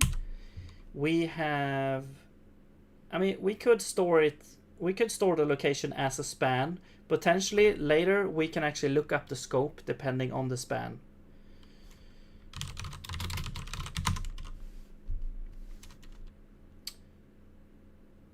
And from there we should be able to get the actual type. I was thinking if we should store the scope in here, but we should be able to retrieve the scope from the span. Otherwise we need to, we're just gonna have, we'll just change it, so it's not really a huge deal anyway. So here the format is just gonna be the name.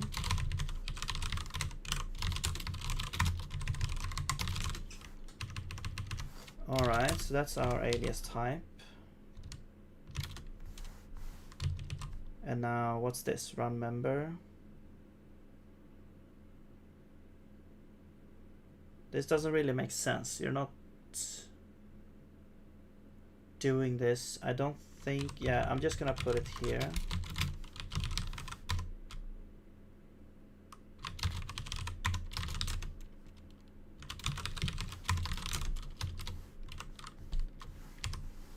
And validate type assignment. Right.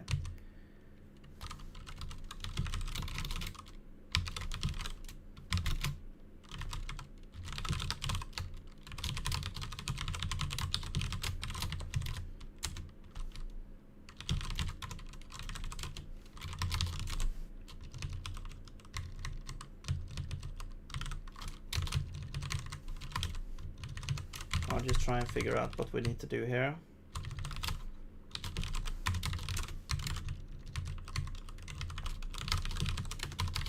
All right. So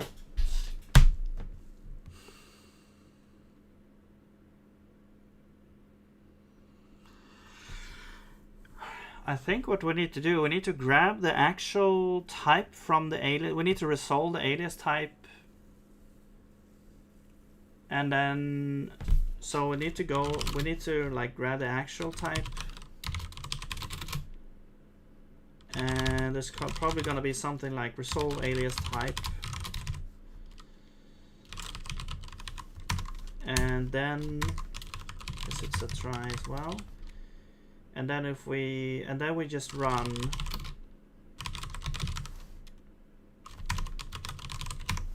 validate type assignment again, and you're the actual type with assignment type.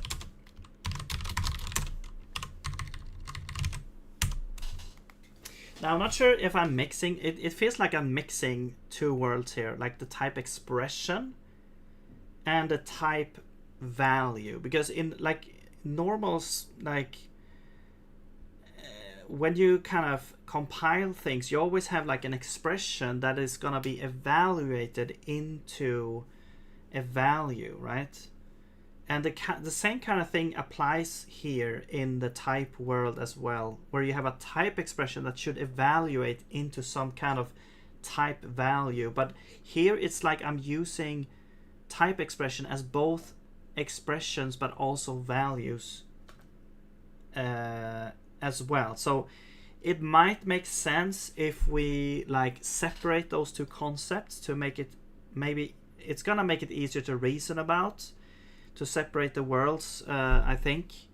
But right now it's kind of what we have, so I'm just gonna roll with it for now. And if at some point it feels like, okay, well, it would really help if we separate these, so there's some obvious kind of separation happening. Okay, well then I'll try to do it, because right now I don't really feel like I would start to be able to do that now.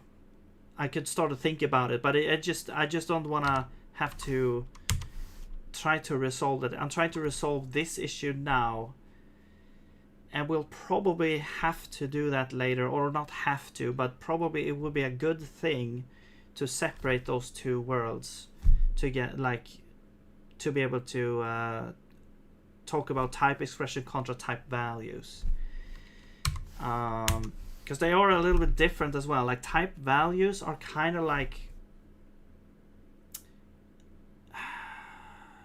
I don't know, they have some like equality checks and something like that. That's gonna be interesting to see. But anyway, so how it's gonna work. Anyway, let's just try and see how far we'll get here with this. So resolve alias type. Now we don't really have this function. Let's create it. I'm not sure why I make everything public. I really shouldn't do that, but whatever. I'm just trying to get through here, and we can clean up stuff at some point. But let's see, assignee or not assignee, but this is the alias type, which should be the expression alias type. And then we will return. We actually need a scope here as well. I'm sure. Wait, do we need a scope? No, because we're getting the scope from the alias type. That's right. So this would be some kind of constant ASD type expression. Sorry. And then what do we do here? So we will, well, we need to be able to get the scope somehow. So we don't really have scopes. Well, actually, yeah. So basically we could do like get scope from span, alias type span. So let's say we have this function, we get scope from span. We could make this function actually, but it's gonna be a bit, yeah, that's gonna involve a lot of stuff.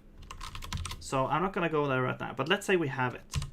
Okay, so we have the scope. Now we just need to validate this alias type, or we need to actually just grab, you know, we need to do like scope lookup alias type dot name and hope that it's a type expression, I guess. Well, I guess it should be a type expression because we're looking it up. So basically, okay, so how we're using the scope right now is kind of weird. Also, all the declarations in the scope are right now are meant to be runtime values that are assigned a type, right? So what we're looking up is actually a type that is, you know, this declaration's type and not like the value.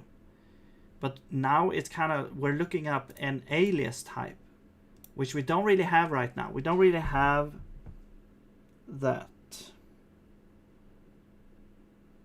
This expression is like, you know, it's a binding expression. So it will parse, right? It will parse and say that, hey, this is the identifier and it's set to this identifier.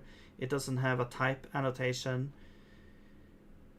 But we don't have a mechanism for actually checking this in the type checker. The type checker should pick this up and try to set, we're gonna see that, oh, this is capital, so we're actually doing a type.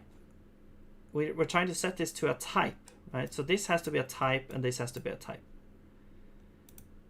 And so actually this is gonna be different than this. These two statements are the same, like they are the same type of statement. They are binding declarations, but this is different because here we're trying to find out what the type is of this expression, but this is a type expression and this should be a type expression. So we have to differentiate that. And also you shouldn't be able to say, you shouldn't be able to do this. This should be like an error, because we're gonna say that, hey, you're trying to assign a variable to a type. If you're trying to alias, you should have this as a capital letter.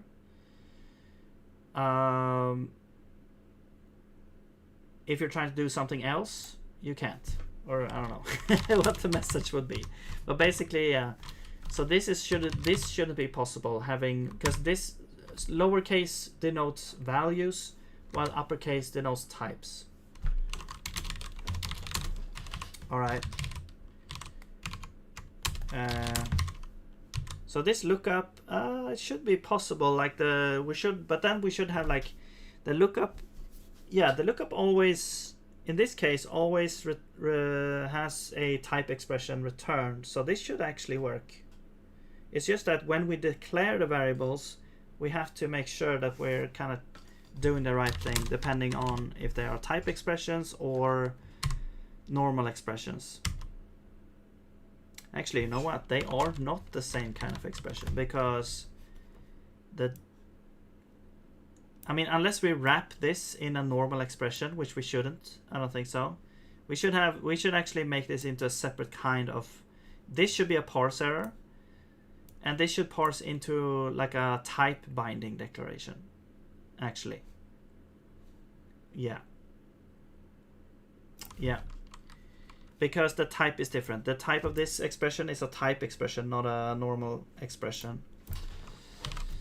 Okay, there we go. So let's start there actually. Let's do a parse binding thing. And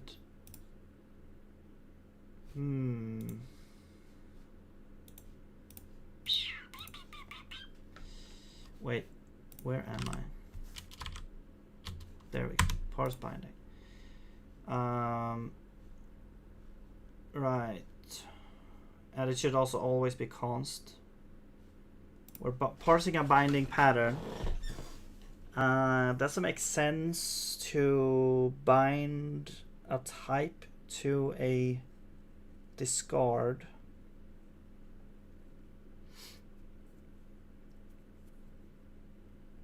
So we would, yeah, the pattern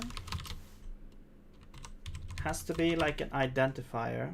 So I think here we need to check, is the if the pattern is an identifier and it's it's a capital letter, then we're gonna do a type binding. So if we're gonna try to do maybe type binding, and then we already have like, I'm gonna pass in const or var and pattern, and then if we get it, we get a type, we get this expression out, we return that. Oh shoot, this actually is a binding declaration.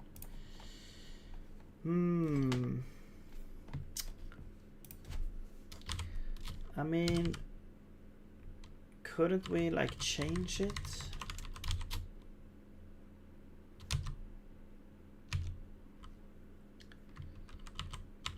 Yeah, it's only used here. So we could actually just make it into an expression. Actually, no. It's not an expression, it's actually a statement. Okay, fine. We can make it into a statement.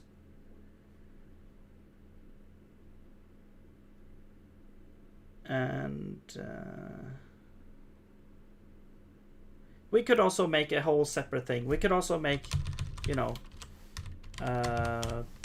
parse maybe type binding. Actually, we should do that first. Maybe. Whatever. Let's do that. This is a really old here. Let declaration. No, it's binding declaration. And this is type binding declaration.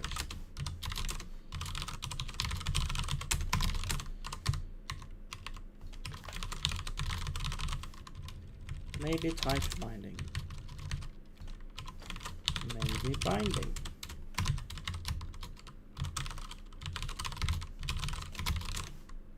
Alright. Also, we don't really need to, we can just do if like this. There we go. A little bit less. Maybe type binding.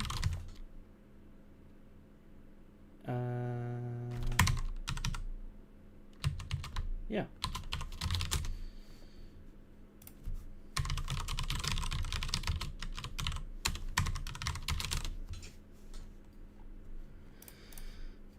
Okay. So let's just go in here. We will copy this, put it somewhere here. Maybe type binding. We get a type binding declaration which we don't have yet. Let's just go and make that right now.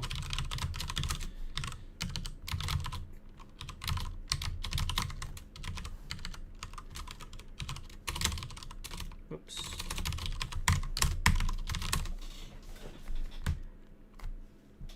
What would be equivalent of fork in Zig?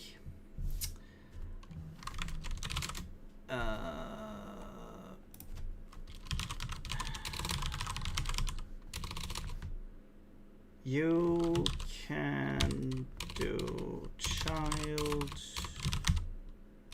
fork? No. You can spawn childs. This will spawn like. Well, I guess we have to do init. Well, this initializes this. This runs like another process.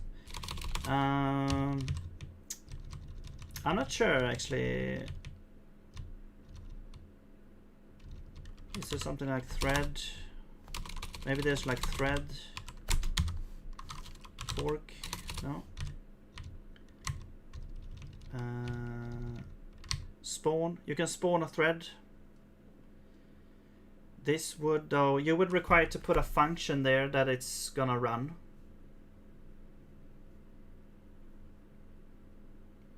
So maybe you can use that.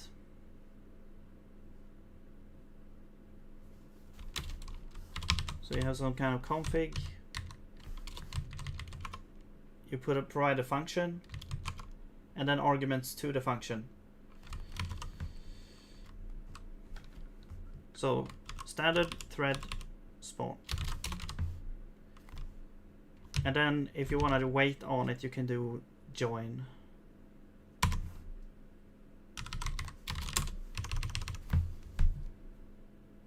How do you find a replace in Nevim? So I use colon and then you can use percent if you want to do the whole file, and then S for substitute.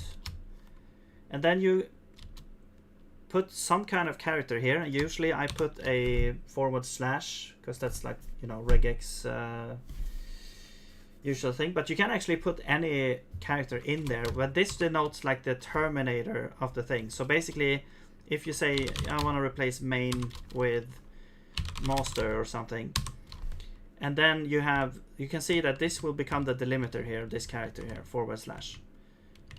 And then you can provide things in here. So this is the search and replace, the basic thing in the buffer, in the file that you're in. And now what's also cool is that you can select an area, and then you can press colon while it's selected, and so you get this kind of weird things in here. This means that you're now selecting the range. So if you press S now and then main master, you would only do it in the selected area, which is also very handy sometimes if you want to just do in, you know, an area. So that's cool.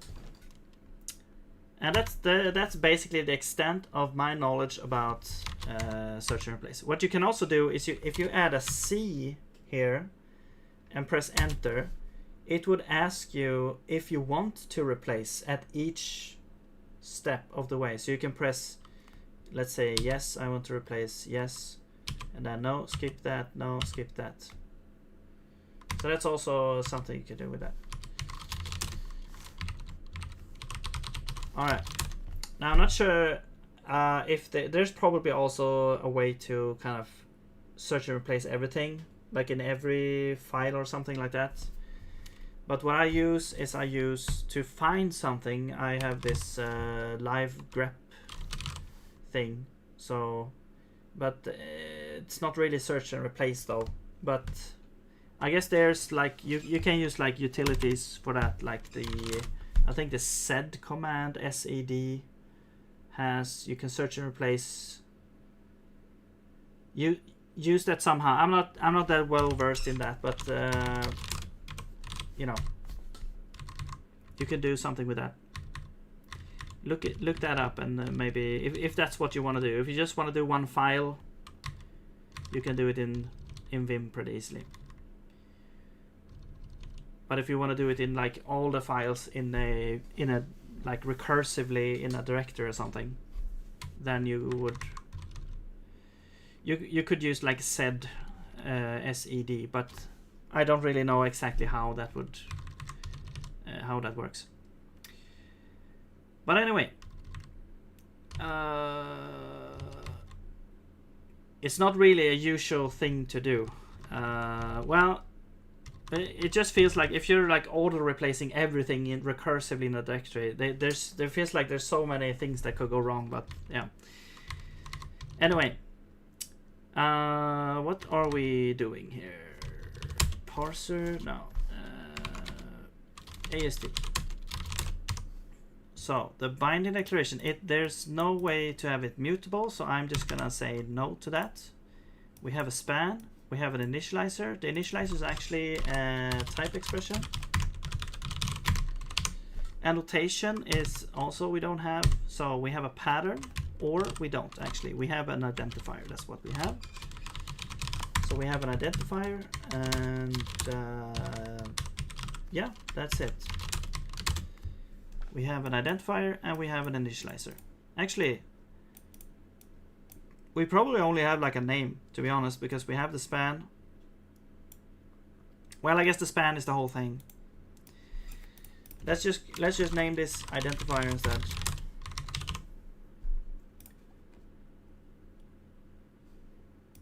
And result type.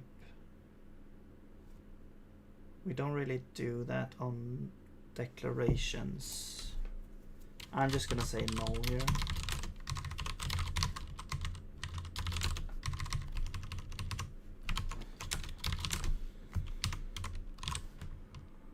Okay.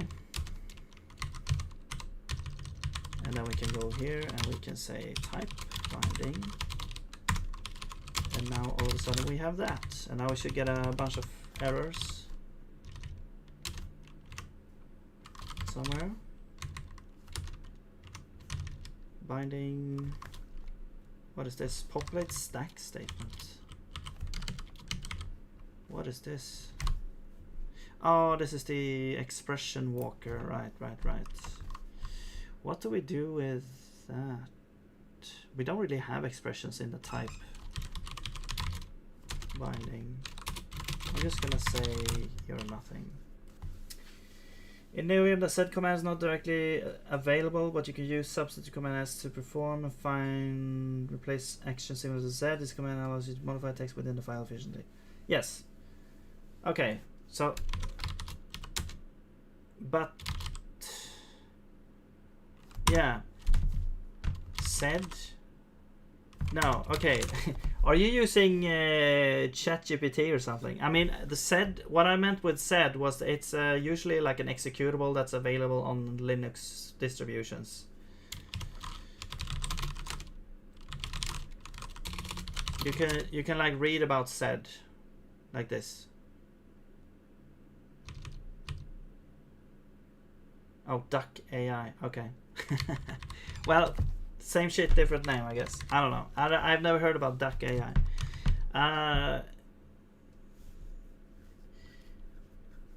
Yeah. If you wanna replace, search and replace in a lot of files at the same time. You can use sed, I think. But as I said, I don't know exactly how to do it, but I know it's possible. Anyway, symbols. What is this?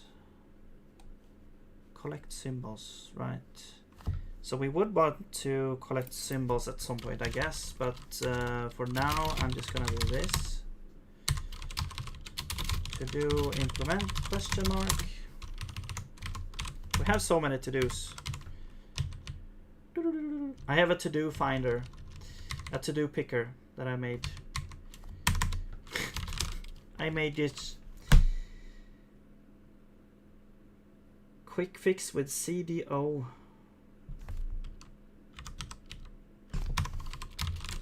CDO? What is that?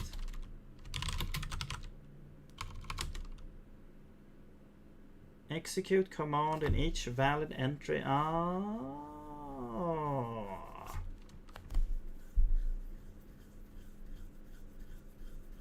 I see. Okay, sure. Yeah, you can do that. Oh yeah, actually, if you do S, I think percent, it kind of means the current buffer. You can also do this. I think, like if we open up something else like the main file, and if I do this, it means the alternate buffer. So then, no, it doesn't. I guess. Wait, trailing characters. Okay, I guess this doesn't work. I don't know. I thought it would, but no. You know. Expand this. Let's run script. That's not correct. Okay, I don't know, whatever. But yeah, if you have telescope and you want to grep, let's say you want to grep main, and now we put this in quick list by Control Q, and then CDO S main master, and it's gonna do that. Why did I press enter?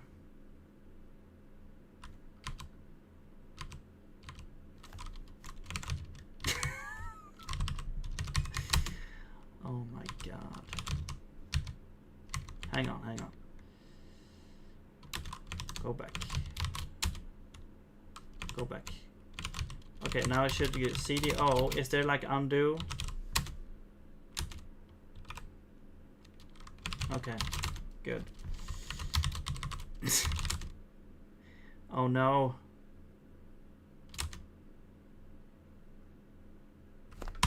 Well, it should have been undoed, I guess.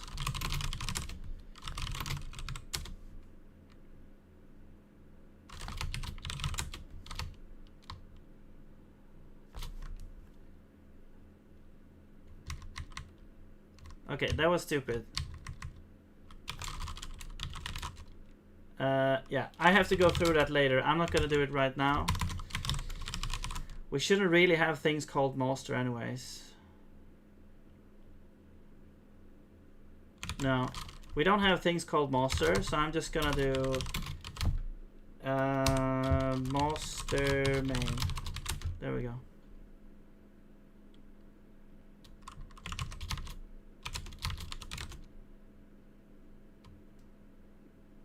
Lazy git. No. The only git plugin I have is diff. I'm not sure what this is called actually. Commands. Yeah. I can open like diff like this. I don't remember which plugin this is.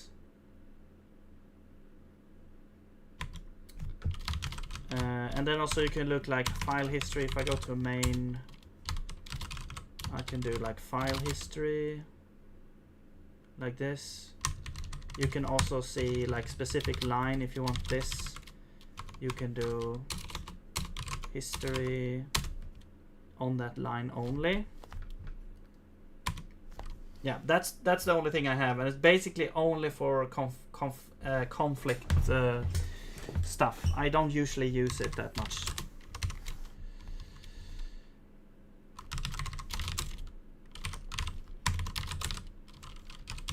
Do we have a bunch of errors now or something? Whatever.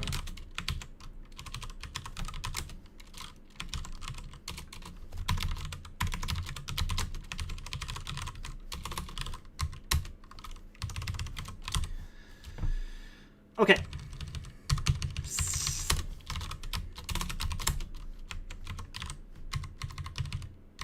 Switch must have all possibilities.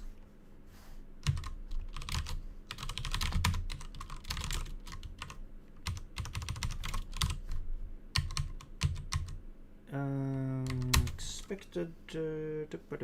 Okay. Now, what is this? No, we don't do this actually. What we do is we will do parse type bindings, parse type, and we don't have a var. We only have a const. And we copy this, put it here, say type binding,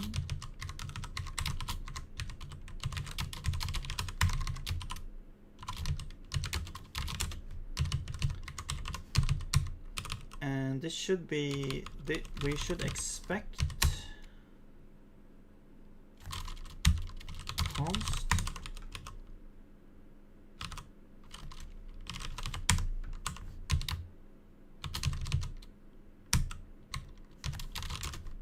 and then we have a pattern.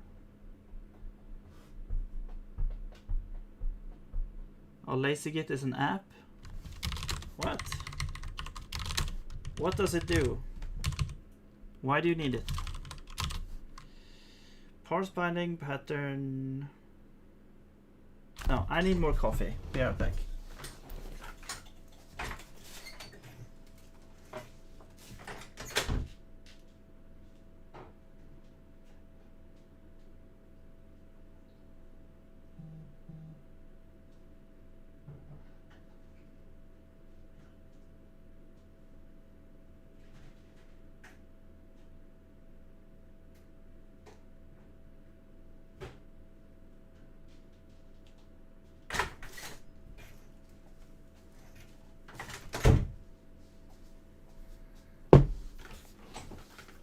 Okay, sent you LazyGit's use. Okay.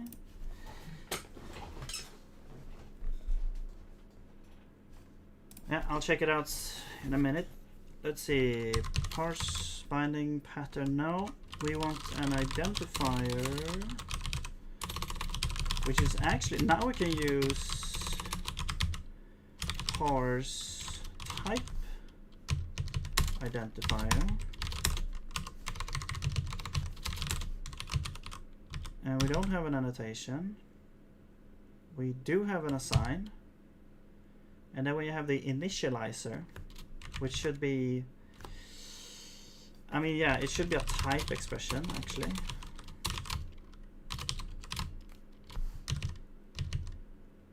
No, parse type expression. Why is that? That should show up. Why didn't that show up? That was weird. All right, so that's the type expression. Let's call this like type expression instead of initializer.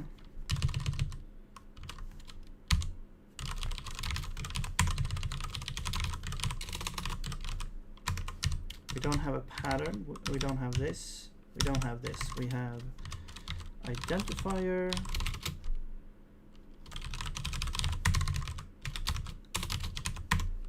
Actually, we don't need to say the type. And this is the start, and we end at type expression.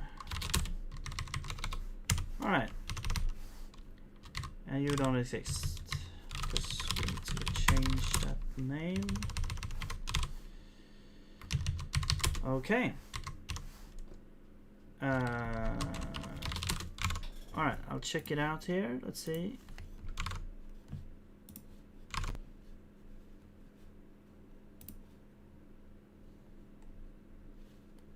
Wait, where did you send it?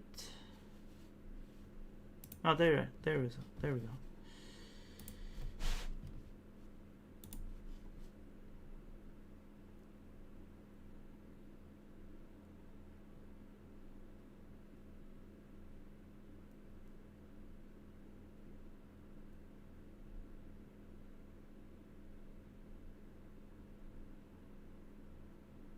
Oh, it's like a whole interface. Oh, I see. It's a super fancy. Okay, okay. I don't know. I just like using the CLI, the original. There's so many things with. It's just that the CLI also has like so many commands and things that I don't know about either. That's like, okay, well. It feels like I want to learn how to use the actual command line rather than using, you know, fancy helpers. There's nothing wrong with that, like, but that's just me. I don't know. I'm kind of in a like go back to basics phase, I guess you could say.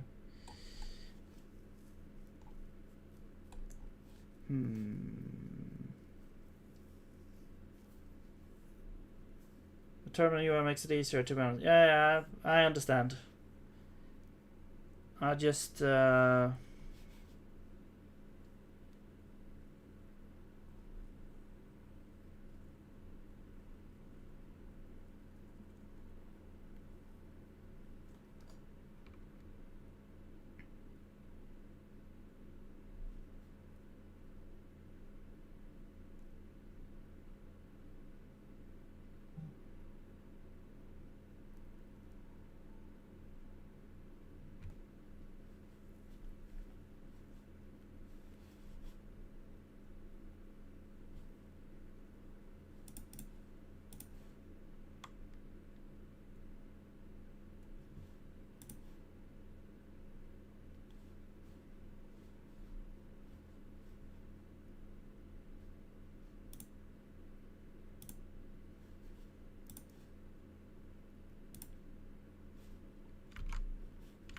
Alright, sorry.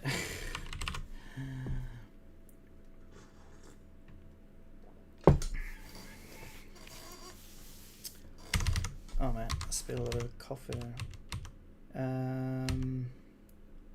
Okay, where are we now? Right, runtime expression. Now, I'm gonna move away from this a little bit. I will implement it later because it's basically like validating the type expression.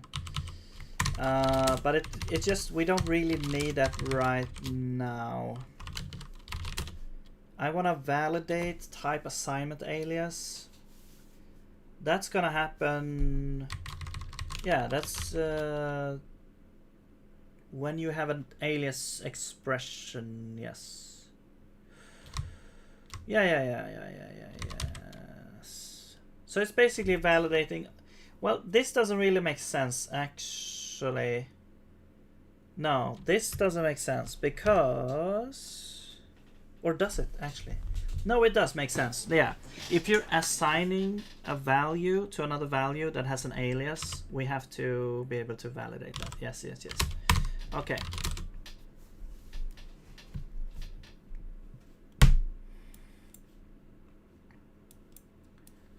Yeah. Okay. So actually now we need to do this. But we also need to declare the things. Let's see if we can do that first. So the parser now should parse.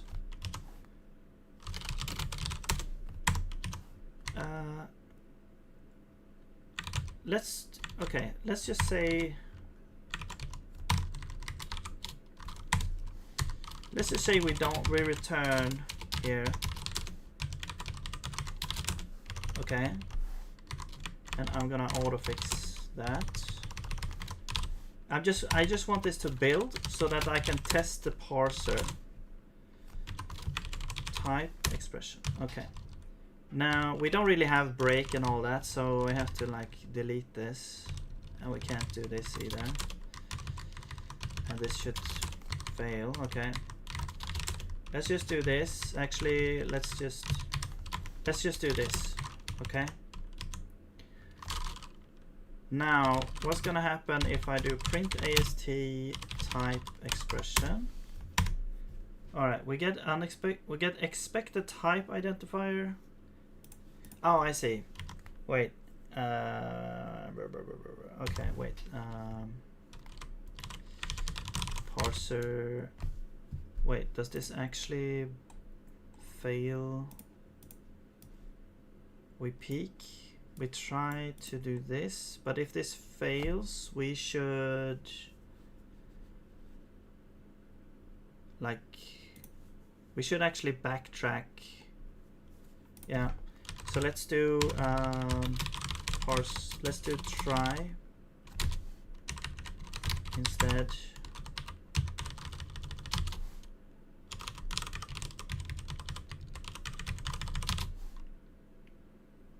There we go. So we'll do try. And if this fails, we're getting a null that we return instead. So, I mean, actually, this is just... We could just replace this entire thing with parse type binding, to be honest.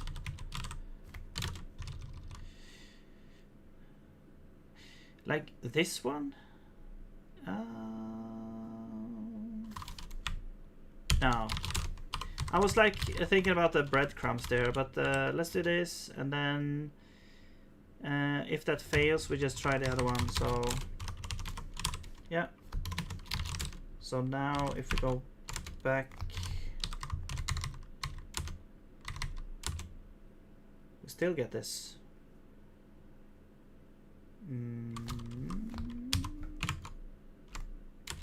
Oh, you know what? I know why we get it. It's because when we do this, we actually get like a report in here. Okay. Okay, the snapshot needs to support... The snapshot actually... Okay, we need to support diagnostics, I think. Maybe. Oh man, it's such a mess, this whole thing with the diagnostic, like, because a parsing can fail, but then is it actually an error, or is it just we're trying something else?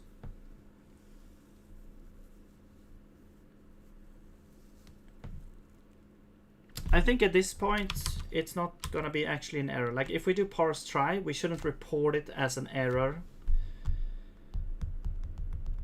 No, we should actually just ignore the diagnostics that come from this. So I think we should incorporate into the snapshot that we restore. We restore like the diagnostics. I think I think we just need to, yeah, let's change this into a snapshot type.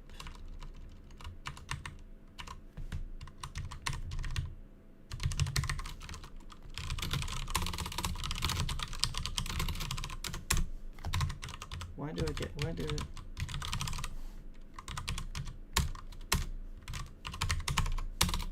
Okay.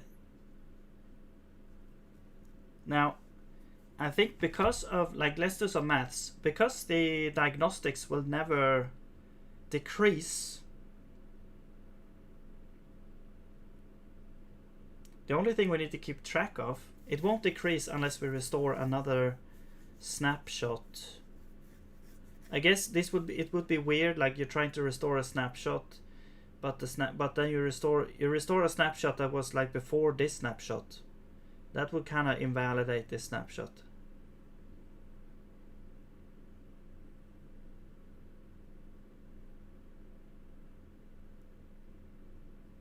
It's basically, do we need to copy the diagnostics or not? I think we just, okay, sure, let's just copy diagnostics, whatever. So I'm just gonna do this. And then we have the stream as well. So this will be the stream snapshot.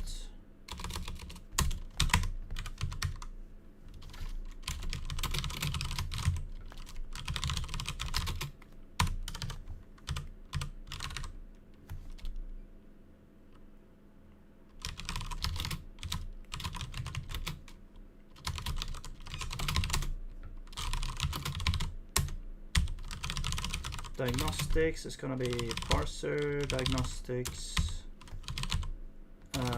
clone, except it's not really a clone. Well, I guess it is kind of like a clone. And then we could just grab out.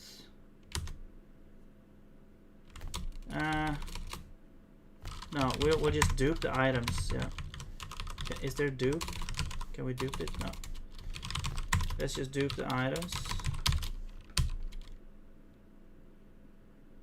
We need, well, we have arena, no wait, allocator, wait, god damn it,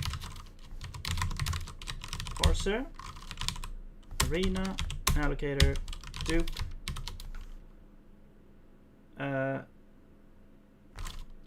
diagnostic, parser, diagnostics, items, try.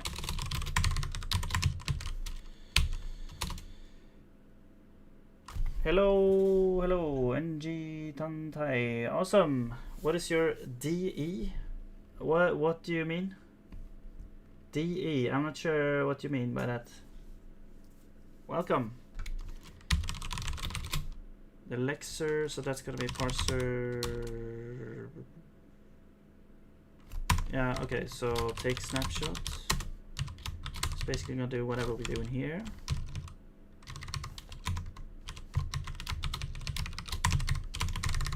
I'm gonna call this stream snapshot.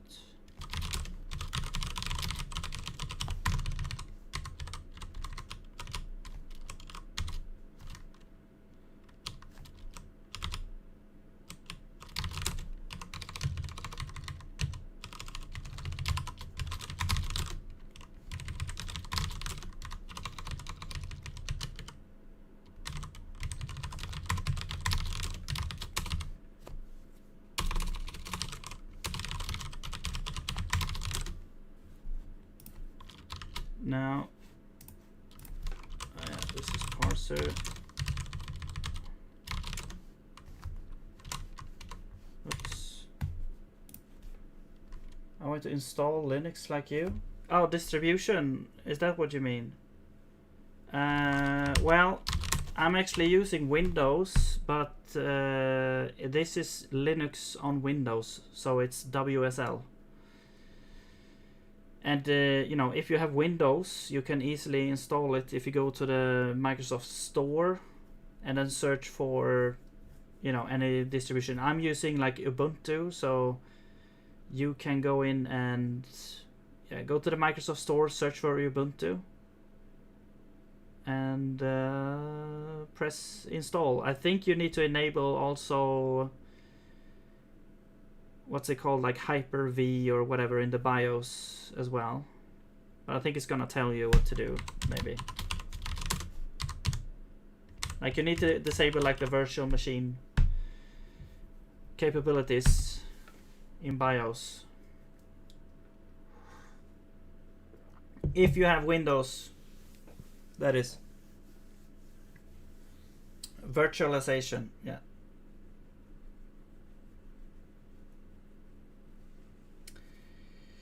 Is this Lazy Vim or something? This is NeoVim.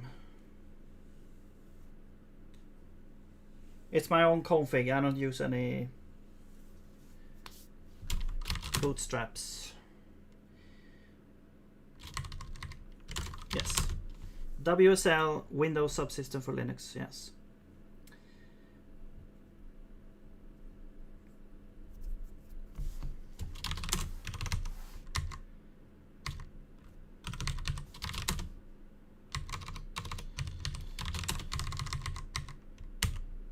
Okay. Yeah, so take snapshot.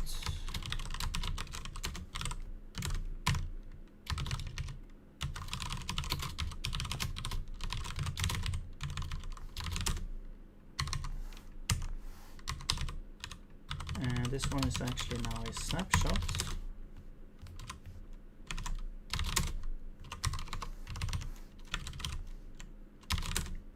Also now snapshot, actually it needs to be, no it doesn't need to be initialized, I'm just lying to you.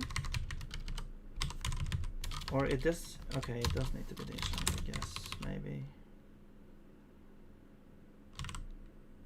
Whatever.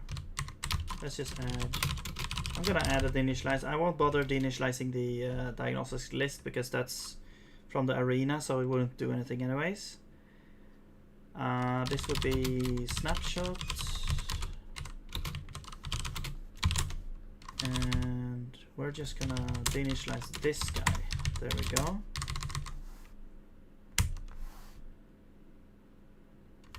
And restore snapshot now should take a snapshot instead, and you're gonna do the stream snapshot.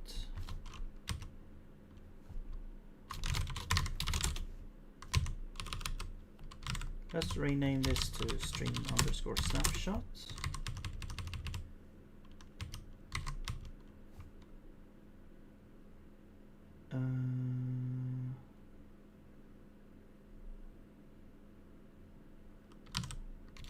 Current inst.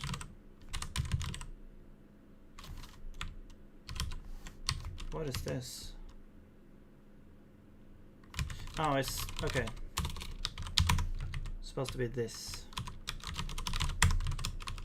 There we go.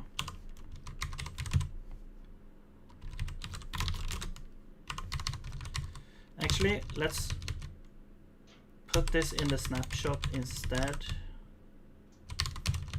because for some reason I put a bunch of logic here, so let's just put this in here.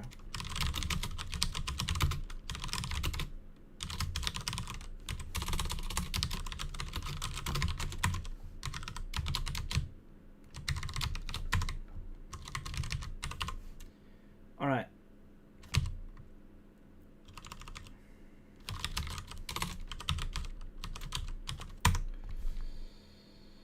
Yeah, no problem.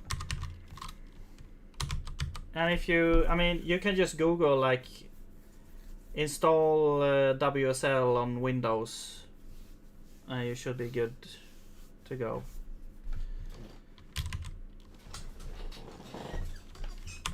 Although Microsoft documentation is not the friendliest, but I guess it tries real hard to be friendly, but then in the process it doesn't actually, it's not actually friendly at all, because there's so much text. Snapshot.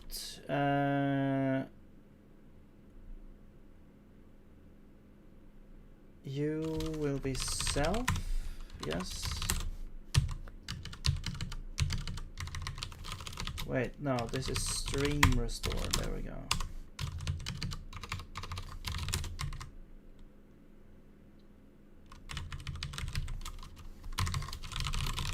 Let's just get the stream. Actually, the stream.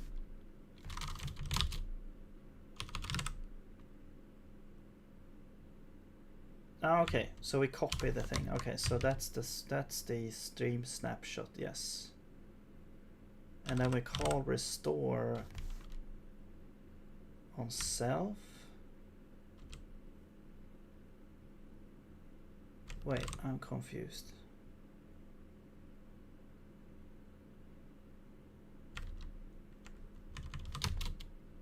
No, we should do it on parser stream. There we go. Parser stream should be restored with the stream snapshot. That's right. There we go. Yeah.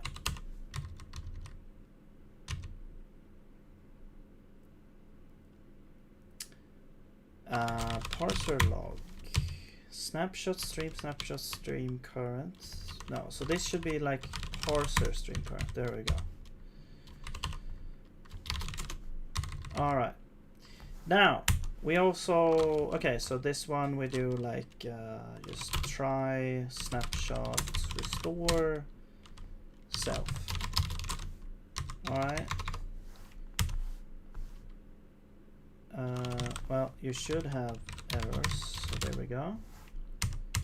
Okay, now we also need to restore diagnostics. So we're gonna do self or parser diagnostics clear, and then, or is there like replace or something? Replace.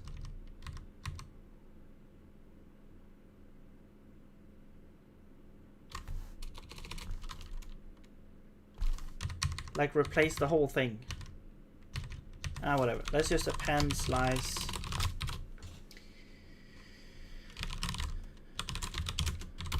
And the items is gonna be snapshot self.diagnostics. All right. So now we're restoring the diagnostics as well in the snapshot. There we go. Okay. Now let's try again. There we go. Okay, so we got, well, it says binding declaration here. That's not correct. Wait, is it correct? Oh, I see. Here's the type binding, and then we got a binding here. Okay, let's implement printing for binding, type binding. I have 3 days to reinstall Linux distro over and over again. What? Are you working as a tech support or like an IT, like what's it called?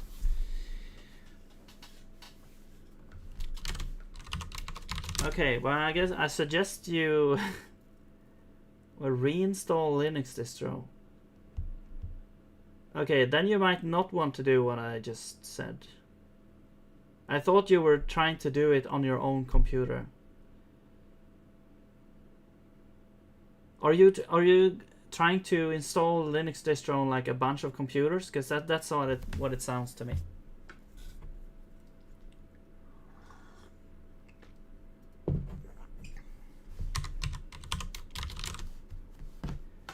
Haven't, or okay, yeah, I don't know.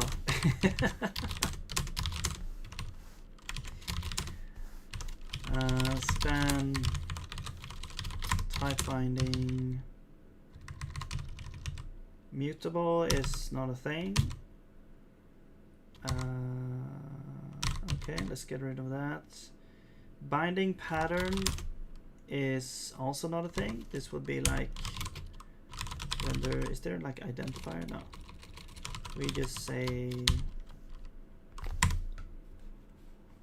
well, actually, let's go in here and check what this is. It's gonna be this part. So let's just do that, I guess. And this would be type identifier.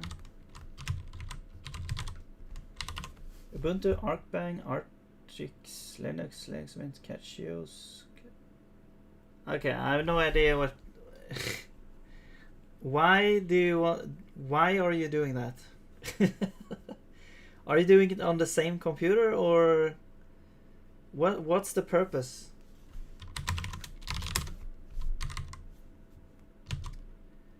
Yeah, binding. Okay.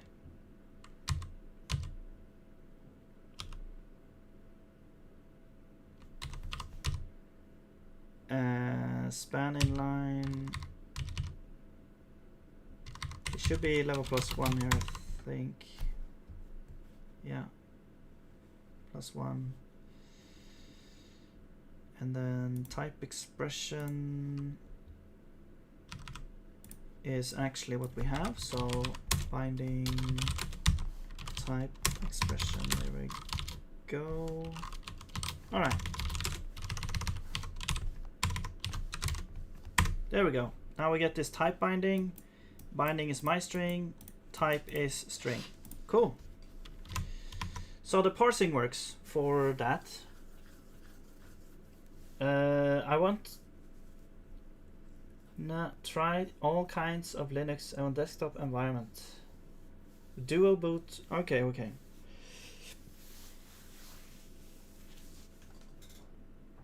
I will try Nixos. Okay. How do you try it? Like, what's and why do you have 3 days on to do it? And why are you trying to do like a report or something? Is it homework? Or what's happening?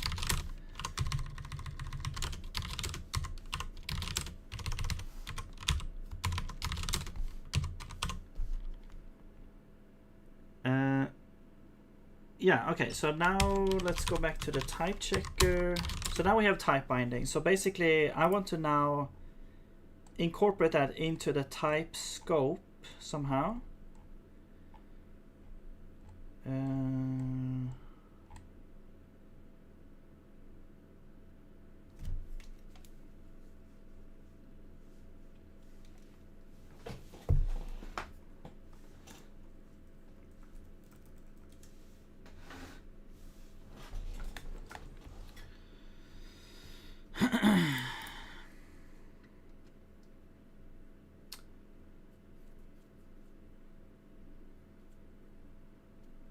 I need a distro link. Okay, so is it for work then?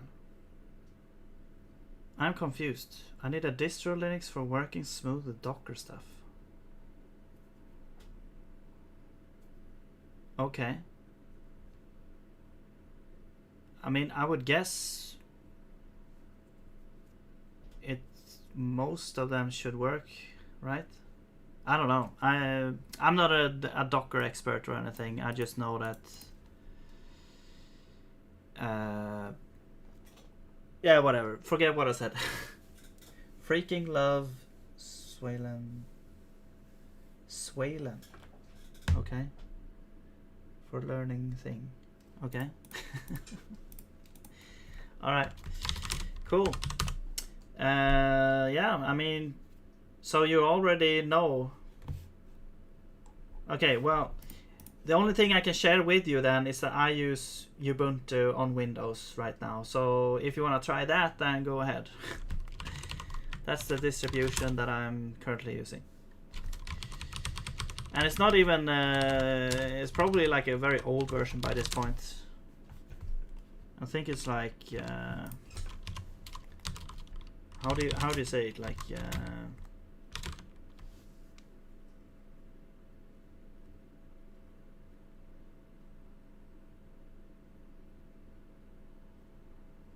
I don't even know how to read this, to be honest.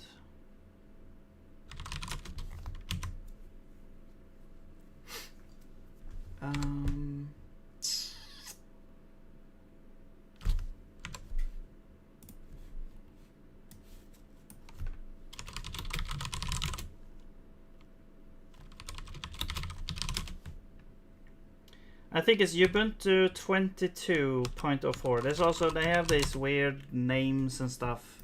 I have no idea how it works.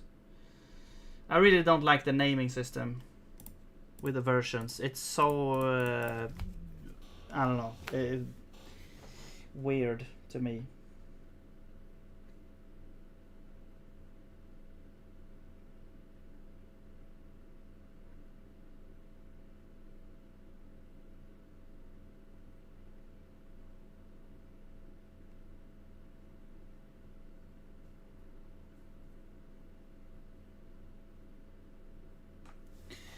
Okay, let's see if this WSA is laggy, so I need to install real Linux on my machine. Okay, yeah, yeah, I understand.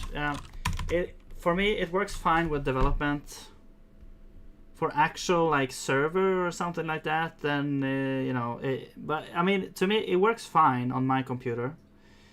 I'm not sure if it has anything to do with, you know, whatever specs or something.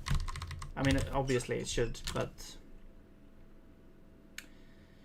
you know, if I type a command, it feels like it takes like a little bit.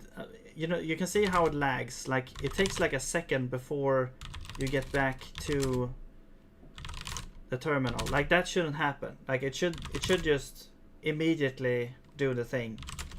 I'm not sure why it does that.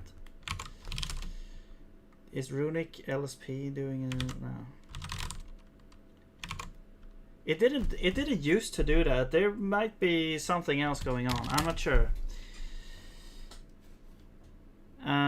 Anyway. Also, I like having Windows. I like not having to switch. If I want to switch operating system, if I just want to develop something, I'm doing it on Linux. If I want to play some games or whatever, I do it on Windows. And don't have to deal with any issues.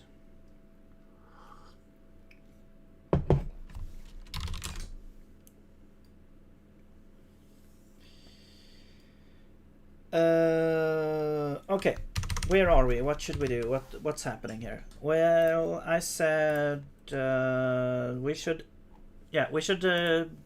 process declaring. Yeah, it should be a run binding. Where is that? Run binding. We should have binding for types as well. Run type binding.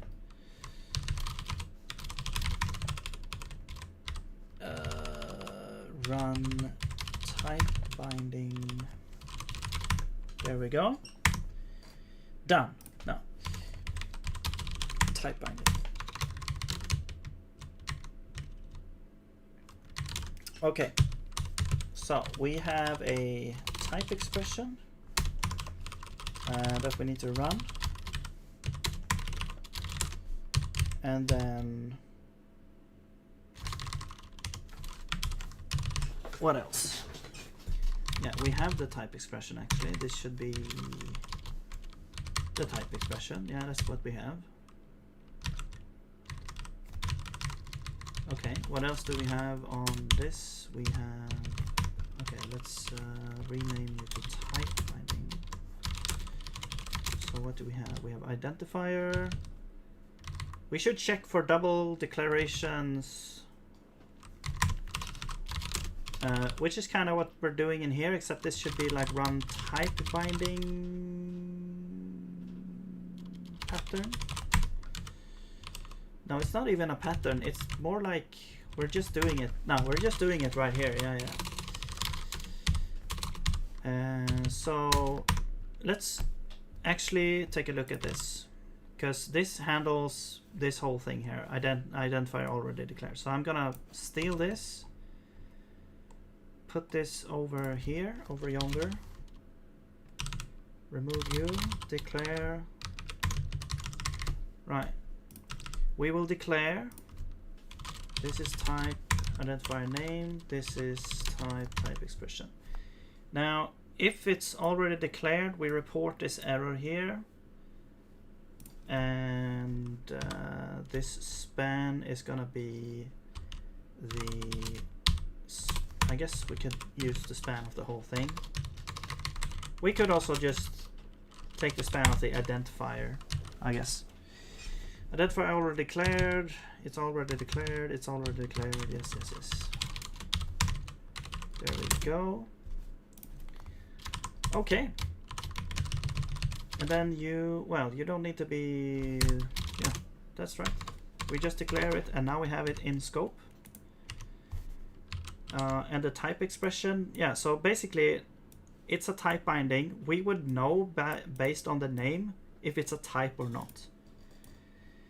And the type binding, and since all bindings in the scope, in the type scope, have a type as kind of the value, quote unquote, then we are also good here. So yeah, yes, that's it. Not field, blah blah blah blah blah. Run type identifier. Run type expression. Right. Did we disable this at the other place? Yes, we did. Okay. So let's just forget about that for now, and we will enable it when we want. Okay, so now we should be type checking the thing. Actually, you know what? What's going on now is like if we run a type expression and we get an identifier, we should actually check now if the identifier is there. So I think now it is the time to actually try and run this actually. I'm just gonna see if we're still on track here. This still works. Where are you? There you are. And then type check only. Okay, so that, yeah, that does work.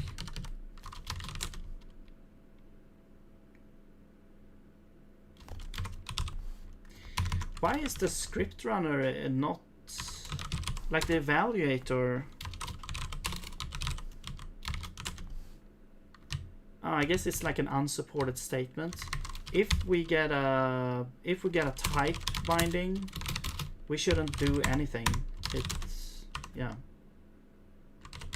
It should be like null, I guess. There we go. So now we should be able to run it here. There we go.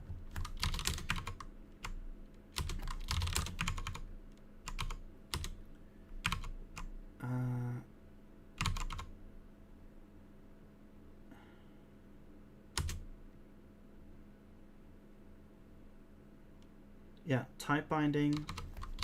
So we want to run. No. Well, yeah, we do want to run here. And then we also want to run here. So we'll enable this now. And what's going to happen here is that we are going to, yeah, we need this function.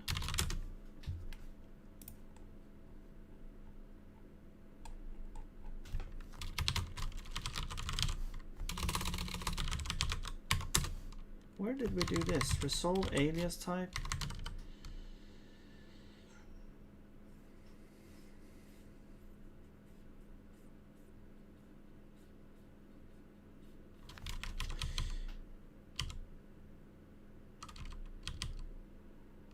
Do we need to wrap this in an alias now? Do we need to wrap this into, instead of just doing this? Wait, hang on.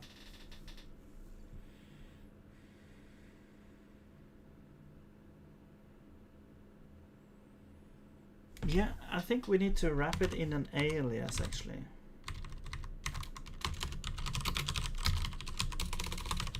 This is kind of declaring, yeah, this is kind of creating an alias.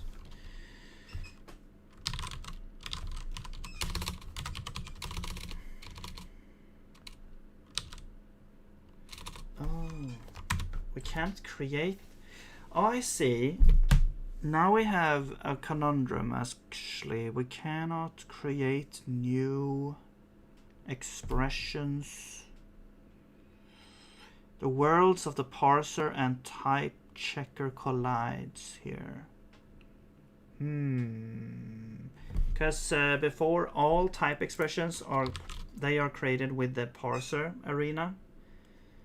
Now we actually want to create like a new type.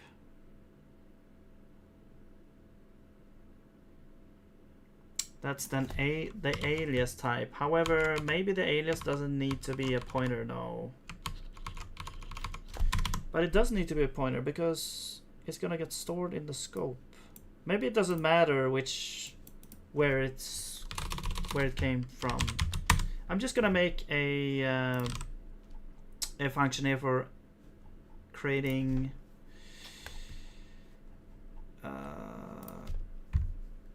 let's do it somewhere below all these utility functions. Here we go. So I want to do like alloc type expression.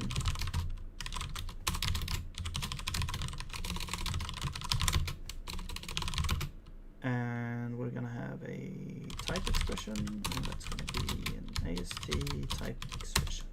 Oops. And it's gonna return a type expression.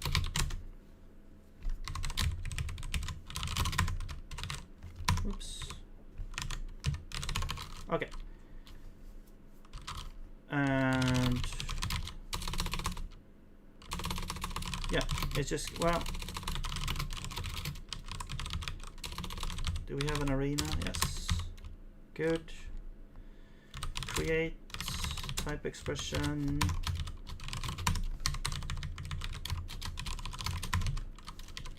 Return pointer. Pointer is type expression. I am actually very surprised that there's this convenience function is not on the allocator itself. Like basically, yeah, you can create, but that just gives you a pointer, right? Why is there not like a create with initialize? Like you can create and then also populate it in the same thing. Is that actually, because I remember you can dupe, but there's nothing for like the singular pointer.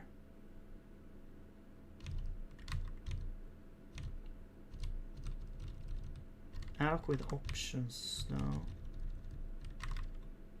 Yeah, that's so strange to me. That seems such a normal pattern that you would create and also supply the contents that it should be, that should be in there.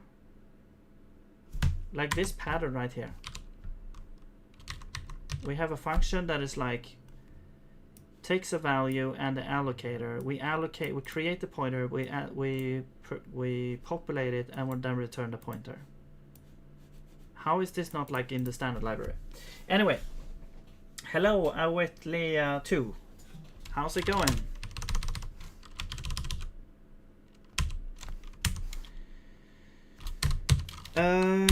Alias type. What is happening here?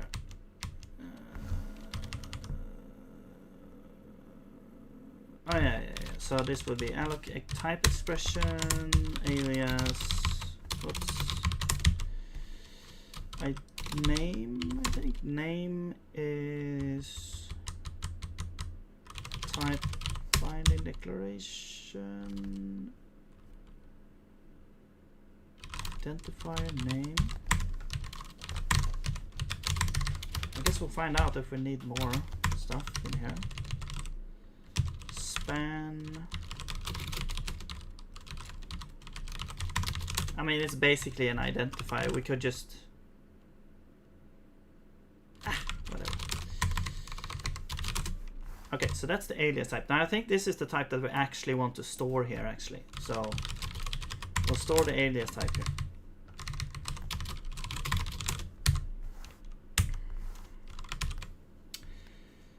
Because then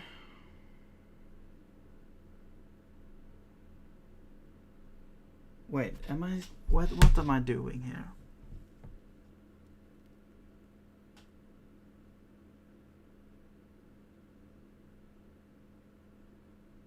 No, yeah, that should be correct, right? It's aliasing something else.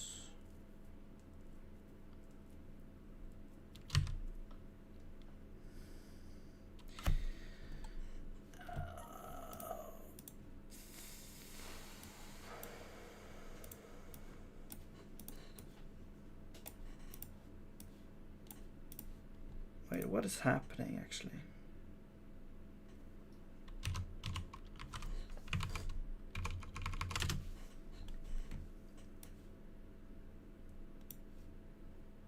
So this is in the scope. It declares as this. This is like, yeah, in the scope, bring me my string.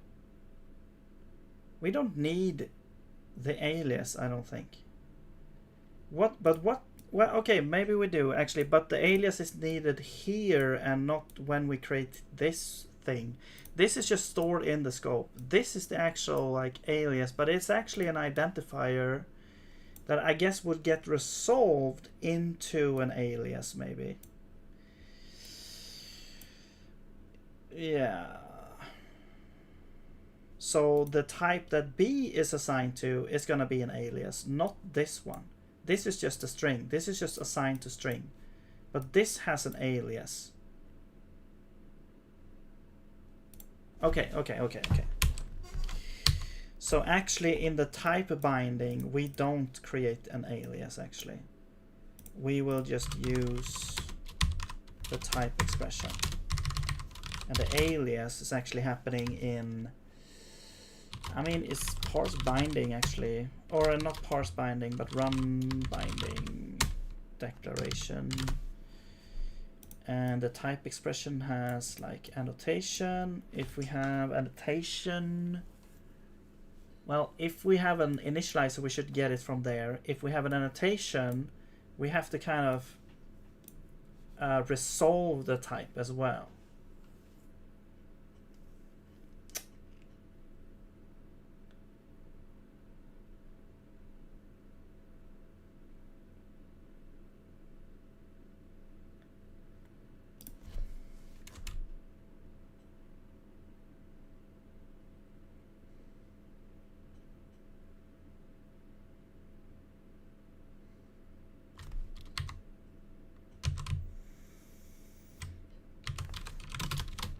So it's like if we have this,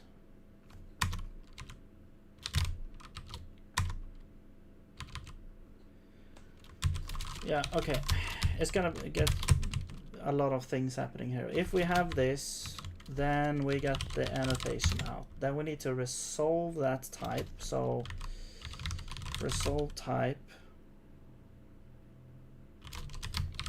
annotation. And then otherwise we don't have it. We should try resolving this type that's on the initializer expression there. Okay. And that also needs to kind of be resolved. Well, it doesn't really need to be resolved. It should have been resolved in the same way.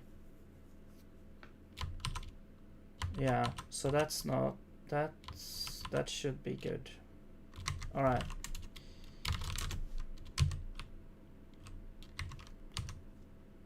No, we don't have this yet, but let's do resolve type. We need the scope, of course, and then we need a type, which is this. And of course, yeah, this is gonna be error constant type expression. All right.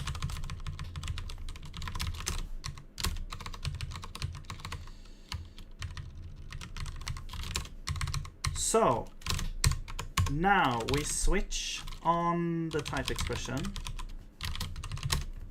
and if it's an identifier,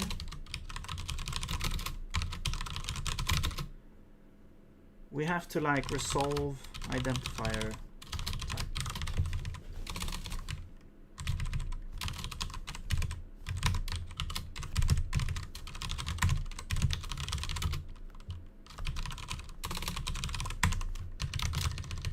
And we'll move this into that resolve type identifier.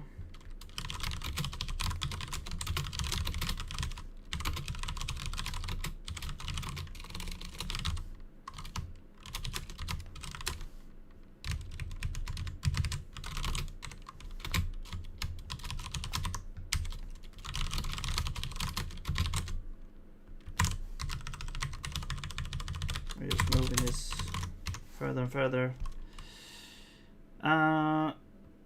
Right, and then we have the identifier name. Okay, so now this is kind of weird because we have like a path. So it's like we need to do a loop or something. I'm not sure about this path. I'm probably gonna remove that right now. I'm probably gonna make the, yeah, it's not gonna be like that. Actually, it's called like a name type. Yeah. I think we'll just change this to be just one identifier instead. But okay, for now I'm just gonna use, you know, the first part there as identifier. So identifier is gonna be, or I mean, yeah, the name is gonna be identifier path segments 0. So we'll just use that, and then the span is just identifier span, I think. Yeah, because that's the identifier it came from. Yeah, exactly. So basically, when we resolve this type later, we're going to find the scope based on the span. So this is the where it was defined, or where this alias was basically like used. And then we look up in the type scope at this span, we look up this name to get the type, the actual type. Okay. Well, it's basically gonna give us the type binding of that name there, so we can use both of them basically. So this is the alias type. Yeah, I guess we just return that. There we go. Do we need to... I don't think we really need to...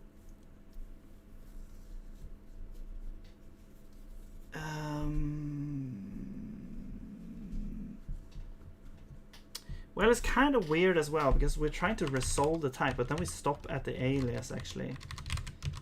We should... I don't really know.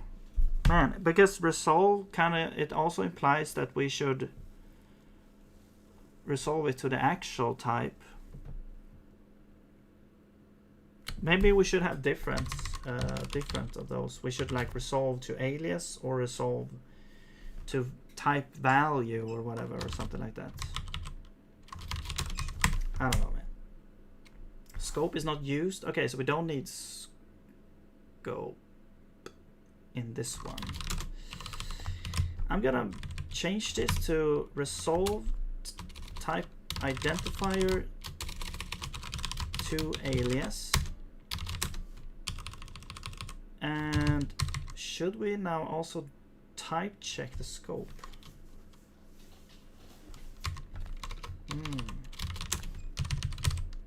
Before we create the alias. Yeah, I think it makes sense. So basically we're gonna look up the actual the real type, and yeah, we'll just do like a lookup.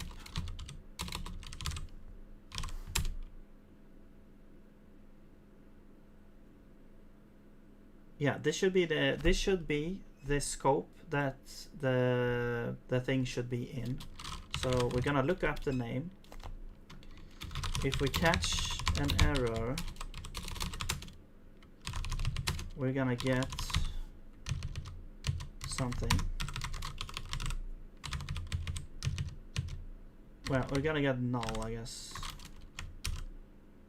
Wait, type not found. No, it's just gonna be null. Yeah. So the catch doesn't make sense. We're gonna do try. What can it actually... This can't be an error actually, because this can't be an error, and then there's no error in here. So let's just remove this error type. There we go. Okay. So if this is null, what do we do? Are you adding a license to the top of every file? Why do you ask? It's easy. You can just go to the GitHub and check if you want. But no, I'm not. Are you planning something? Hello, Polaris. Have a nice day yourself. Thank you. Welcome.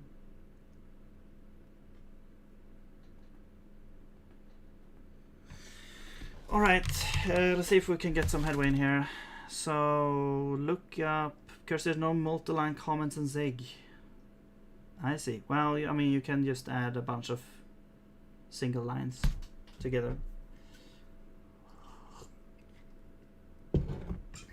I'm not sure how they do it actually.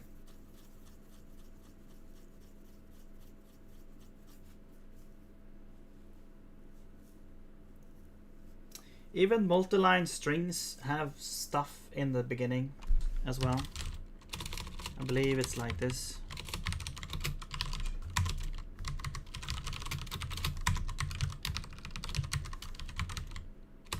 No, why am I pressing that?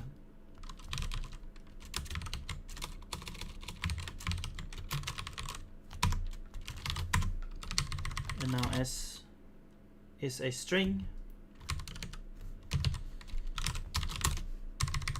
But yeah, I've always thought that that's kind of weird. Why there's no multi-line there's no multi-line. But even in no, you don't need stars at the start of each one because of each line, because that's just something the editors do. They just insert a line or a star. They remove them. Okay.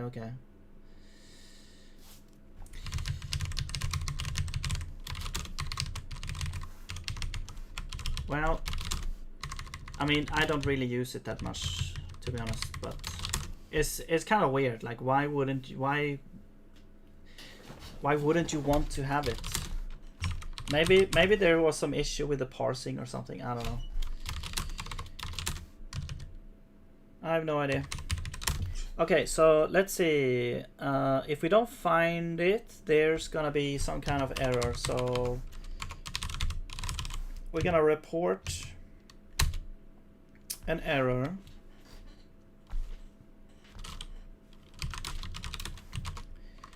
And the error is gonna be identifier not found, I guess.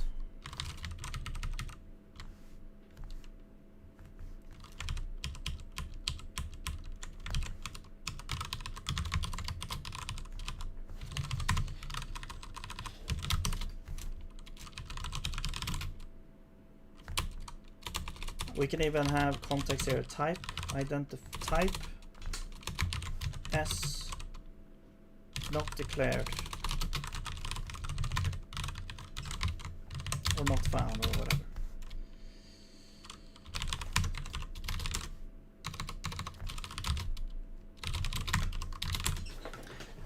All right.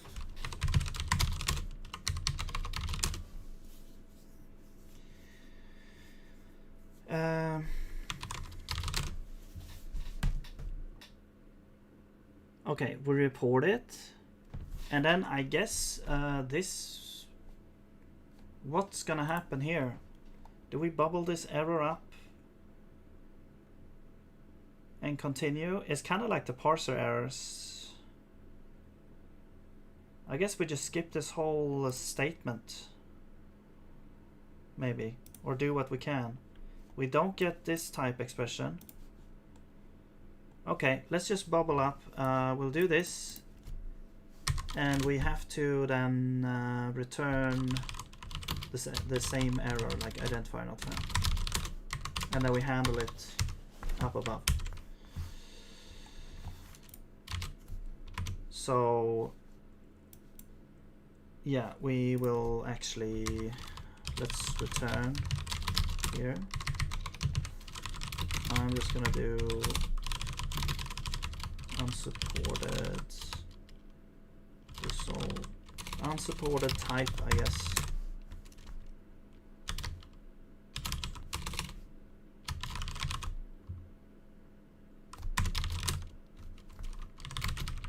Unsupported type result.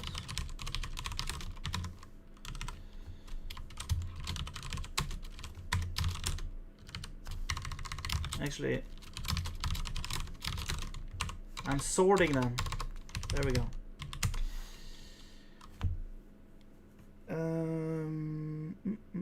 Okay, member function. Result type needs a scope.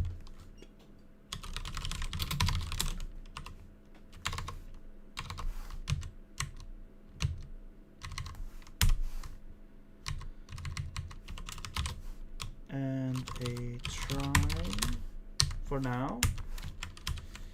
Okay, so what if this fails here? I guess we skip the whole binding thing.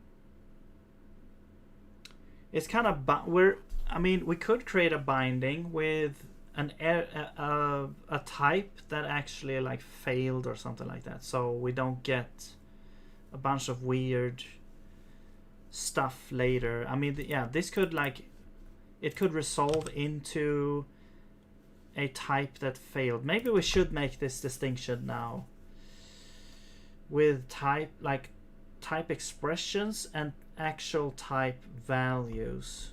Maybe, I don't know, there could be a distinction, also there could be not, because if you think about it,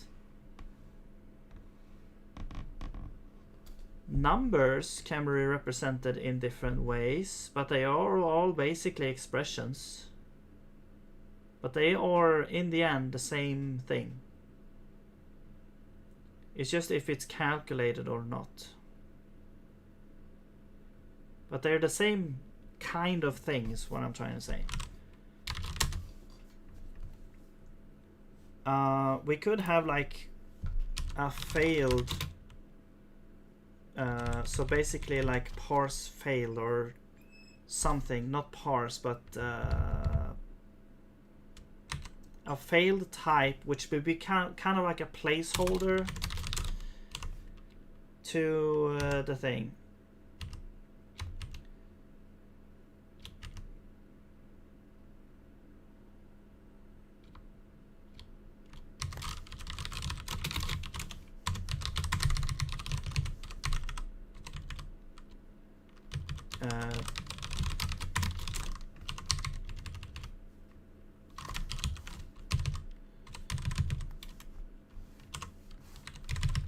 Fail to resolve.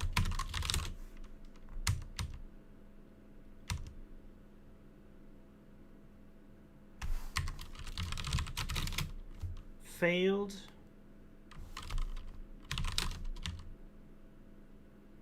Okay, it should still have a span, actually. It still has a span. Okay, okay, fine.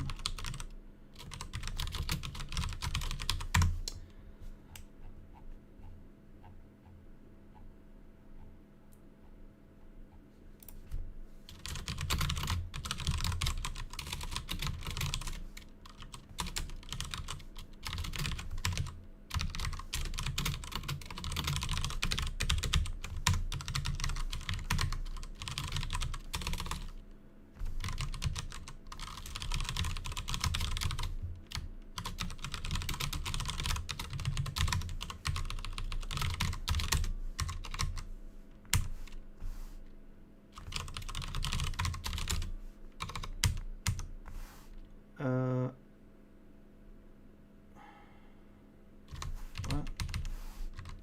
Wait. Oh.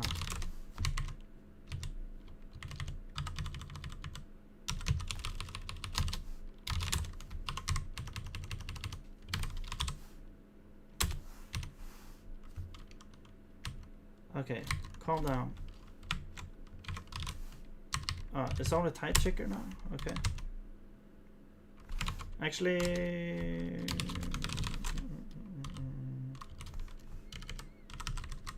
now we can do that, and we remove you. There we go. Alright. What's your issues? Result type identifier. You want this. Look up name. Oh, so that's an identifier. Okay, well, segment, I guess.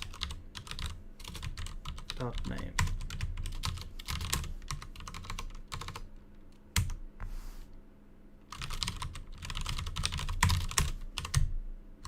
I guess we could just do name. Okay, hang on. Name equals this dot name. There we go.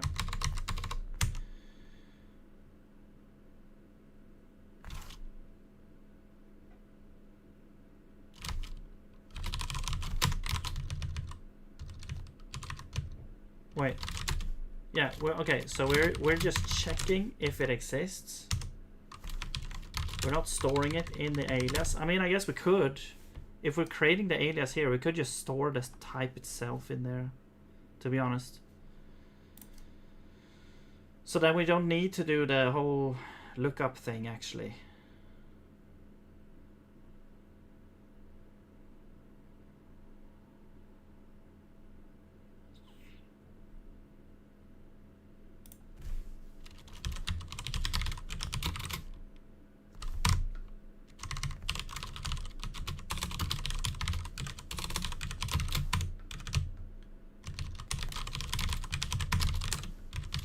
Yeah.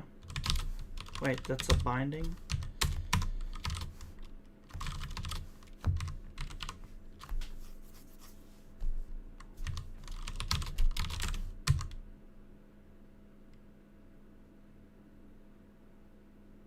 Okay, forget it. Just because it can be, you know, optional.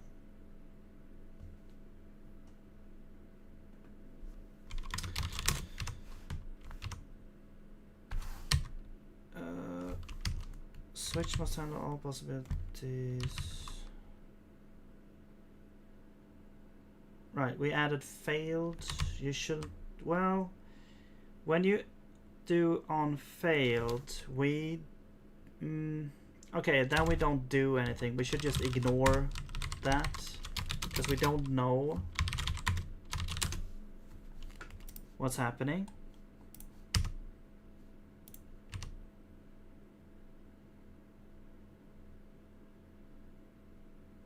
Expected year there.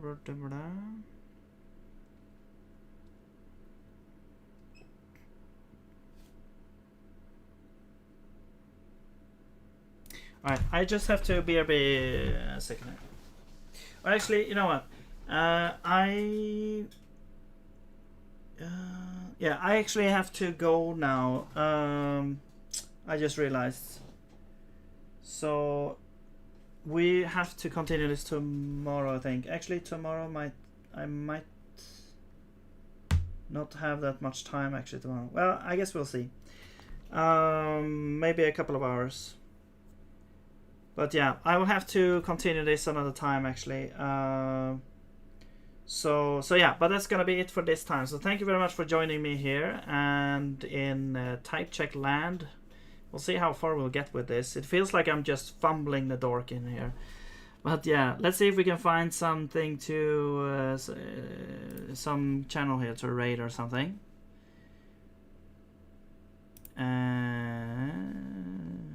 Let's see, what do we have? Vulcan. A bunch of game development. Godot. Python.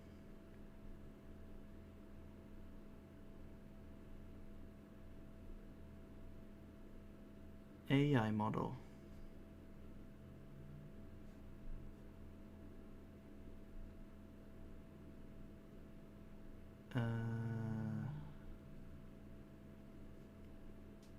Minecraft modding.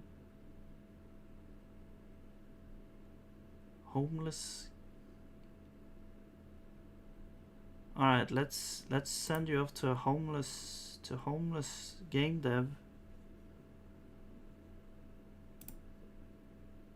There we go.